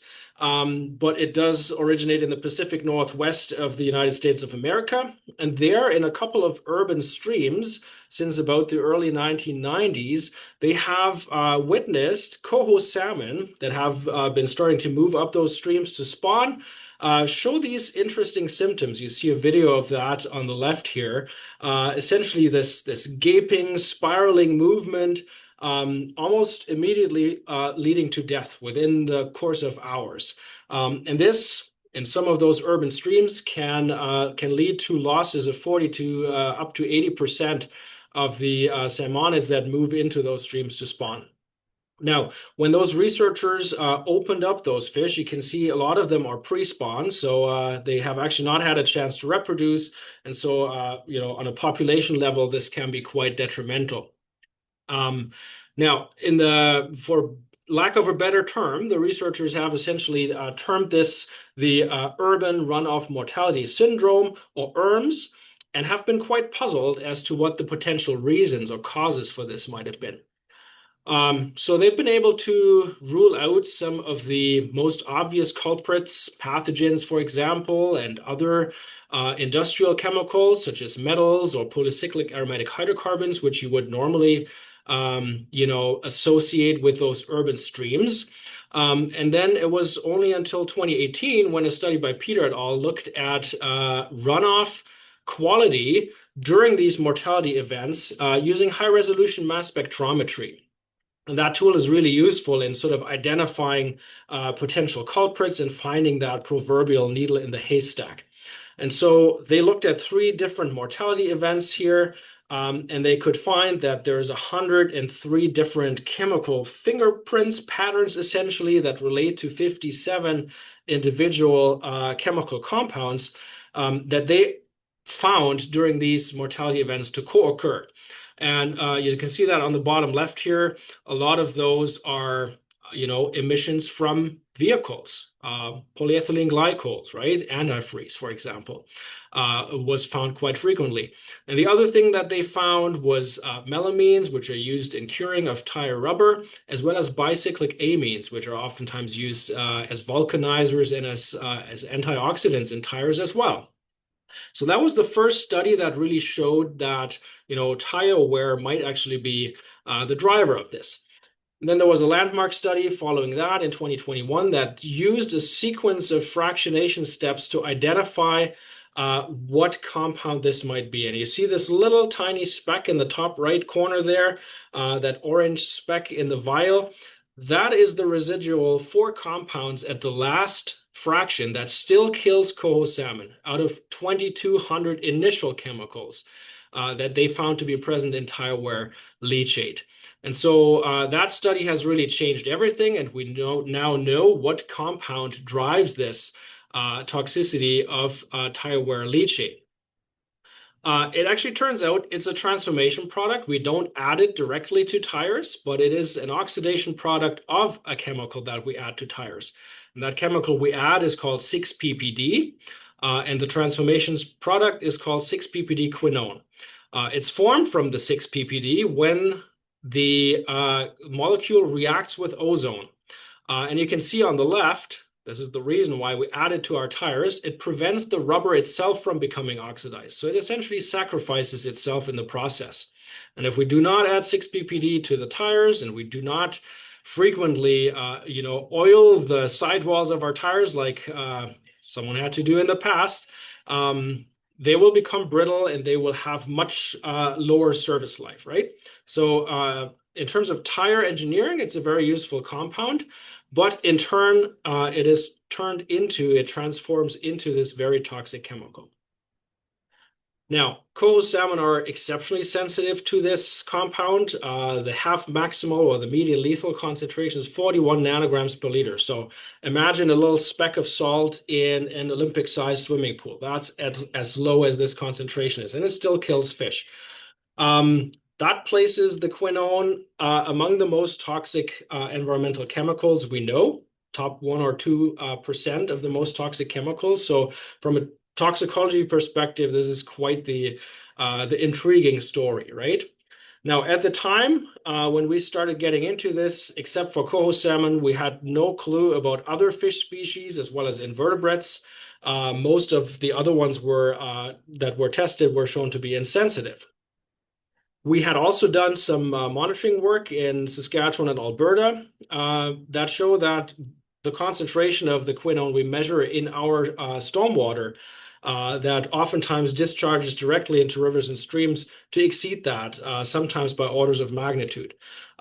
So the big question was, how widespread is this? Is this relevant also to inland fisheries? And how does the quinone actually kill the coho salmon? Because that could actually help us, design better alternatives down the road. So that initial objective was essentially to assess the acute and subchronic toxicity of 6-PPD quinone across a variety of fish species. We published that here in ESNT letters if you're interested.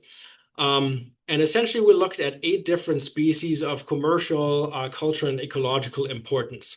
A lot of those, as you can see, are salmonids from the Arctic char, which is really important for indigenous sustenance fishery. to brook trout, brown trout, bull trout, and lake trout, which are really important sport fish species, but also quite important recreationally. To west slope cutthroat trout, which are endangered, at least listed as a species of special concern in Canada, as well as the endangered white sturgeon. So what did we do with these 8 species? Essentially, we conducted 12 to 96-hour acute toxicity tests with the either subadult or juvenile life stages of these fish in our aquatic toxicology research facility. For those subchronic tests, so longer period duration essentially tests with rainbow trout and lake trout, we used early life stages, so essentially from hatch all the way to their swim up when they start feeding exogenously. And that takes quite a bit of time, 28 days in case of the rainbow trout and 45 days in case of the lake trout. So you really need to have a dedicated team of grad students to be able to do those daily water changes. Because the compound does degrade fairly quickly in water, that means you need to rechange it and replenish it every 24 hours. So a lot of hands-on time here in our facility. To make sure that we characterize appropriately the concentrations of this compound over time, we confirmed them using our high-resolution mass spec, essentially the same machine that was used initially to identify this compound in the first place. Now, long story short, in terms of results, we found that no mortalities occurred in Arctic char, brown trout, bull trout, west slope cutthroat trout, and white sturgeon, even at concentrations that are unrealistically high, so exceeding 13 micrograms per liter, which we essentially never see even in concentrated stormwater runoff. Nothing happened to those fish, right? That was quite the contrary, though, for brook trout, rainbow trout, and lake trout, all of which showed median lethal concentrations, so concentrations that kill half of the test population within the study time, below 1 microgram per liter, so from 0.33 to 1 microgram per liter. And I omitted the individual data points here just because it would have cluttered the graph quite a bit, but you can see that they all fall into that very sensitive range at very low concentrations. Now, I have a couple of videos here on the left-hand side that is a brook trout, and you will see that those symptoms that we saw in the lab very closely mimic what the researchers observed in the Puget Sound area with coho salmon, right? So you see that gaping, that spiraling movement, loss of equilibrium, quite distressing actually to observe because that is something that you normally see in fish that essentially suffocate, right? That have a lack of oxygen, hypoxia, very similar symptoms. Yet all of these tanks are aerated, they're saturated with oxygen, so it's almost like they're suffocating from within, right? Now, in terms of the early life stages, and my apologies for the horror pictures here, you see some sublethal effects. Those all survived these malformations, but this is after 15 days in rainbow trout. On the top left, you see there's quite a bit of yolk sac actually left while it had been fully resorbed in the control fish. Then in the center column there, you see 2 fish that show 2 different types of spinal malformations. So that is clearly nothing that would be nice to live with if you're a fish. In the bottom left, you see an edema, so essentially a bulk of water that accumulates in the tissue where it should not be. And then on the right, you see something that's actually quite interesting because we have not seen this before with any chemical causing this. On the top right, you see the normal fin of a rainbow trout at that life stage. And on the on the bottom right, you see this pooling of blood essentially within the vasculature. And so there seems to be something going on with that tail fin that causes the blood vessels to become leaky and that blood to pool in there. So something that you see sometimes with viral infections, but not in that stark symmetry. So that's something that we've shared with a number of fish pathologists, and none of them had ever seen anything like it before. So quite interesting to see this novel effect here. Now, if we put all of that together, we essentially have sorted here the species according to their sensitivity, you see there's almost like a drop in between, right? The very sensitive species on the left and the entirely insensitive species on the right. And there seems to be no clear, gradient between those. It's either you are sensitive or you're not. The one thing that sticks out is that it's essentially only salmonids at this point in time amongst the fish species that are sensitive to this compound, while we have not shown that any other family of fish is sensitive to 6-ppd quinone exposure. So quite interesting. Now, you'll think, maybe phylogeny actually plays a role in this. And so if you map this across the tree of life of the salmonid fishes, you'll actually see that, yeah, in some cases, close relatives are sensitive while others are not. But then it's actually quite mixed as well. There's a lot of the Oncorhynchus species, some of them sensitive, others are not. So it's really not a good predictor of sensitivity. So it's a bit of a puzzle still to us why you see those stark differences, right? So our second objective then was to look into reasons for that, for those differences, and I'll give you a very quick glance at this just in the interest of time. We essentially looked at cell lines that were isolated from rainbow trout from both the gill and the liver, exposed those to 6-ppd quinone, and looked at a couple of different endpoints. That included basic cytotoxicity. Does the compound kill the cell as well as oxygen consumption rate, essentially trying to study in vitro in a dish what that suffocation from within might be triggered by, and if we can reproduce this in our cell lines. And lo and behold, we can actually do that. On the top, you can see the oxygen consumption rate of gill cells, and on the bottom of liver cells. And you see that in the gill cell, you actually get an increase in oxygen consumption rate with increasing concentration of the quinone, while the same was not the case for our liver cells. Now, what's the difference between liver cells and gill cells? Those liver cells, because it's the primary organ of detoxification, we're actually able to get rid of the chemical fairly efficiently and had very low levels of it left after a couple hours, while that was not the case for the gill. So apparently their ability to get rid of it had something to do with the sensitivity or not of those cells, right? Now, we looked at it also with cardiorespiratory physiology, essentially giving it a full heart checkup. Saw very subtle effects until it actually came to studying blood biochemistry. So we looked at the tolerant Arctic char and the sensitive rainbow trout, and you can see in the tolerant Arctic char on the top, in terms of the oxygenated versus deoxygenated hemoglobin, not much actually changed. While in the sensitive rainbow trout, you could see that there was actually much less oxygenated hemoglobin versus deoxygenated hemoglobin when we treated it with 6-ppd quinone. So again, it lends credibility to the fact that there are some sensitivity differences that are driven by this suffocation from within, as we like to call it. Now, last we looked at the detoxification potential of different fish species. And I'll run through this fairly quickly, again, just in the interest of time. We essentially looked at gallbladder bile liquids from a couple of different fish species and identified some biotransformation products for the first time, hydroxylated and glucuronide products. And we could see that with with decreasing sensitivity, we got increasing levels of these biotransformation products. So that essentially gives us a predictor for sensitivity of these fish species. And now with that, I just want to wrap it up. Select salmonids, highly sensitive, could demonstrate that this is not isolated to marine systems, so it does have some relevance to our inland fisheries here. Develop biomarkers for monitoring, and it seems that the gill is particularly a target organ, so quite important to focus on that in the future. With that, thanks so much for the attention. Thank you, Marcus. That was interesting and a different take on road ecology for sure, relative to what we're doing here, but something very relevant to us all. I don't want to cut anybody off, but Bernadine, are there any questions in the chat?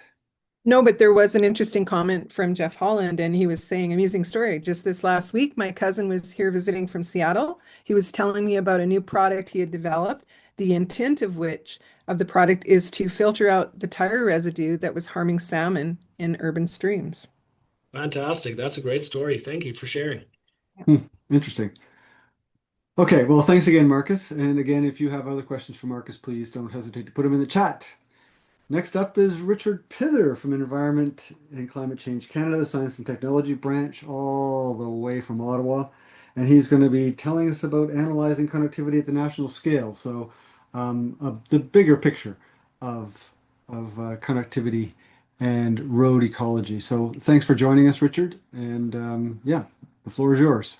Thank you very much. Can you see my slideshow? Thumbs up. Good. Okay. Thank you very much. Yes, I'm a research scientist with the federal government in Environment and Climate Change Canada, and as such, I either am working on developing methods and indicators to help with understanding connectivity, or sometimes conducting analyses at the national scale to help with national priorities, which of course is really challenging for Canada. It's second largest country in the world, ecologically diverse with a multitude of species. It makes it hard to kind of select national priorities when you have so many ecotypes and so many different types of species. The other thing that makes it complicated is that you need to focus on, there's connectivity for different kinds of movements, and there's many kinds of movements. There's lots of movements within species home ranges, such as foraging for food, avoiding predators, finding shelter, and finding mates. And then there's a lot of the seasonal migration, some of which we heard about today, and where they're only moving a couple times a year, longer distances sometimes. And then there's the movement of offspring when they go to find new, their own home ranges without actually knowing anything about the landscape. And then, of course, we have to think forward as well, and that's what's going to happen with the effects of climate change, and as species have to change their home ranges and adapt to the effects of climate change. So it's not just a lot of species, it's also a lot of different kinds of movement. So the approach that I've been using is something called a generalized multi-species connectivity model. So it's not for any specific species, it's generalized. And typically what I like to use is these connectivity models that are based on circuit theory. And these circuit theory approaches treat landscapes as conductive surfaces with low resistances assigned to land covers that are permeable to movement and high resistances assigned to those that actually restrict movement. And what I like about it is it doesn't assume any knowledge of the landscape. So the animals don't know exactly where they're going. But more importantly, it also can analyze multiple paths and provide multiple and predict multiple paths as opposed to a single least cost path, for example. So in order to use these kinds of connectivity models, you need a resistance to movement or a cost surface map. And so we've created one for Canada. Actually, there's one for North America with the same at 300-meter resolution. There's also some global ones as well available now. And we assigned either resistance or cost values to them based on what we thought would be likely areas that animals are less likely to move through. And those are typically the ones that are dominated by anthropogenic activities or structures such as roads, of course, and highways and cities. But in our analyses, we also assign higher costs to some natural features too, such as steep slopes and high elevations and large lakes and rivers with very high flows. So when you apply these circuit theory, such as circuitscape, to these cost surface analyses, what you get, so this is Saskatchewan obviously, is the output is a current density map. And a current density reflects the probability of an animal moving across any given point in the landscape. And this is at a 300 by 300 meter resolution, as mentioned. So what it means then is that you can have a very low probability of an animal moving across a particular area. It could be for two reasons. One, it could be because it's not a very attractive place for the animal to be, such as in the middle there. Or it could also be in an area in pretty well wilderness area where they actually have a lot of options as to where they can move. So the chance of them moving across any given point is low because of that. But what we're really interested in when we produce these current density maps is what you see at the bottom in these human-dominated landscapes, which actually highlights high current densities where there's not a lot of options for animals to move in these human-dominated landscapes. And typically that's often along river valleys or natural areas between farmland, and also avoiding some roads, because we did provide a high cost value to roads. So, of course, importantly, you got to ask the question, well, does it actually work? And so I pulled together a team of a lot of collaborators, including two people on the call, at least, Paul Jones and Andrew Jakes. And we had a lot of people across the country and a lot of data. And so we managed to get GPS telemetry data from over 3,500 individuals and belonging to 17 species from 46 study areas across 10 provinces and territories across the country. So a pretty good data set. Of course, almost entirely mammals with wild turkey thrown in there. But still, it's a pretty good spread. And it's also geographically well spaced out across the country. And I'm not going to get into the details of these analysis, but we did look at 5 different kinds of movements. So we looked at movements within home ranges. We looked at patterns of occurrences along entire movement paths. We also looked at what animals were choosing when they do fast movements versus slow movements.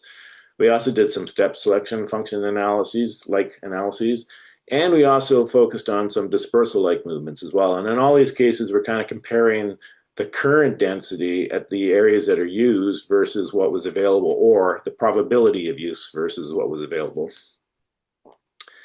And just some simple overview, a very simplistic overview of the results is that we actually found that you have to move one of these windows here, that the highest prediction accuracies were amongst the home range patterns of occurrence and step selection analyses or behaviors. And these are the ones that are typically where routine daily activities are occurring, such as for foraging and finding shelter, as opposed to places where animals are moving fast and spending less time. And so,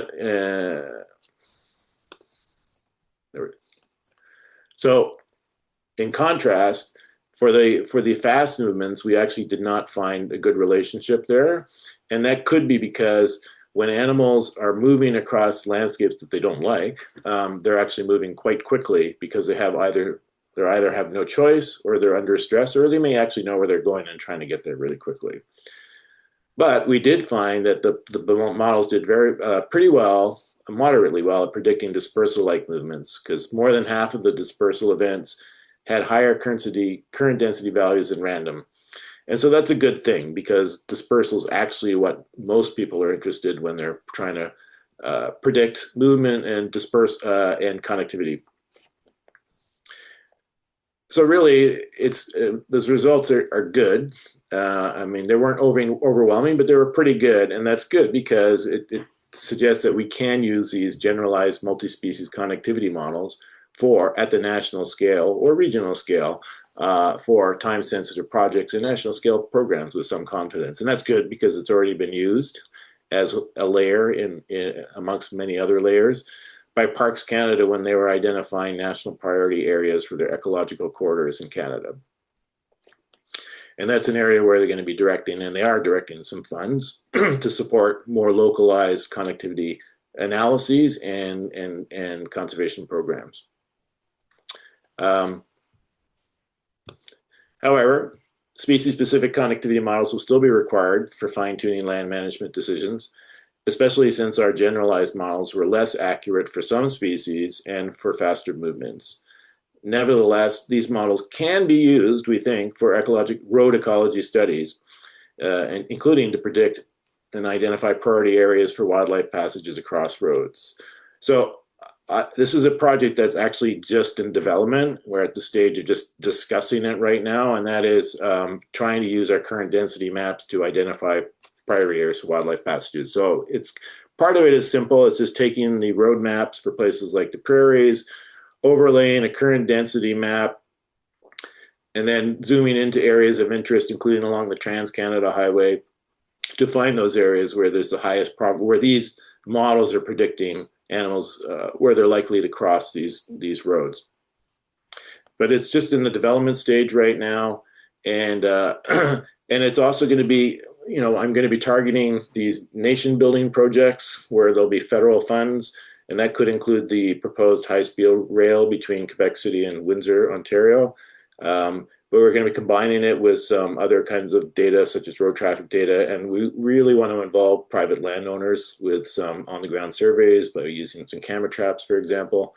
I also realize that if we really want to help the smaller taxa, such as amphibians, we're also going to have to redo this analysis at finer resolutions, because right now it's just a 300 meters resolution, but we can start focusing in on some, or conducting some analyses at finer resolutions. So my take-home message here was just that it is possible to do, we think, to do some generalized connectivity models that's not very species specific. It does seem to work. We've shown that it works for a lot of data. It doesn't work for all species, and it doesn't work for all types of movement, but it can be very helpful while people are still working on species-specific projects like a lot of the ones that were mentioned today. So there we go. Very quick. I probably got back on track there for time. John. Yeah, you did. Awesome. Thank you, Richard. Great presentation. There's a little bit of time for questions. Bernadine, is there anything in the chat? Yeah, Jeff is I think he's looking for some clarification. Looked like a path arching across southwest Saskatchewan. Is it possible to zoom in and see where Highway 1 crosses it? Sure. Can you share your screen again? Yeah.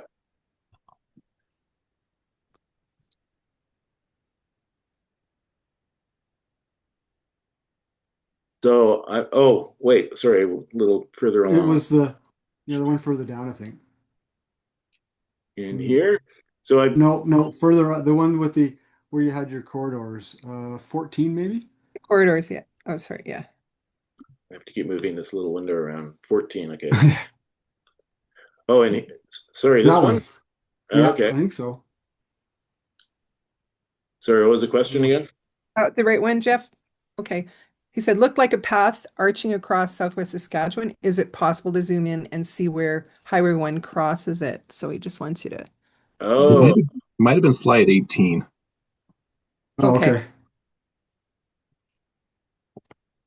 Yeah, I guess I just let me help reorient this a bit too. So it's not right up against the border of Alberta. And I'm not completely familiar with Saskatchewan, I have to admit, although I have done field work there. So are you talking about this one here, or the one that's down in the corner through Grasslands National Park area? I think it was the first one you were pointing at. Oh, this one here. Yeah, I mean, so this it's following a river system there, if I remember correctly. So it's probably, and I don't know, I mean, I'd have to look at the raw data for the wildlife, but I don't know if we had a lot of GPS telemetry data from right there. So it's hard to know whether that was accurate in that location, whether predictions are accurate there.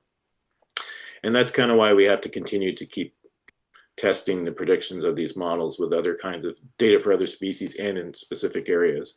So yeah, my guess is it's just, and you're not seeing all the current here. I've just chopped off the top 5%. And so there probably are other current densities kind of running in other locations, but this is definitely the highlight of where the model is predicting that animals would move. Thanks. Okay. I think Ryan has a question too. Yeah, he does. Yeah. Richard, super interesting work here. I'm just curious about, have you considered the idea of coming up with a set of indicator species that could sort of drive this, that, maybe an amphibian, a large mammal, mesocarnivore, a few of these that could sort of be the indicators, as opposed to needing data for every single species, which at least here in Saskatchewan probably seems unlikely. Yes. Yep. And I mean, I definitely want to do this at a higher resolution for smaller taxa like amphibians, and then selecting, just a couple species. We did actually, so one of the things that we were hoping to come out of this at some point was to compare the predictions of this generalized multi-species model to the predictions of species-specific models. And that's still something that could be done, because when people do a species-specific model, they're parameterizing, usually the resistance surface or a cost surface before running something like CircuitScape. And so it'd be really nice to know if that adds a lot, if there's a lot of value added into doing that. I mean, we parameterize resistance surface basically just on the assumption that animals will avoid anthropogenic features. And it does seem to work in a lot of cases. There's a lot of cases where it doesn't work. For example, we found that for the wolves, we had several wolf study sets, and some of them, like in Ontario, they're using the logging roads to move around in northern Ontario, and that's why they didn't perform as well in our analysis as some other wolf study areas. So yes, that's the long answer. The short answer is yes, we are considering doing it for some focal species. Okay, and Stephen Legary is also asking, do you know if Parks Canada is looking to renew the ecological corridors funding? And if so, are there thoughts to fund connectivity projects? There's certainly a hope. The staff working in the program are certainly hope it's going to be renewed. I got to say, I don't know what I can say actually, other than I hear as much as everyone else, all other Canadians across country, that it's going to be a time of austerity and tough decisions will have to be made. So I don't know if it'll continue to be a federal government priority or not, but I'm hopeful. And Tracy actually, sorry. Oh, go ahead. Just Tracy put up a link here. The Pronghorn Connectivity Action Plan also has the Southwest Saskatchewan structural model that used a similar approach to Richard's modeling approach, page 17.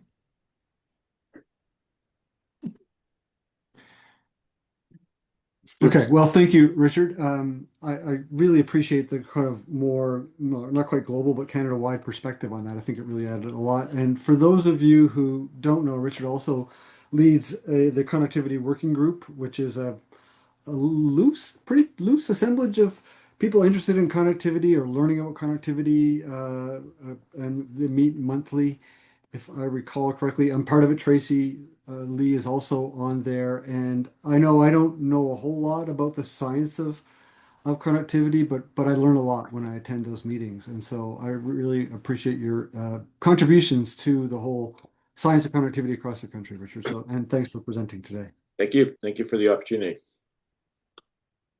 Okay, next up and last presentation for the day, but certainly not the least, is Kim Pearson from Waterton Lakes National Park. And she will be presenting on the reducing long-toed salamander. My own handwriting I gotta read. That's funny. Roadway Reducing mortality. Yes, that's right. Thank you. In the Linnet Lakes. But tells you something about me and my ability to write cursive. Okay, Kim, it's good to meet you in this setting, and thank you for agreeing to present, and I'll hand the microphone over to you.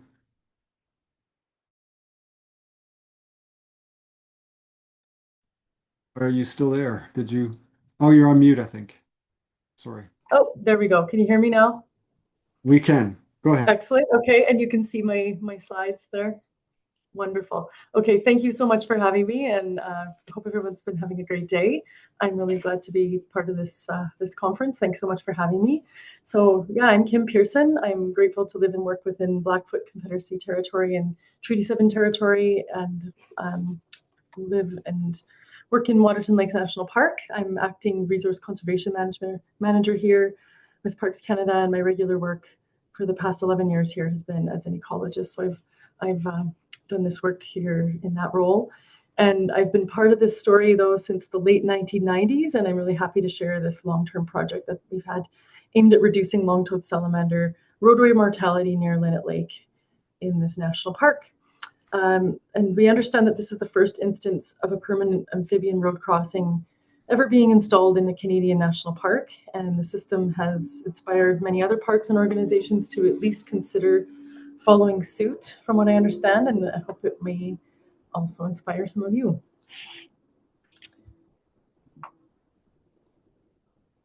So the long-toed salamander is a lovely unassuming creature named for the especially long fourth toes on their hind feet. Adult and juvenile long-toed salamanders spend about 99.9% of their lives on or beneath the forest floor in habitats surrounding lakes and ponds, where they require significant shrub and tree cover. So they're in the foothills and the mountains of Alberta. And they play many significant ecological roles, including as important predators and prey. And as amphibians, they belong to what I believe is the most globally at-risk taxa. And like all parts of the ecosystem, they are important in indigenous cultures. And here's what a larval long-toed salamander looks like, somewhat like tadpoles, but with external gills and long, slender bodies. And this species evolved largely without predaceous fish. So despite being just up to 10 centimeters long when they live in the water, they are often the top predators in water bodies that they inhabit. And the adults move from terrestrial habitats that they spend 99.9% of their lives in into the water bodies to lay their eggs in the spring. And here's an image of Waterton Lakes National Park, which is in the very, very southwest corner of Alberta. The long-toed salamander's distribution here is widespread, especially in the lower elevations. And they inhabit most ponds and lakes that are surrounded by trees or shrubs and do not contain predaceous fish. Sometimes they do overlap with fish. In the Waterton Valley, you can see with a blue flag there, the 3.5 hectare Linnet Lake has the potential to host a significant long-toed salamander source population. And there's a closer image of the lake. Long-toed salamanders breed at Linnet Lake and spend the vast majority of their lives within the surrounding forested area. And the Waterton Parkway on the left side there is the only road that leads in and out of Waterton town site. It's now dissecting their terrestrial habitat, and virtually all of Waterton's over 500,000 visitors a year travel in and out on that road regularly. There's a lot of traffic there. And there's also a great deal of salamander movement across that road in order to access the various parts of their terrestrial habitat by all age groups. So long-toed salamanders are such inconspicuous creatures that the Linnet Lake population of them was not known to Parks Canada staff until 1991, which was 2 years after a new sidewalk was installed along that parkway in 1989, and the 90-degree curves were just too sharp a grade and too high for those salamanders to pass over. So they bunched up by the thousands and suffered very high levels of mortality from vehicles and predators at that time. But Parks Canada staff became aware of this, and a group of passionate community volunteers patrolled nightly to give them lifts up over the curbs. And then the curbs were promptly removed and regraded so that they were passable once again to the salamanders, and those curbs remain in place nowadays. But despite the new curbs facilitating salamander passage, roadway mortality remained unmitigated with increasing visitation and vehicle traffic. 1993-94 Julie Fukumoto's study found that 10% of all adult salamanders attempting to cross the road were killed by vehicles, and the population was about 4,000 adults. And in 2001, I led a study where we estimated roadway mortality to have increased quite significantly, and also the population to have decreased significantly. There was a lot of work done at that time to install temporary drift fences and pitfall traps, and literally carry the salamanders across the road and try to spare them the mortality that they'd find with the roadway. Volunteers went out and gave them lifts across the road when they could find them, but these were very labor-intensive efforts, not sustainable or necessarily fully effective. So I recommended in my final project report that the park install permanent crossing infrastructure to reduce or eliminate the mortality risk. And so Parks Canada was able to get some funding for that, and in 2008 installed 4 amphibian tunnels along the parkway at Linnet Lake. And these tunnels particularly were chosen as they were the only North American manufactured tunnels designed for amphibians and had been proven effective elsewhere. So that's them as they were in the process of being installed. So each concrete section has slots along the top that allow air, moisture, and light into the tunnel. And 2 segments were placed together to span the width of the road and the sidewalk, which was each a total of 12 meters in length. Installation took about 2 weeks total for all 4 of them. Half of each tunnel was installed at a time, and traffic was rerouted along one lane in order to make that happen. And then also semi-permanent 70 centimeter high rigid plastic fencing was installed as directional fencing. It was embedded in the ground and angled significantly toward each tunnel entrance so that the salamanders traveling toward the roadway would continue traveling in that direction generally, rather than parallel to the roadway. And this was thought to be most likely not to deter salamanders from continuing to travel toward their destination at the lake. And the combined length of these fences was almost 1 kilometer long, 933 meters worth. So not an insignificant effort. The initial project costs in 2008, total cost of labor and materials for the 4 tunnels and the fencing was $245,000, in addition to many days of staff time planning and in implementing the project, including fence installation. And at that time, we painted the fencing to try to make it blend in with the surrounding vegetation. And then we undertook to monitor tunnel use through several methods. We had some graduate students from the University of Alberta, Cindy Paskowski's lab, which was great, looking at use of the tunnels with motion trigger cameras. The top right photo shows one of the images taken there. And because salamanders are cold-blooded, we couldn't use the regular wildlife cameras on the regular settings. They just don't pick them up. So they were set to take photos constantly, every few seconds, overnight. And there were literally millions of images, and but a detection rate very low. Only about 15% of salamanders were being detected that way. We also used pit tags. I understand that this was the first place that was ever used as a method to detect amphibians moving through a tunnel system. And it was found to be quite a lot more effective than the images, 6.5 times more likely than the cameras to detect salamanders moving through. Also used visual surveys and pitfall trapping. And through all those methods, we determined that average road mortality rate in 2008 and 9 was only 1.1%, a significant decrease from those past estimates, and indicated that the system was successful at reducing roadway mortalities. So that's good news, but the saga of these salamanders was not yet over. Unfortunately, in 2017, just 8 years ago this month now, the Kena wildfire moved through the area and burned those plastic directional fences to the ground entirely. There was maybe a few meters left of them. It seemed like the fire selected for them in a way, as you can see in this image here. The 4 concrete tunnels were not damaged, fortunately, but without the fences, the salamanders were once again susceptible to those high levels of roadway mortality. So very respectful to the habitat of the salamanders, being so sensitive. The cleanup was accomplished through a great deal of shoveling all of this melted plastic material away by hand. Huge amount of work by park staff and volunteers, but we got the job done in 2018. And then we set about rebuilding the fencing system in a way that we thought would be more sustainable in case another fire came through, which is likely down the road eventually again. So we decided to repurpose guardrails that were damaged in the fire on the parkways in the park.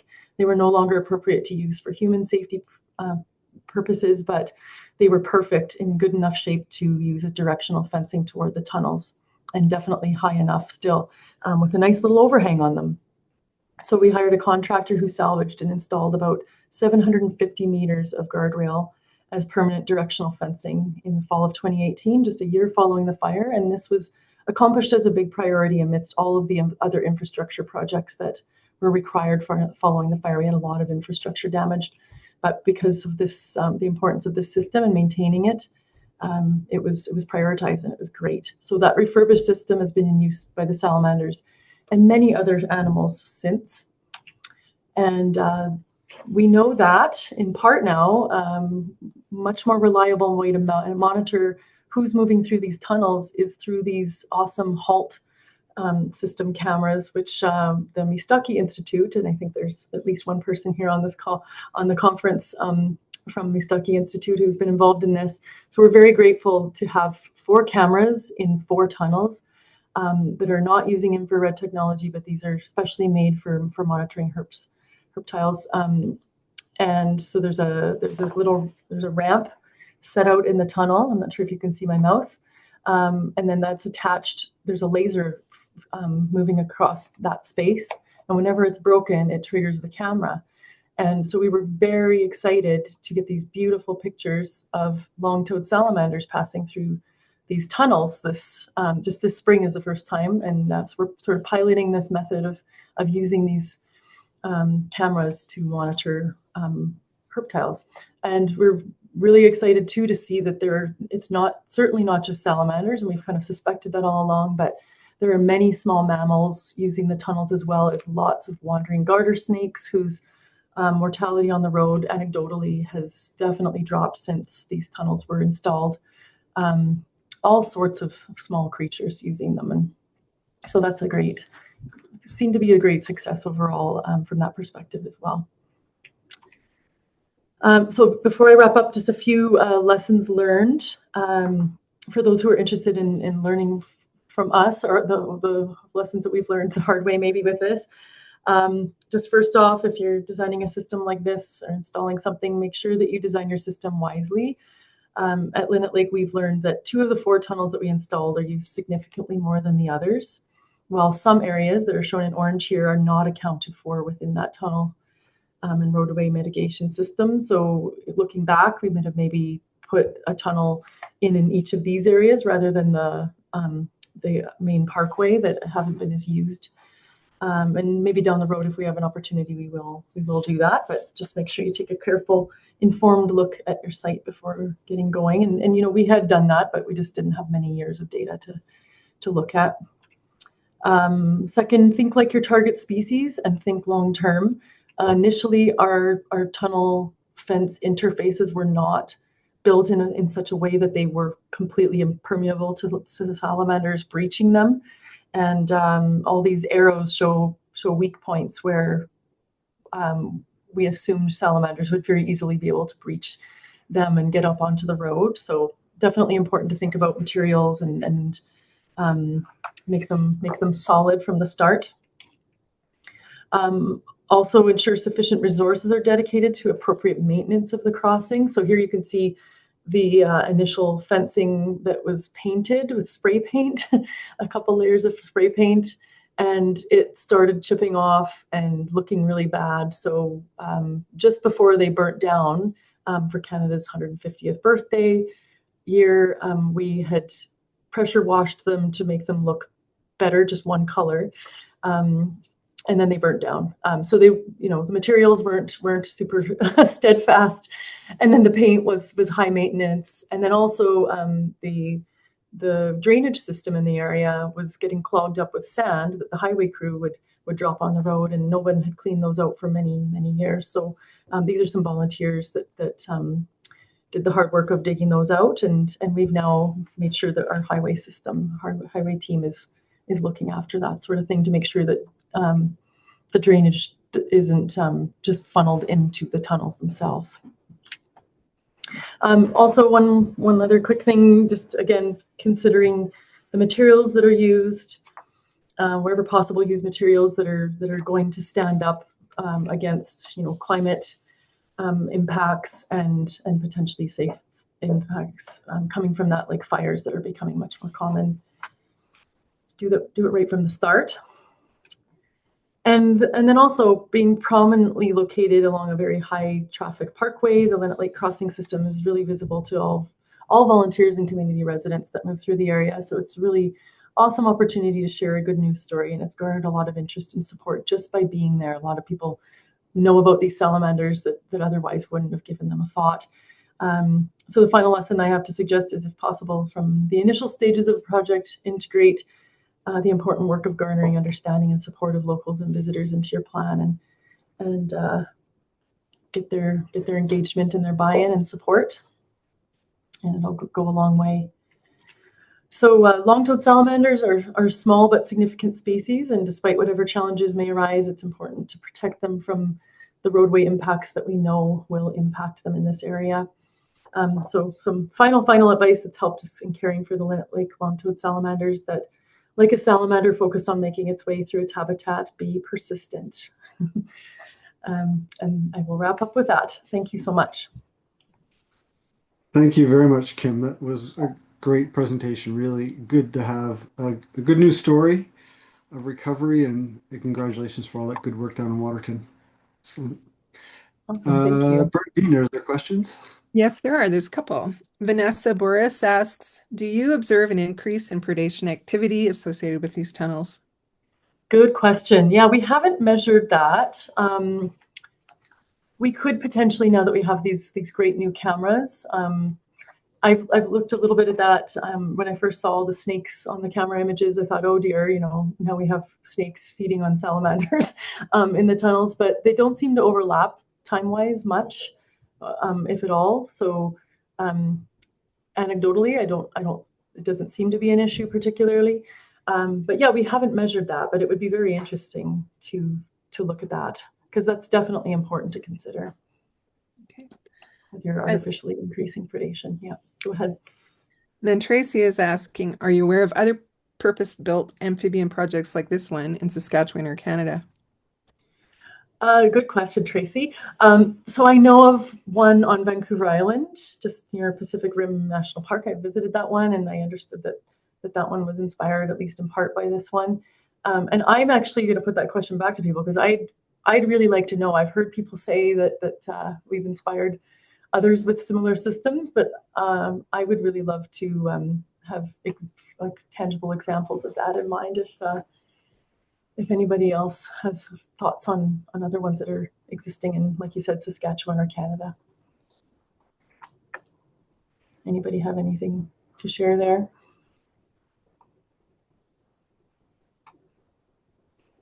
Nothing shared. Yeah, that's okay. Good question. If anybody, something occurs to anybody afterwards, you can reach out to me and I can pass that on to Kim, and yeah, maybe Richard could pick up on that too for a more Canadian perspective on using amphibians. Just a couple more questions too. Tracy also adds, will they use existing culverts? No vents. I think they would.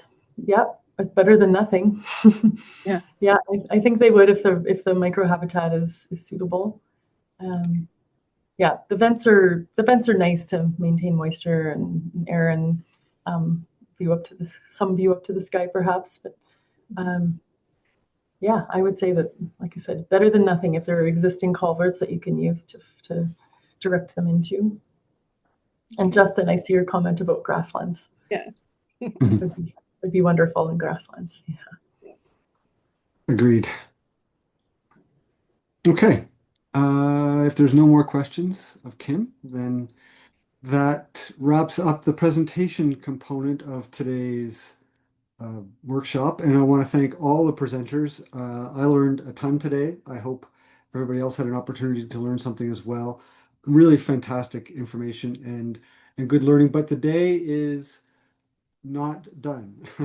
We have some questions we would like to ask the folks from Saskatchewan or whoever feels like they are qualified to answer. And we have some time. I hope you can take some time. We still have lots of experts on the call here who may be able to answer your questions. So if you have questions that came up from today, feel free to ask them. And I'm going to put a question in the chat now that I will read out as well, that I would love to get an answer from somebody in the world of Saskatchewan roads or conservation.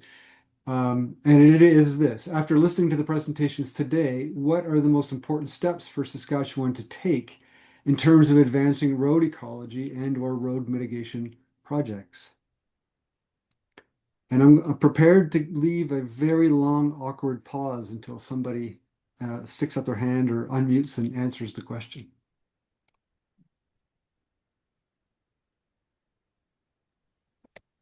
Well, I can just say from watching the presentations and especially with lots of the mitigation work that's been done, overpasses, fence modifications, underpasses, things like that, it just really struck me the importance of working with landowners. That came up as both an opportunity and a limitation, I think, a couple of times. And so, yeah, just really highlighted the importance of education. A lot of these folks, everyone has their own biases in how they see things, but a lot of them are familiar with the landscape. They are seeing wildlife on their landscape, whether they like it or not. working with them through education, I think, to really kind of hammer down some of the opportunities for mitigation is important to start with that. Yeah, just I don't know, it was just interesting hearing the landowners come up as at both sides of the coin there, and I think that education is an important place to start. I agree, Dale. Thank you. Thank you for that. Really important point. Other steps that people can contribute or questions.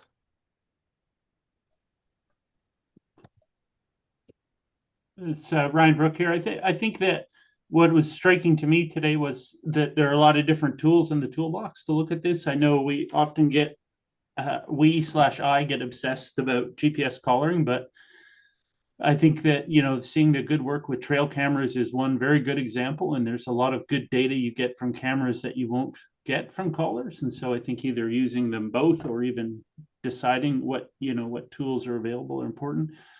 I agree with the comment about local folks and getting buy-in, which is not easy. And I think that probably starting with species that are of real high importance, huntable wildlife, quote unquote, huntable wildlife, are often a good starting point where people are really keen to talk and think about that. Might be often a little tougher sell to talk about some other species, but some of the big ones, there's always interest, and there's overwhelming interest, actually. I also have to think about one of the challenges of, talking about facilitating dispersal of animals and survival at a time where we have, the highest prevalence of chronic wasting disease on the planet is here in Saskatchewan. And so we have some outbreaks of bovine TB. And so disease puts a definite sort of red herring into the notion of we want to facilitate animals moving long distances and surviving, but we don't in the sense of disease. And also invasive species like, we have developed step selection function models and dispersal models for wild pigs. And unfortunately, they're very, very good dispersers, which is not what we necessarily want to see. And so I think getting a handle on a bit of what the priorities are in terms of things we want to see, but also some things we may want to not facilitate as much is equally important as well. Good point, Ryan. Thanks for making that. I think there were several good points there, John. Mm-hmm. Just a quick thing, since it's being recorded and possibly uploaded to YouTube, to clarify, the bovine TB detections have been on farms, not in wildlife. Okay. Yeah, I am still recording, but it's not our intention to load it. And we can take this section out if you're uncomfortable with that. But thanks for the clarification, Dale. Just a comment too. Timothy Lauren wanted to know whether or not we're planning to send out the presentation recordings to participants. I'm actually, I mean, I know that we discussed having the recording available for us to make notes from and to report back to the participants, but I'm not 100% sure whether or not we'll share the whole recording. So I don't want to answer that question right away. But maybe we can, maybe I can ask Tracy that question. She might know better. Yeah, I thought our intent was to share the presentations because we were going to remove the presentations that people were uncomfortable with. So I think, Oh, okay. I think the answer Okay. should be yes. Okay. Okay, then the answer will be yes. I just want to mention too that Kim added that she understands that there are some purpose-built amphibian and reptile projects in Ontario. So if anybody wants to look into that. And one more question from Hamilton Greenwood. Has there been any work on the genetic isolation of pronghorn Saskatchewan versus, I'm not sure. No, south versus north. Oh, north in the Trans-Canada. Okay. And the potential for tissue sampling and involving hunters may answer some of the questions around the Trans-Canada as a barrier. So I can answer that. Has there been any work yet? No, but we have, during captures, we have been taking blood samples for that purpose of doing sort of a genetic analysis between north and south. So it's coming eventually. It just hasn't happened yet. Okay. And Stephen Legary says Parks Canada has a number of them. Purpose-built amphibian crossings. We've had them Okay, that's present what at the you were. Transportation Association of Canada a couple of times, and they've got a number of them in national parks all across Canada. And Timothy Lauren also says, I think a very important step is to involve a funding model, which could play on road collisions using SGI as a potential funding partner.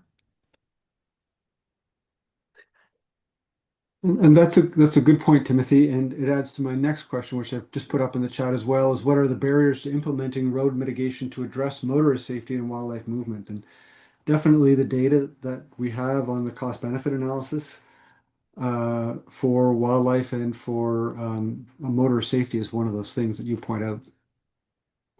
Does anybody else have some thoughts about that question? What barriers to implementation?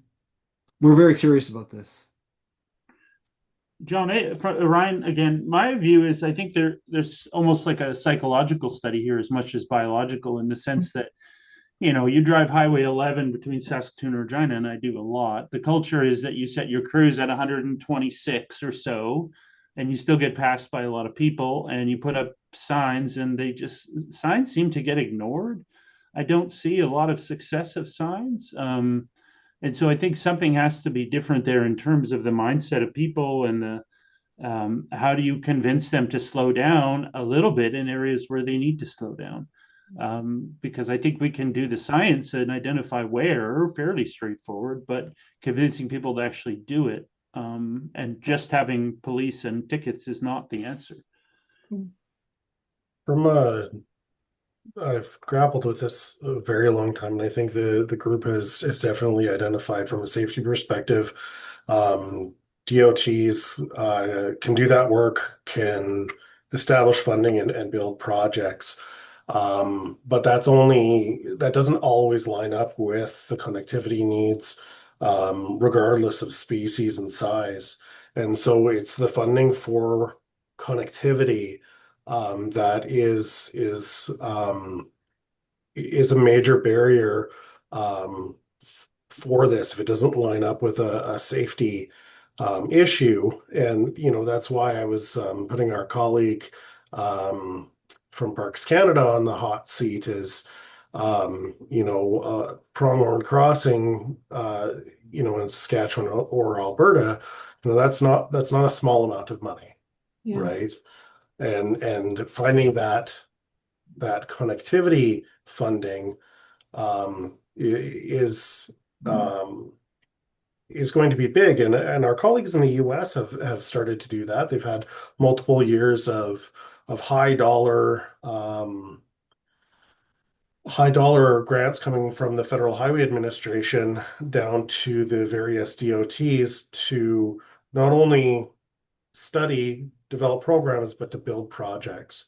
And to study and to build programs, that's, one level of funding. To build projects, you got to add a few more zeros to that funding commitment. And I truly think the federal government has started its leadership role in this. And while we are hearing about hard decisions and austerity, I think more work on building the economic argument for the values of connectivity is definitely something that that may provide an opportunity for that conversation with Parks Canada or Infrastructure Canada, in a manner that they understand and that is similar to how they judge risks and fund other types of programs. Thank you for that, Stephen. So Paul, John, if you don't mind, yeah, I'd like to talk. I can't speak for the Ministry of Highways specifically. However, I've been at the Ministry of Highways for well over 40 years. And I think it's fair to say that the ministry has grappled with this a few times, and there are some issues that we have to overcome. One is we have to find a system that will work. And there were a number of options discussed today. And by work, I'm talking about the issue with large ungulate collisions with vehicles. So that's one thing.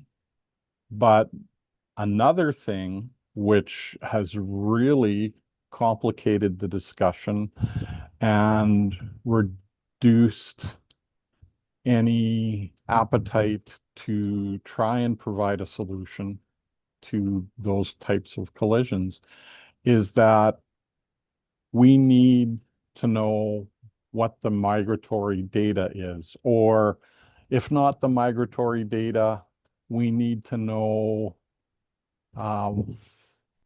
what we can do to evaluate the successfulness that involves where the antelope, deer, moose, and elk are, so we can know whatever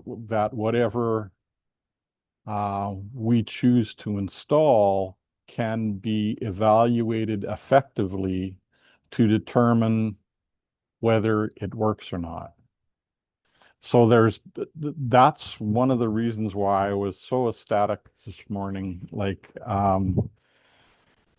I think you've opened a few people's eyes as to what is possible in terms maybe of not being able to identify a whole population of animals and where they're moving, but at least observe what's happening with a much smaller information base of animals. So I think this is maybe a watershed moment for us.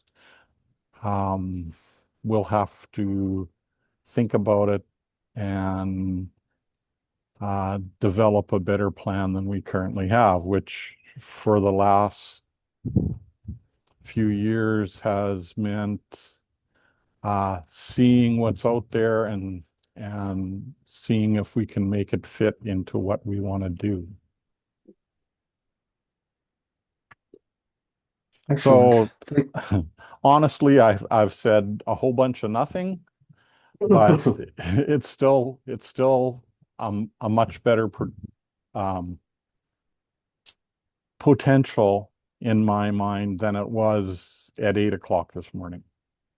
Great. That is more than a whole lot of nothing, Paul. That's really encouraging to hear, especially from our perspective, because this is our objective, right? Is to hopefully open some eyes and some minds. And maybe I'll ask you the question since you've got your mic open. Maybe, and it's unfair, and if somebody else would want to answer this question, feel free as well. But do you think that there are opportunities in Saskatchewan now where road ecology, the principles the examples, the case studies that we learned about today could advance a project?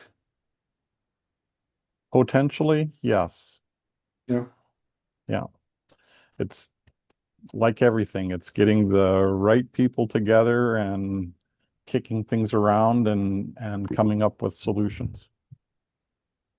And it has to be, not just something that a group of people agrees with. It has to be provable and documentable.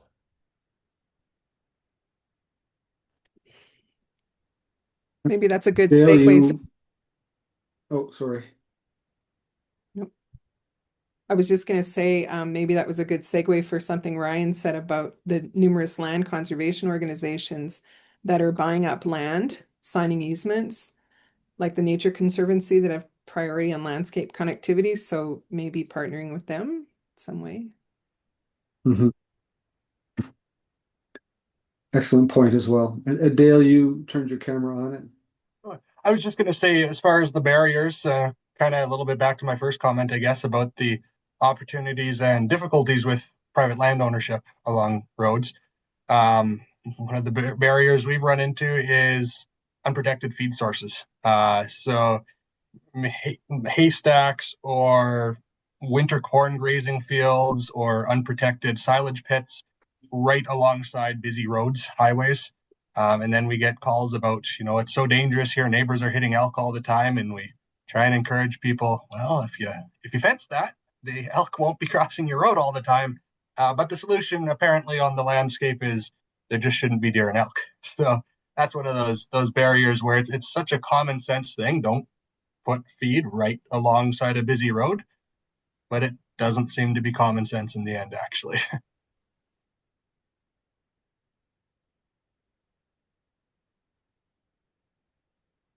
Paul, do you have something to add or no? Guess not. No, not really. Okay. I would invite Tracy and Paul and Bernadine to also, if there's anything else that you would like to know, ask, comment on from today's workshop. Oh, Ryan, you put your hand up. Oh, sorry. No, go ahead, Tracy. That's fine. No, I just wanted to hear, thanks, Ryan. I just wanted to hear people's thoughts. One of the challenges that we found doing the work in the Pronghorn area along animal vehicle collisions was the poor data in Saskatchewan. It really is very different what you can do with the Alberta data from the Alberta Wildlife Watch program. In Saskatchewan, we were using the RCMP data provided by Saskatchewan Government Insurance. And I'm just wondering if it struck anyone that would be a system of value, having something like the Alberta Wildlife Watch program as a platform to kind of engage people in the conversation around these road ecology issues.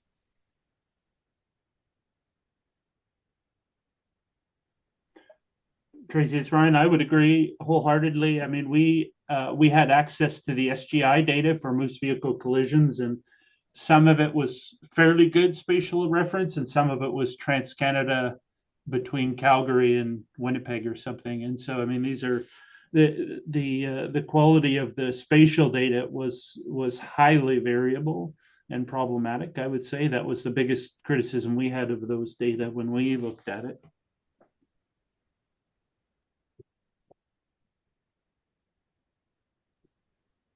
Yeah, for the data provided by SGI, if the collision in question results in a high enough dollar value or in injuries or death, then the location data is actually very good. What SGI has done, though, is they've recognized they don't have enough information on wild animal collisions.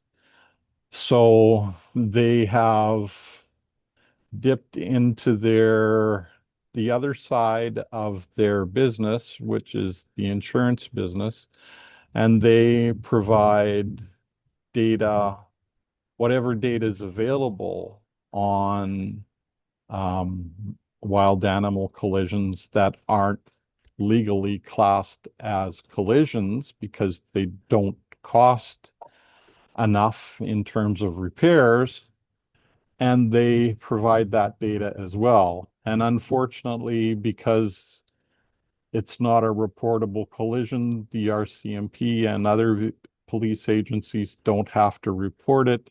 So SGI doesn't get that kind of information or at that kind of accuracy. What they get is people saying, yeah, I hit a deer somewhere between Regina and Southie, and my car's all busted up. So when can I make an appointment to get an insurance assessment?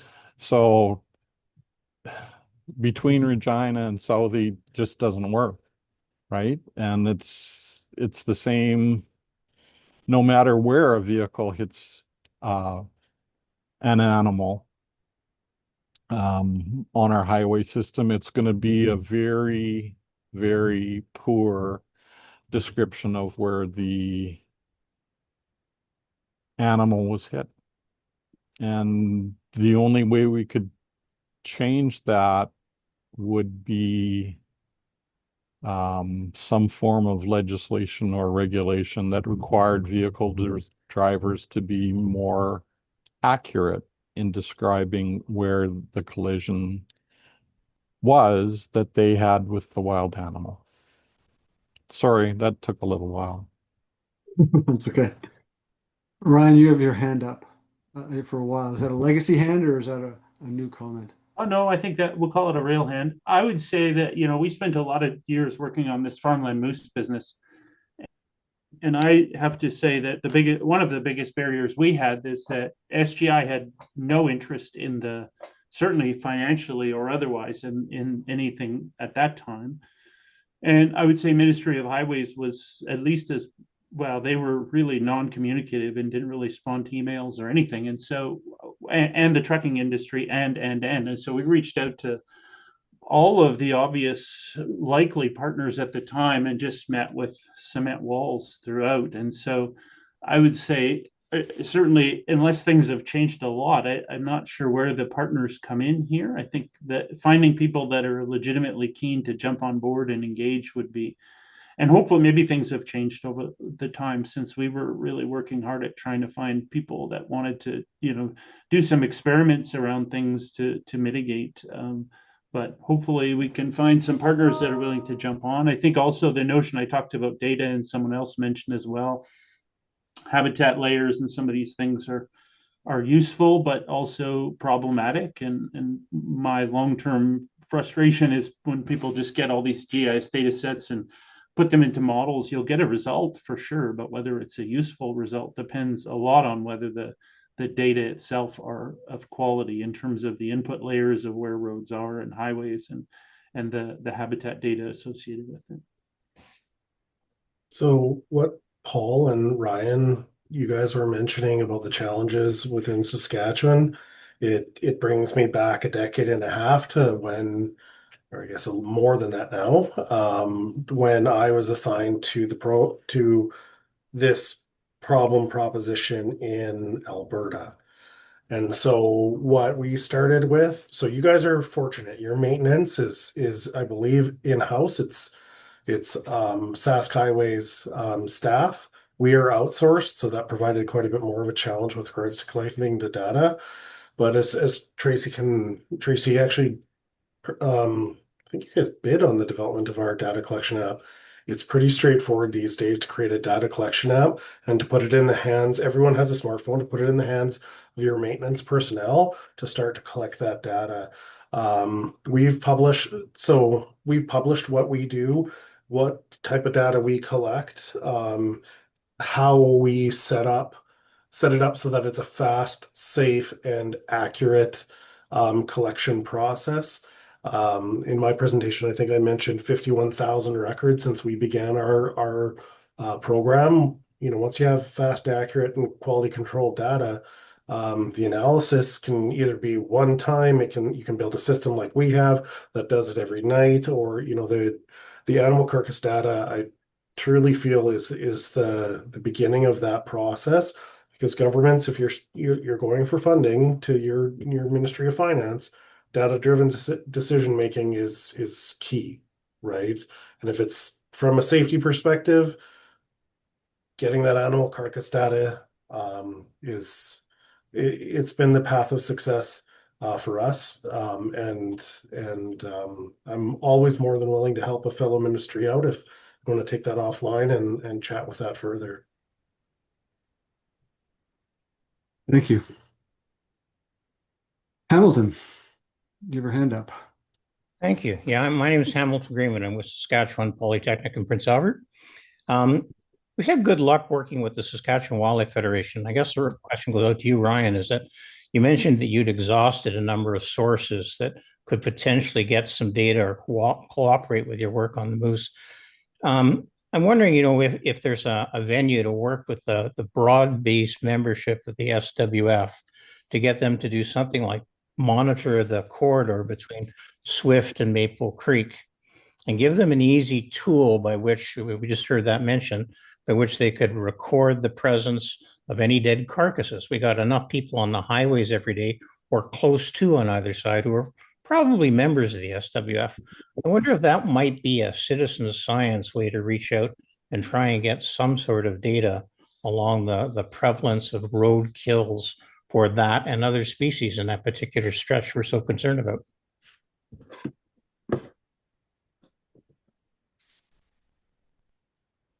Excellent point. I know I work a little bit with the Saskatchewan Wildlife Federation. They're an affiliate of the national organization that I work with, and they're a great group. Really, we had a meeting there this past summer. They're really engaged in a lot of citizen science type activities. So that's something that maybe I could help out with as well, Hamilton. But yeah, really excellent point.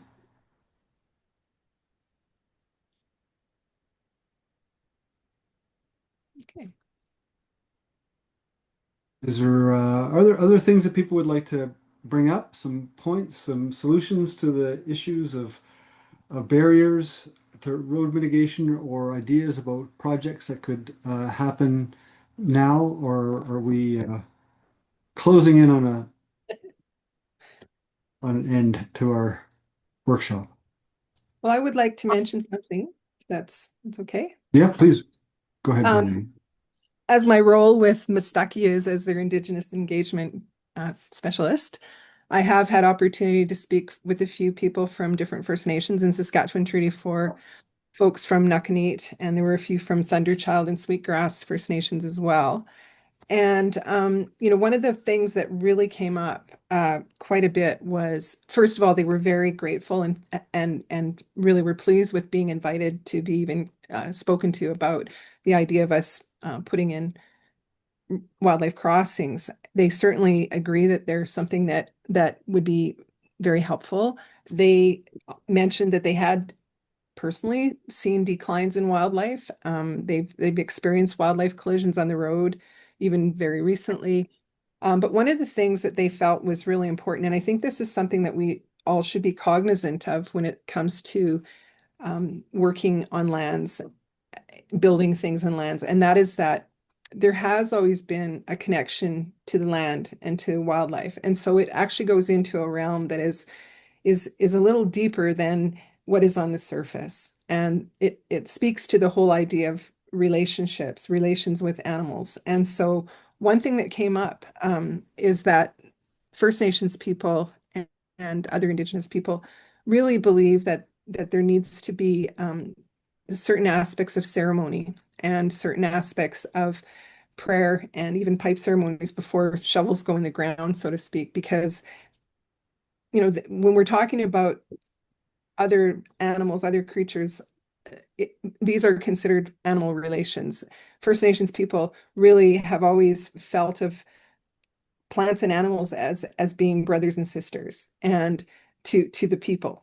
And so this goes beyond, even all the work that we can do with mitigation, all the studies we can do, all the Western science that we can do, but to kind of consider that thinking in terms of, the basic whys as to why we should do this as humans, the respect for other animals, the connectedness to other people. This has to be, if you will, like a pillar of everything that we think about when we're moving forward in these in doing projects like this. And I just thought that was important to just mention to everybody in the work that we're doing.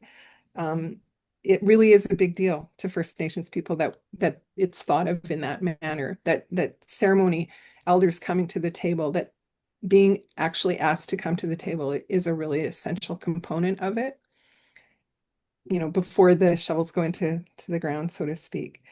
And another thing that sort of came up along that was the question was raised to me, who owns the animal? Because the idea of ownership is also something that's kind of different to First Nations people.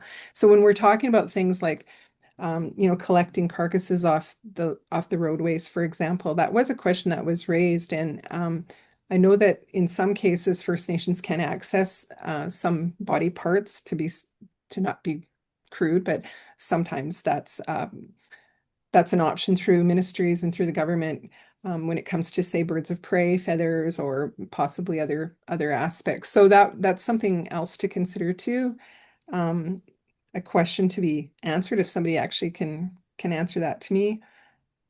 I'd like to be able to, sort of take that back. And another thing to just mention too is something that I've wondered about even through the discussions today, going back again to the interconnectedness, not just to humans, but interconnectedness between species. And so when we're talking about building some of these areas, how much are we thinking about the animal relationships themselves? So one of the things that came up from a man from the Gunai, from the Blood Nation of the Blackfoot Nation in Alberta here, told me that for a very long time, for example, pronghorn have been considered like the little brother of buffalo, of bison. And so they were aware of the fact that, for example, in the wintertime, when the bison were breaking up the snow, that would help with the pronghorn being able to move. Or historically, we know the ecological benefit of bison being such a keystone species. And so wondering about that type of thing too is how much we're thinking about the relationships between the different species when we're thinking about all these different things and their movement and their migration. So for example, would we be seeing, often do we see mule deer herds and pronghorn herds, or this type of thing? So I guess those are just the kind of things that I guess in a certain way what I'm pointing out is to sort of think about beyond even the core work that we do in terms of the structure building, but even to really reconsider or think about the relationships that we have, and in certain ways, ultimately, why do we want to do this? That's really about all I have to say. Thank you, Bernadine. That was poignant and important. So I appreciate that perspective for sure. Okay, I think we're at 3:55 today. It's been a really excellent day, and I want to thank everybody again for attending. As you know, particularly the speakers, but also all of you who joined today and hopefully listened and learned a little bit. And we will be distributing the list of participants. So if there's somebody in particular you'd like to reach out to, whose comments you want to engage with, that would we'll send that list out. And as well, as Tracy pointed out, we'll have to curate the video before we send it out, but we will be doing that. It might take several weeks, I think, for that to happen, but certainly that will be made available to everybody who registered for the meeting today. So thanks again for attending, and I wish you all a good rest of your day.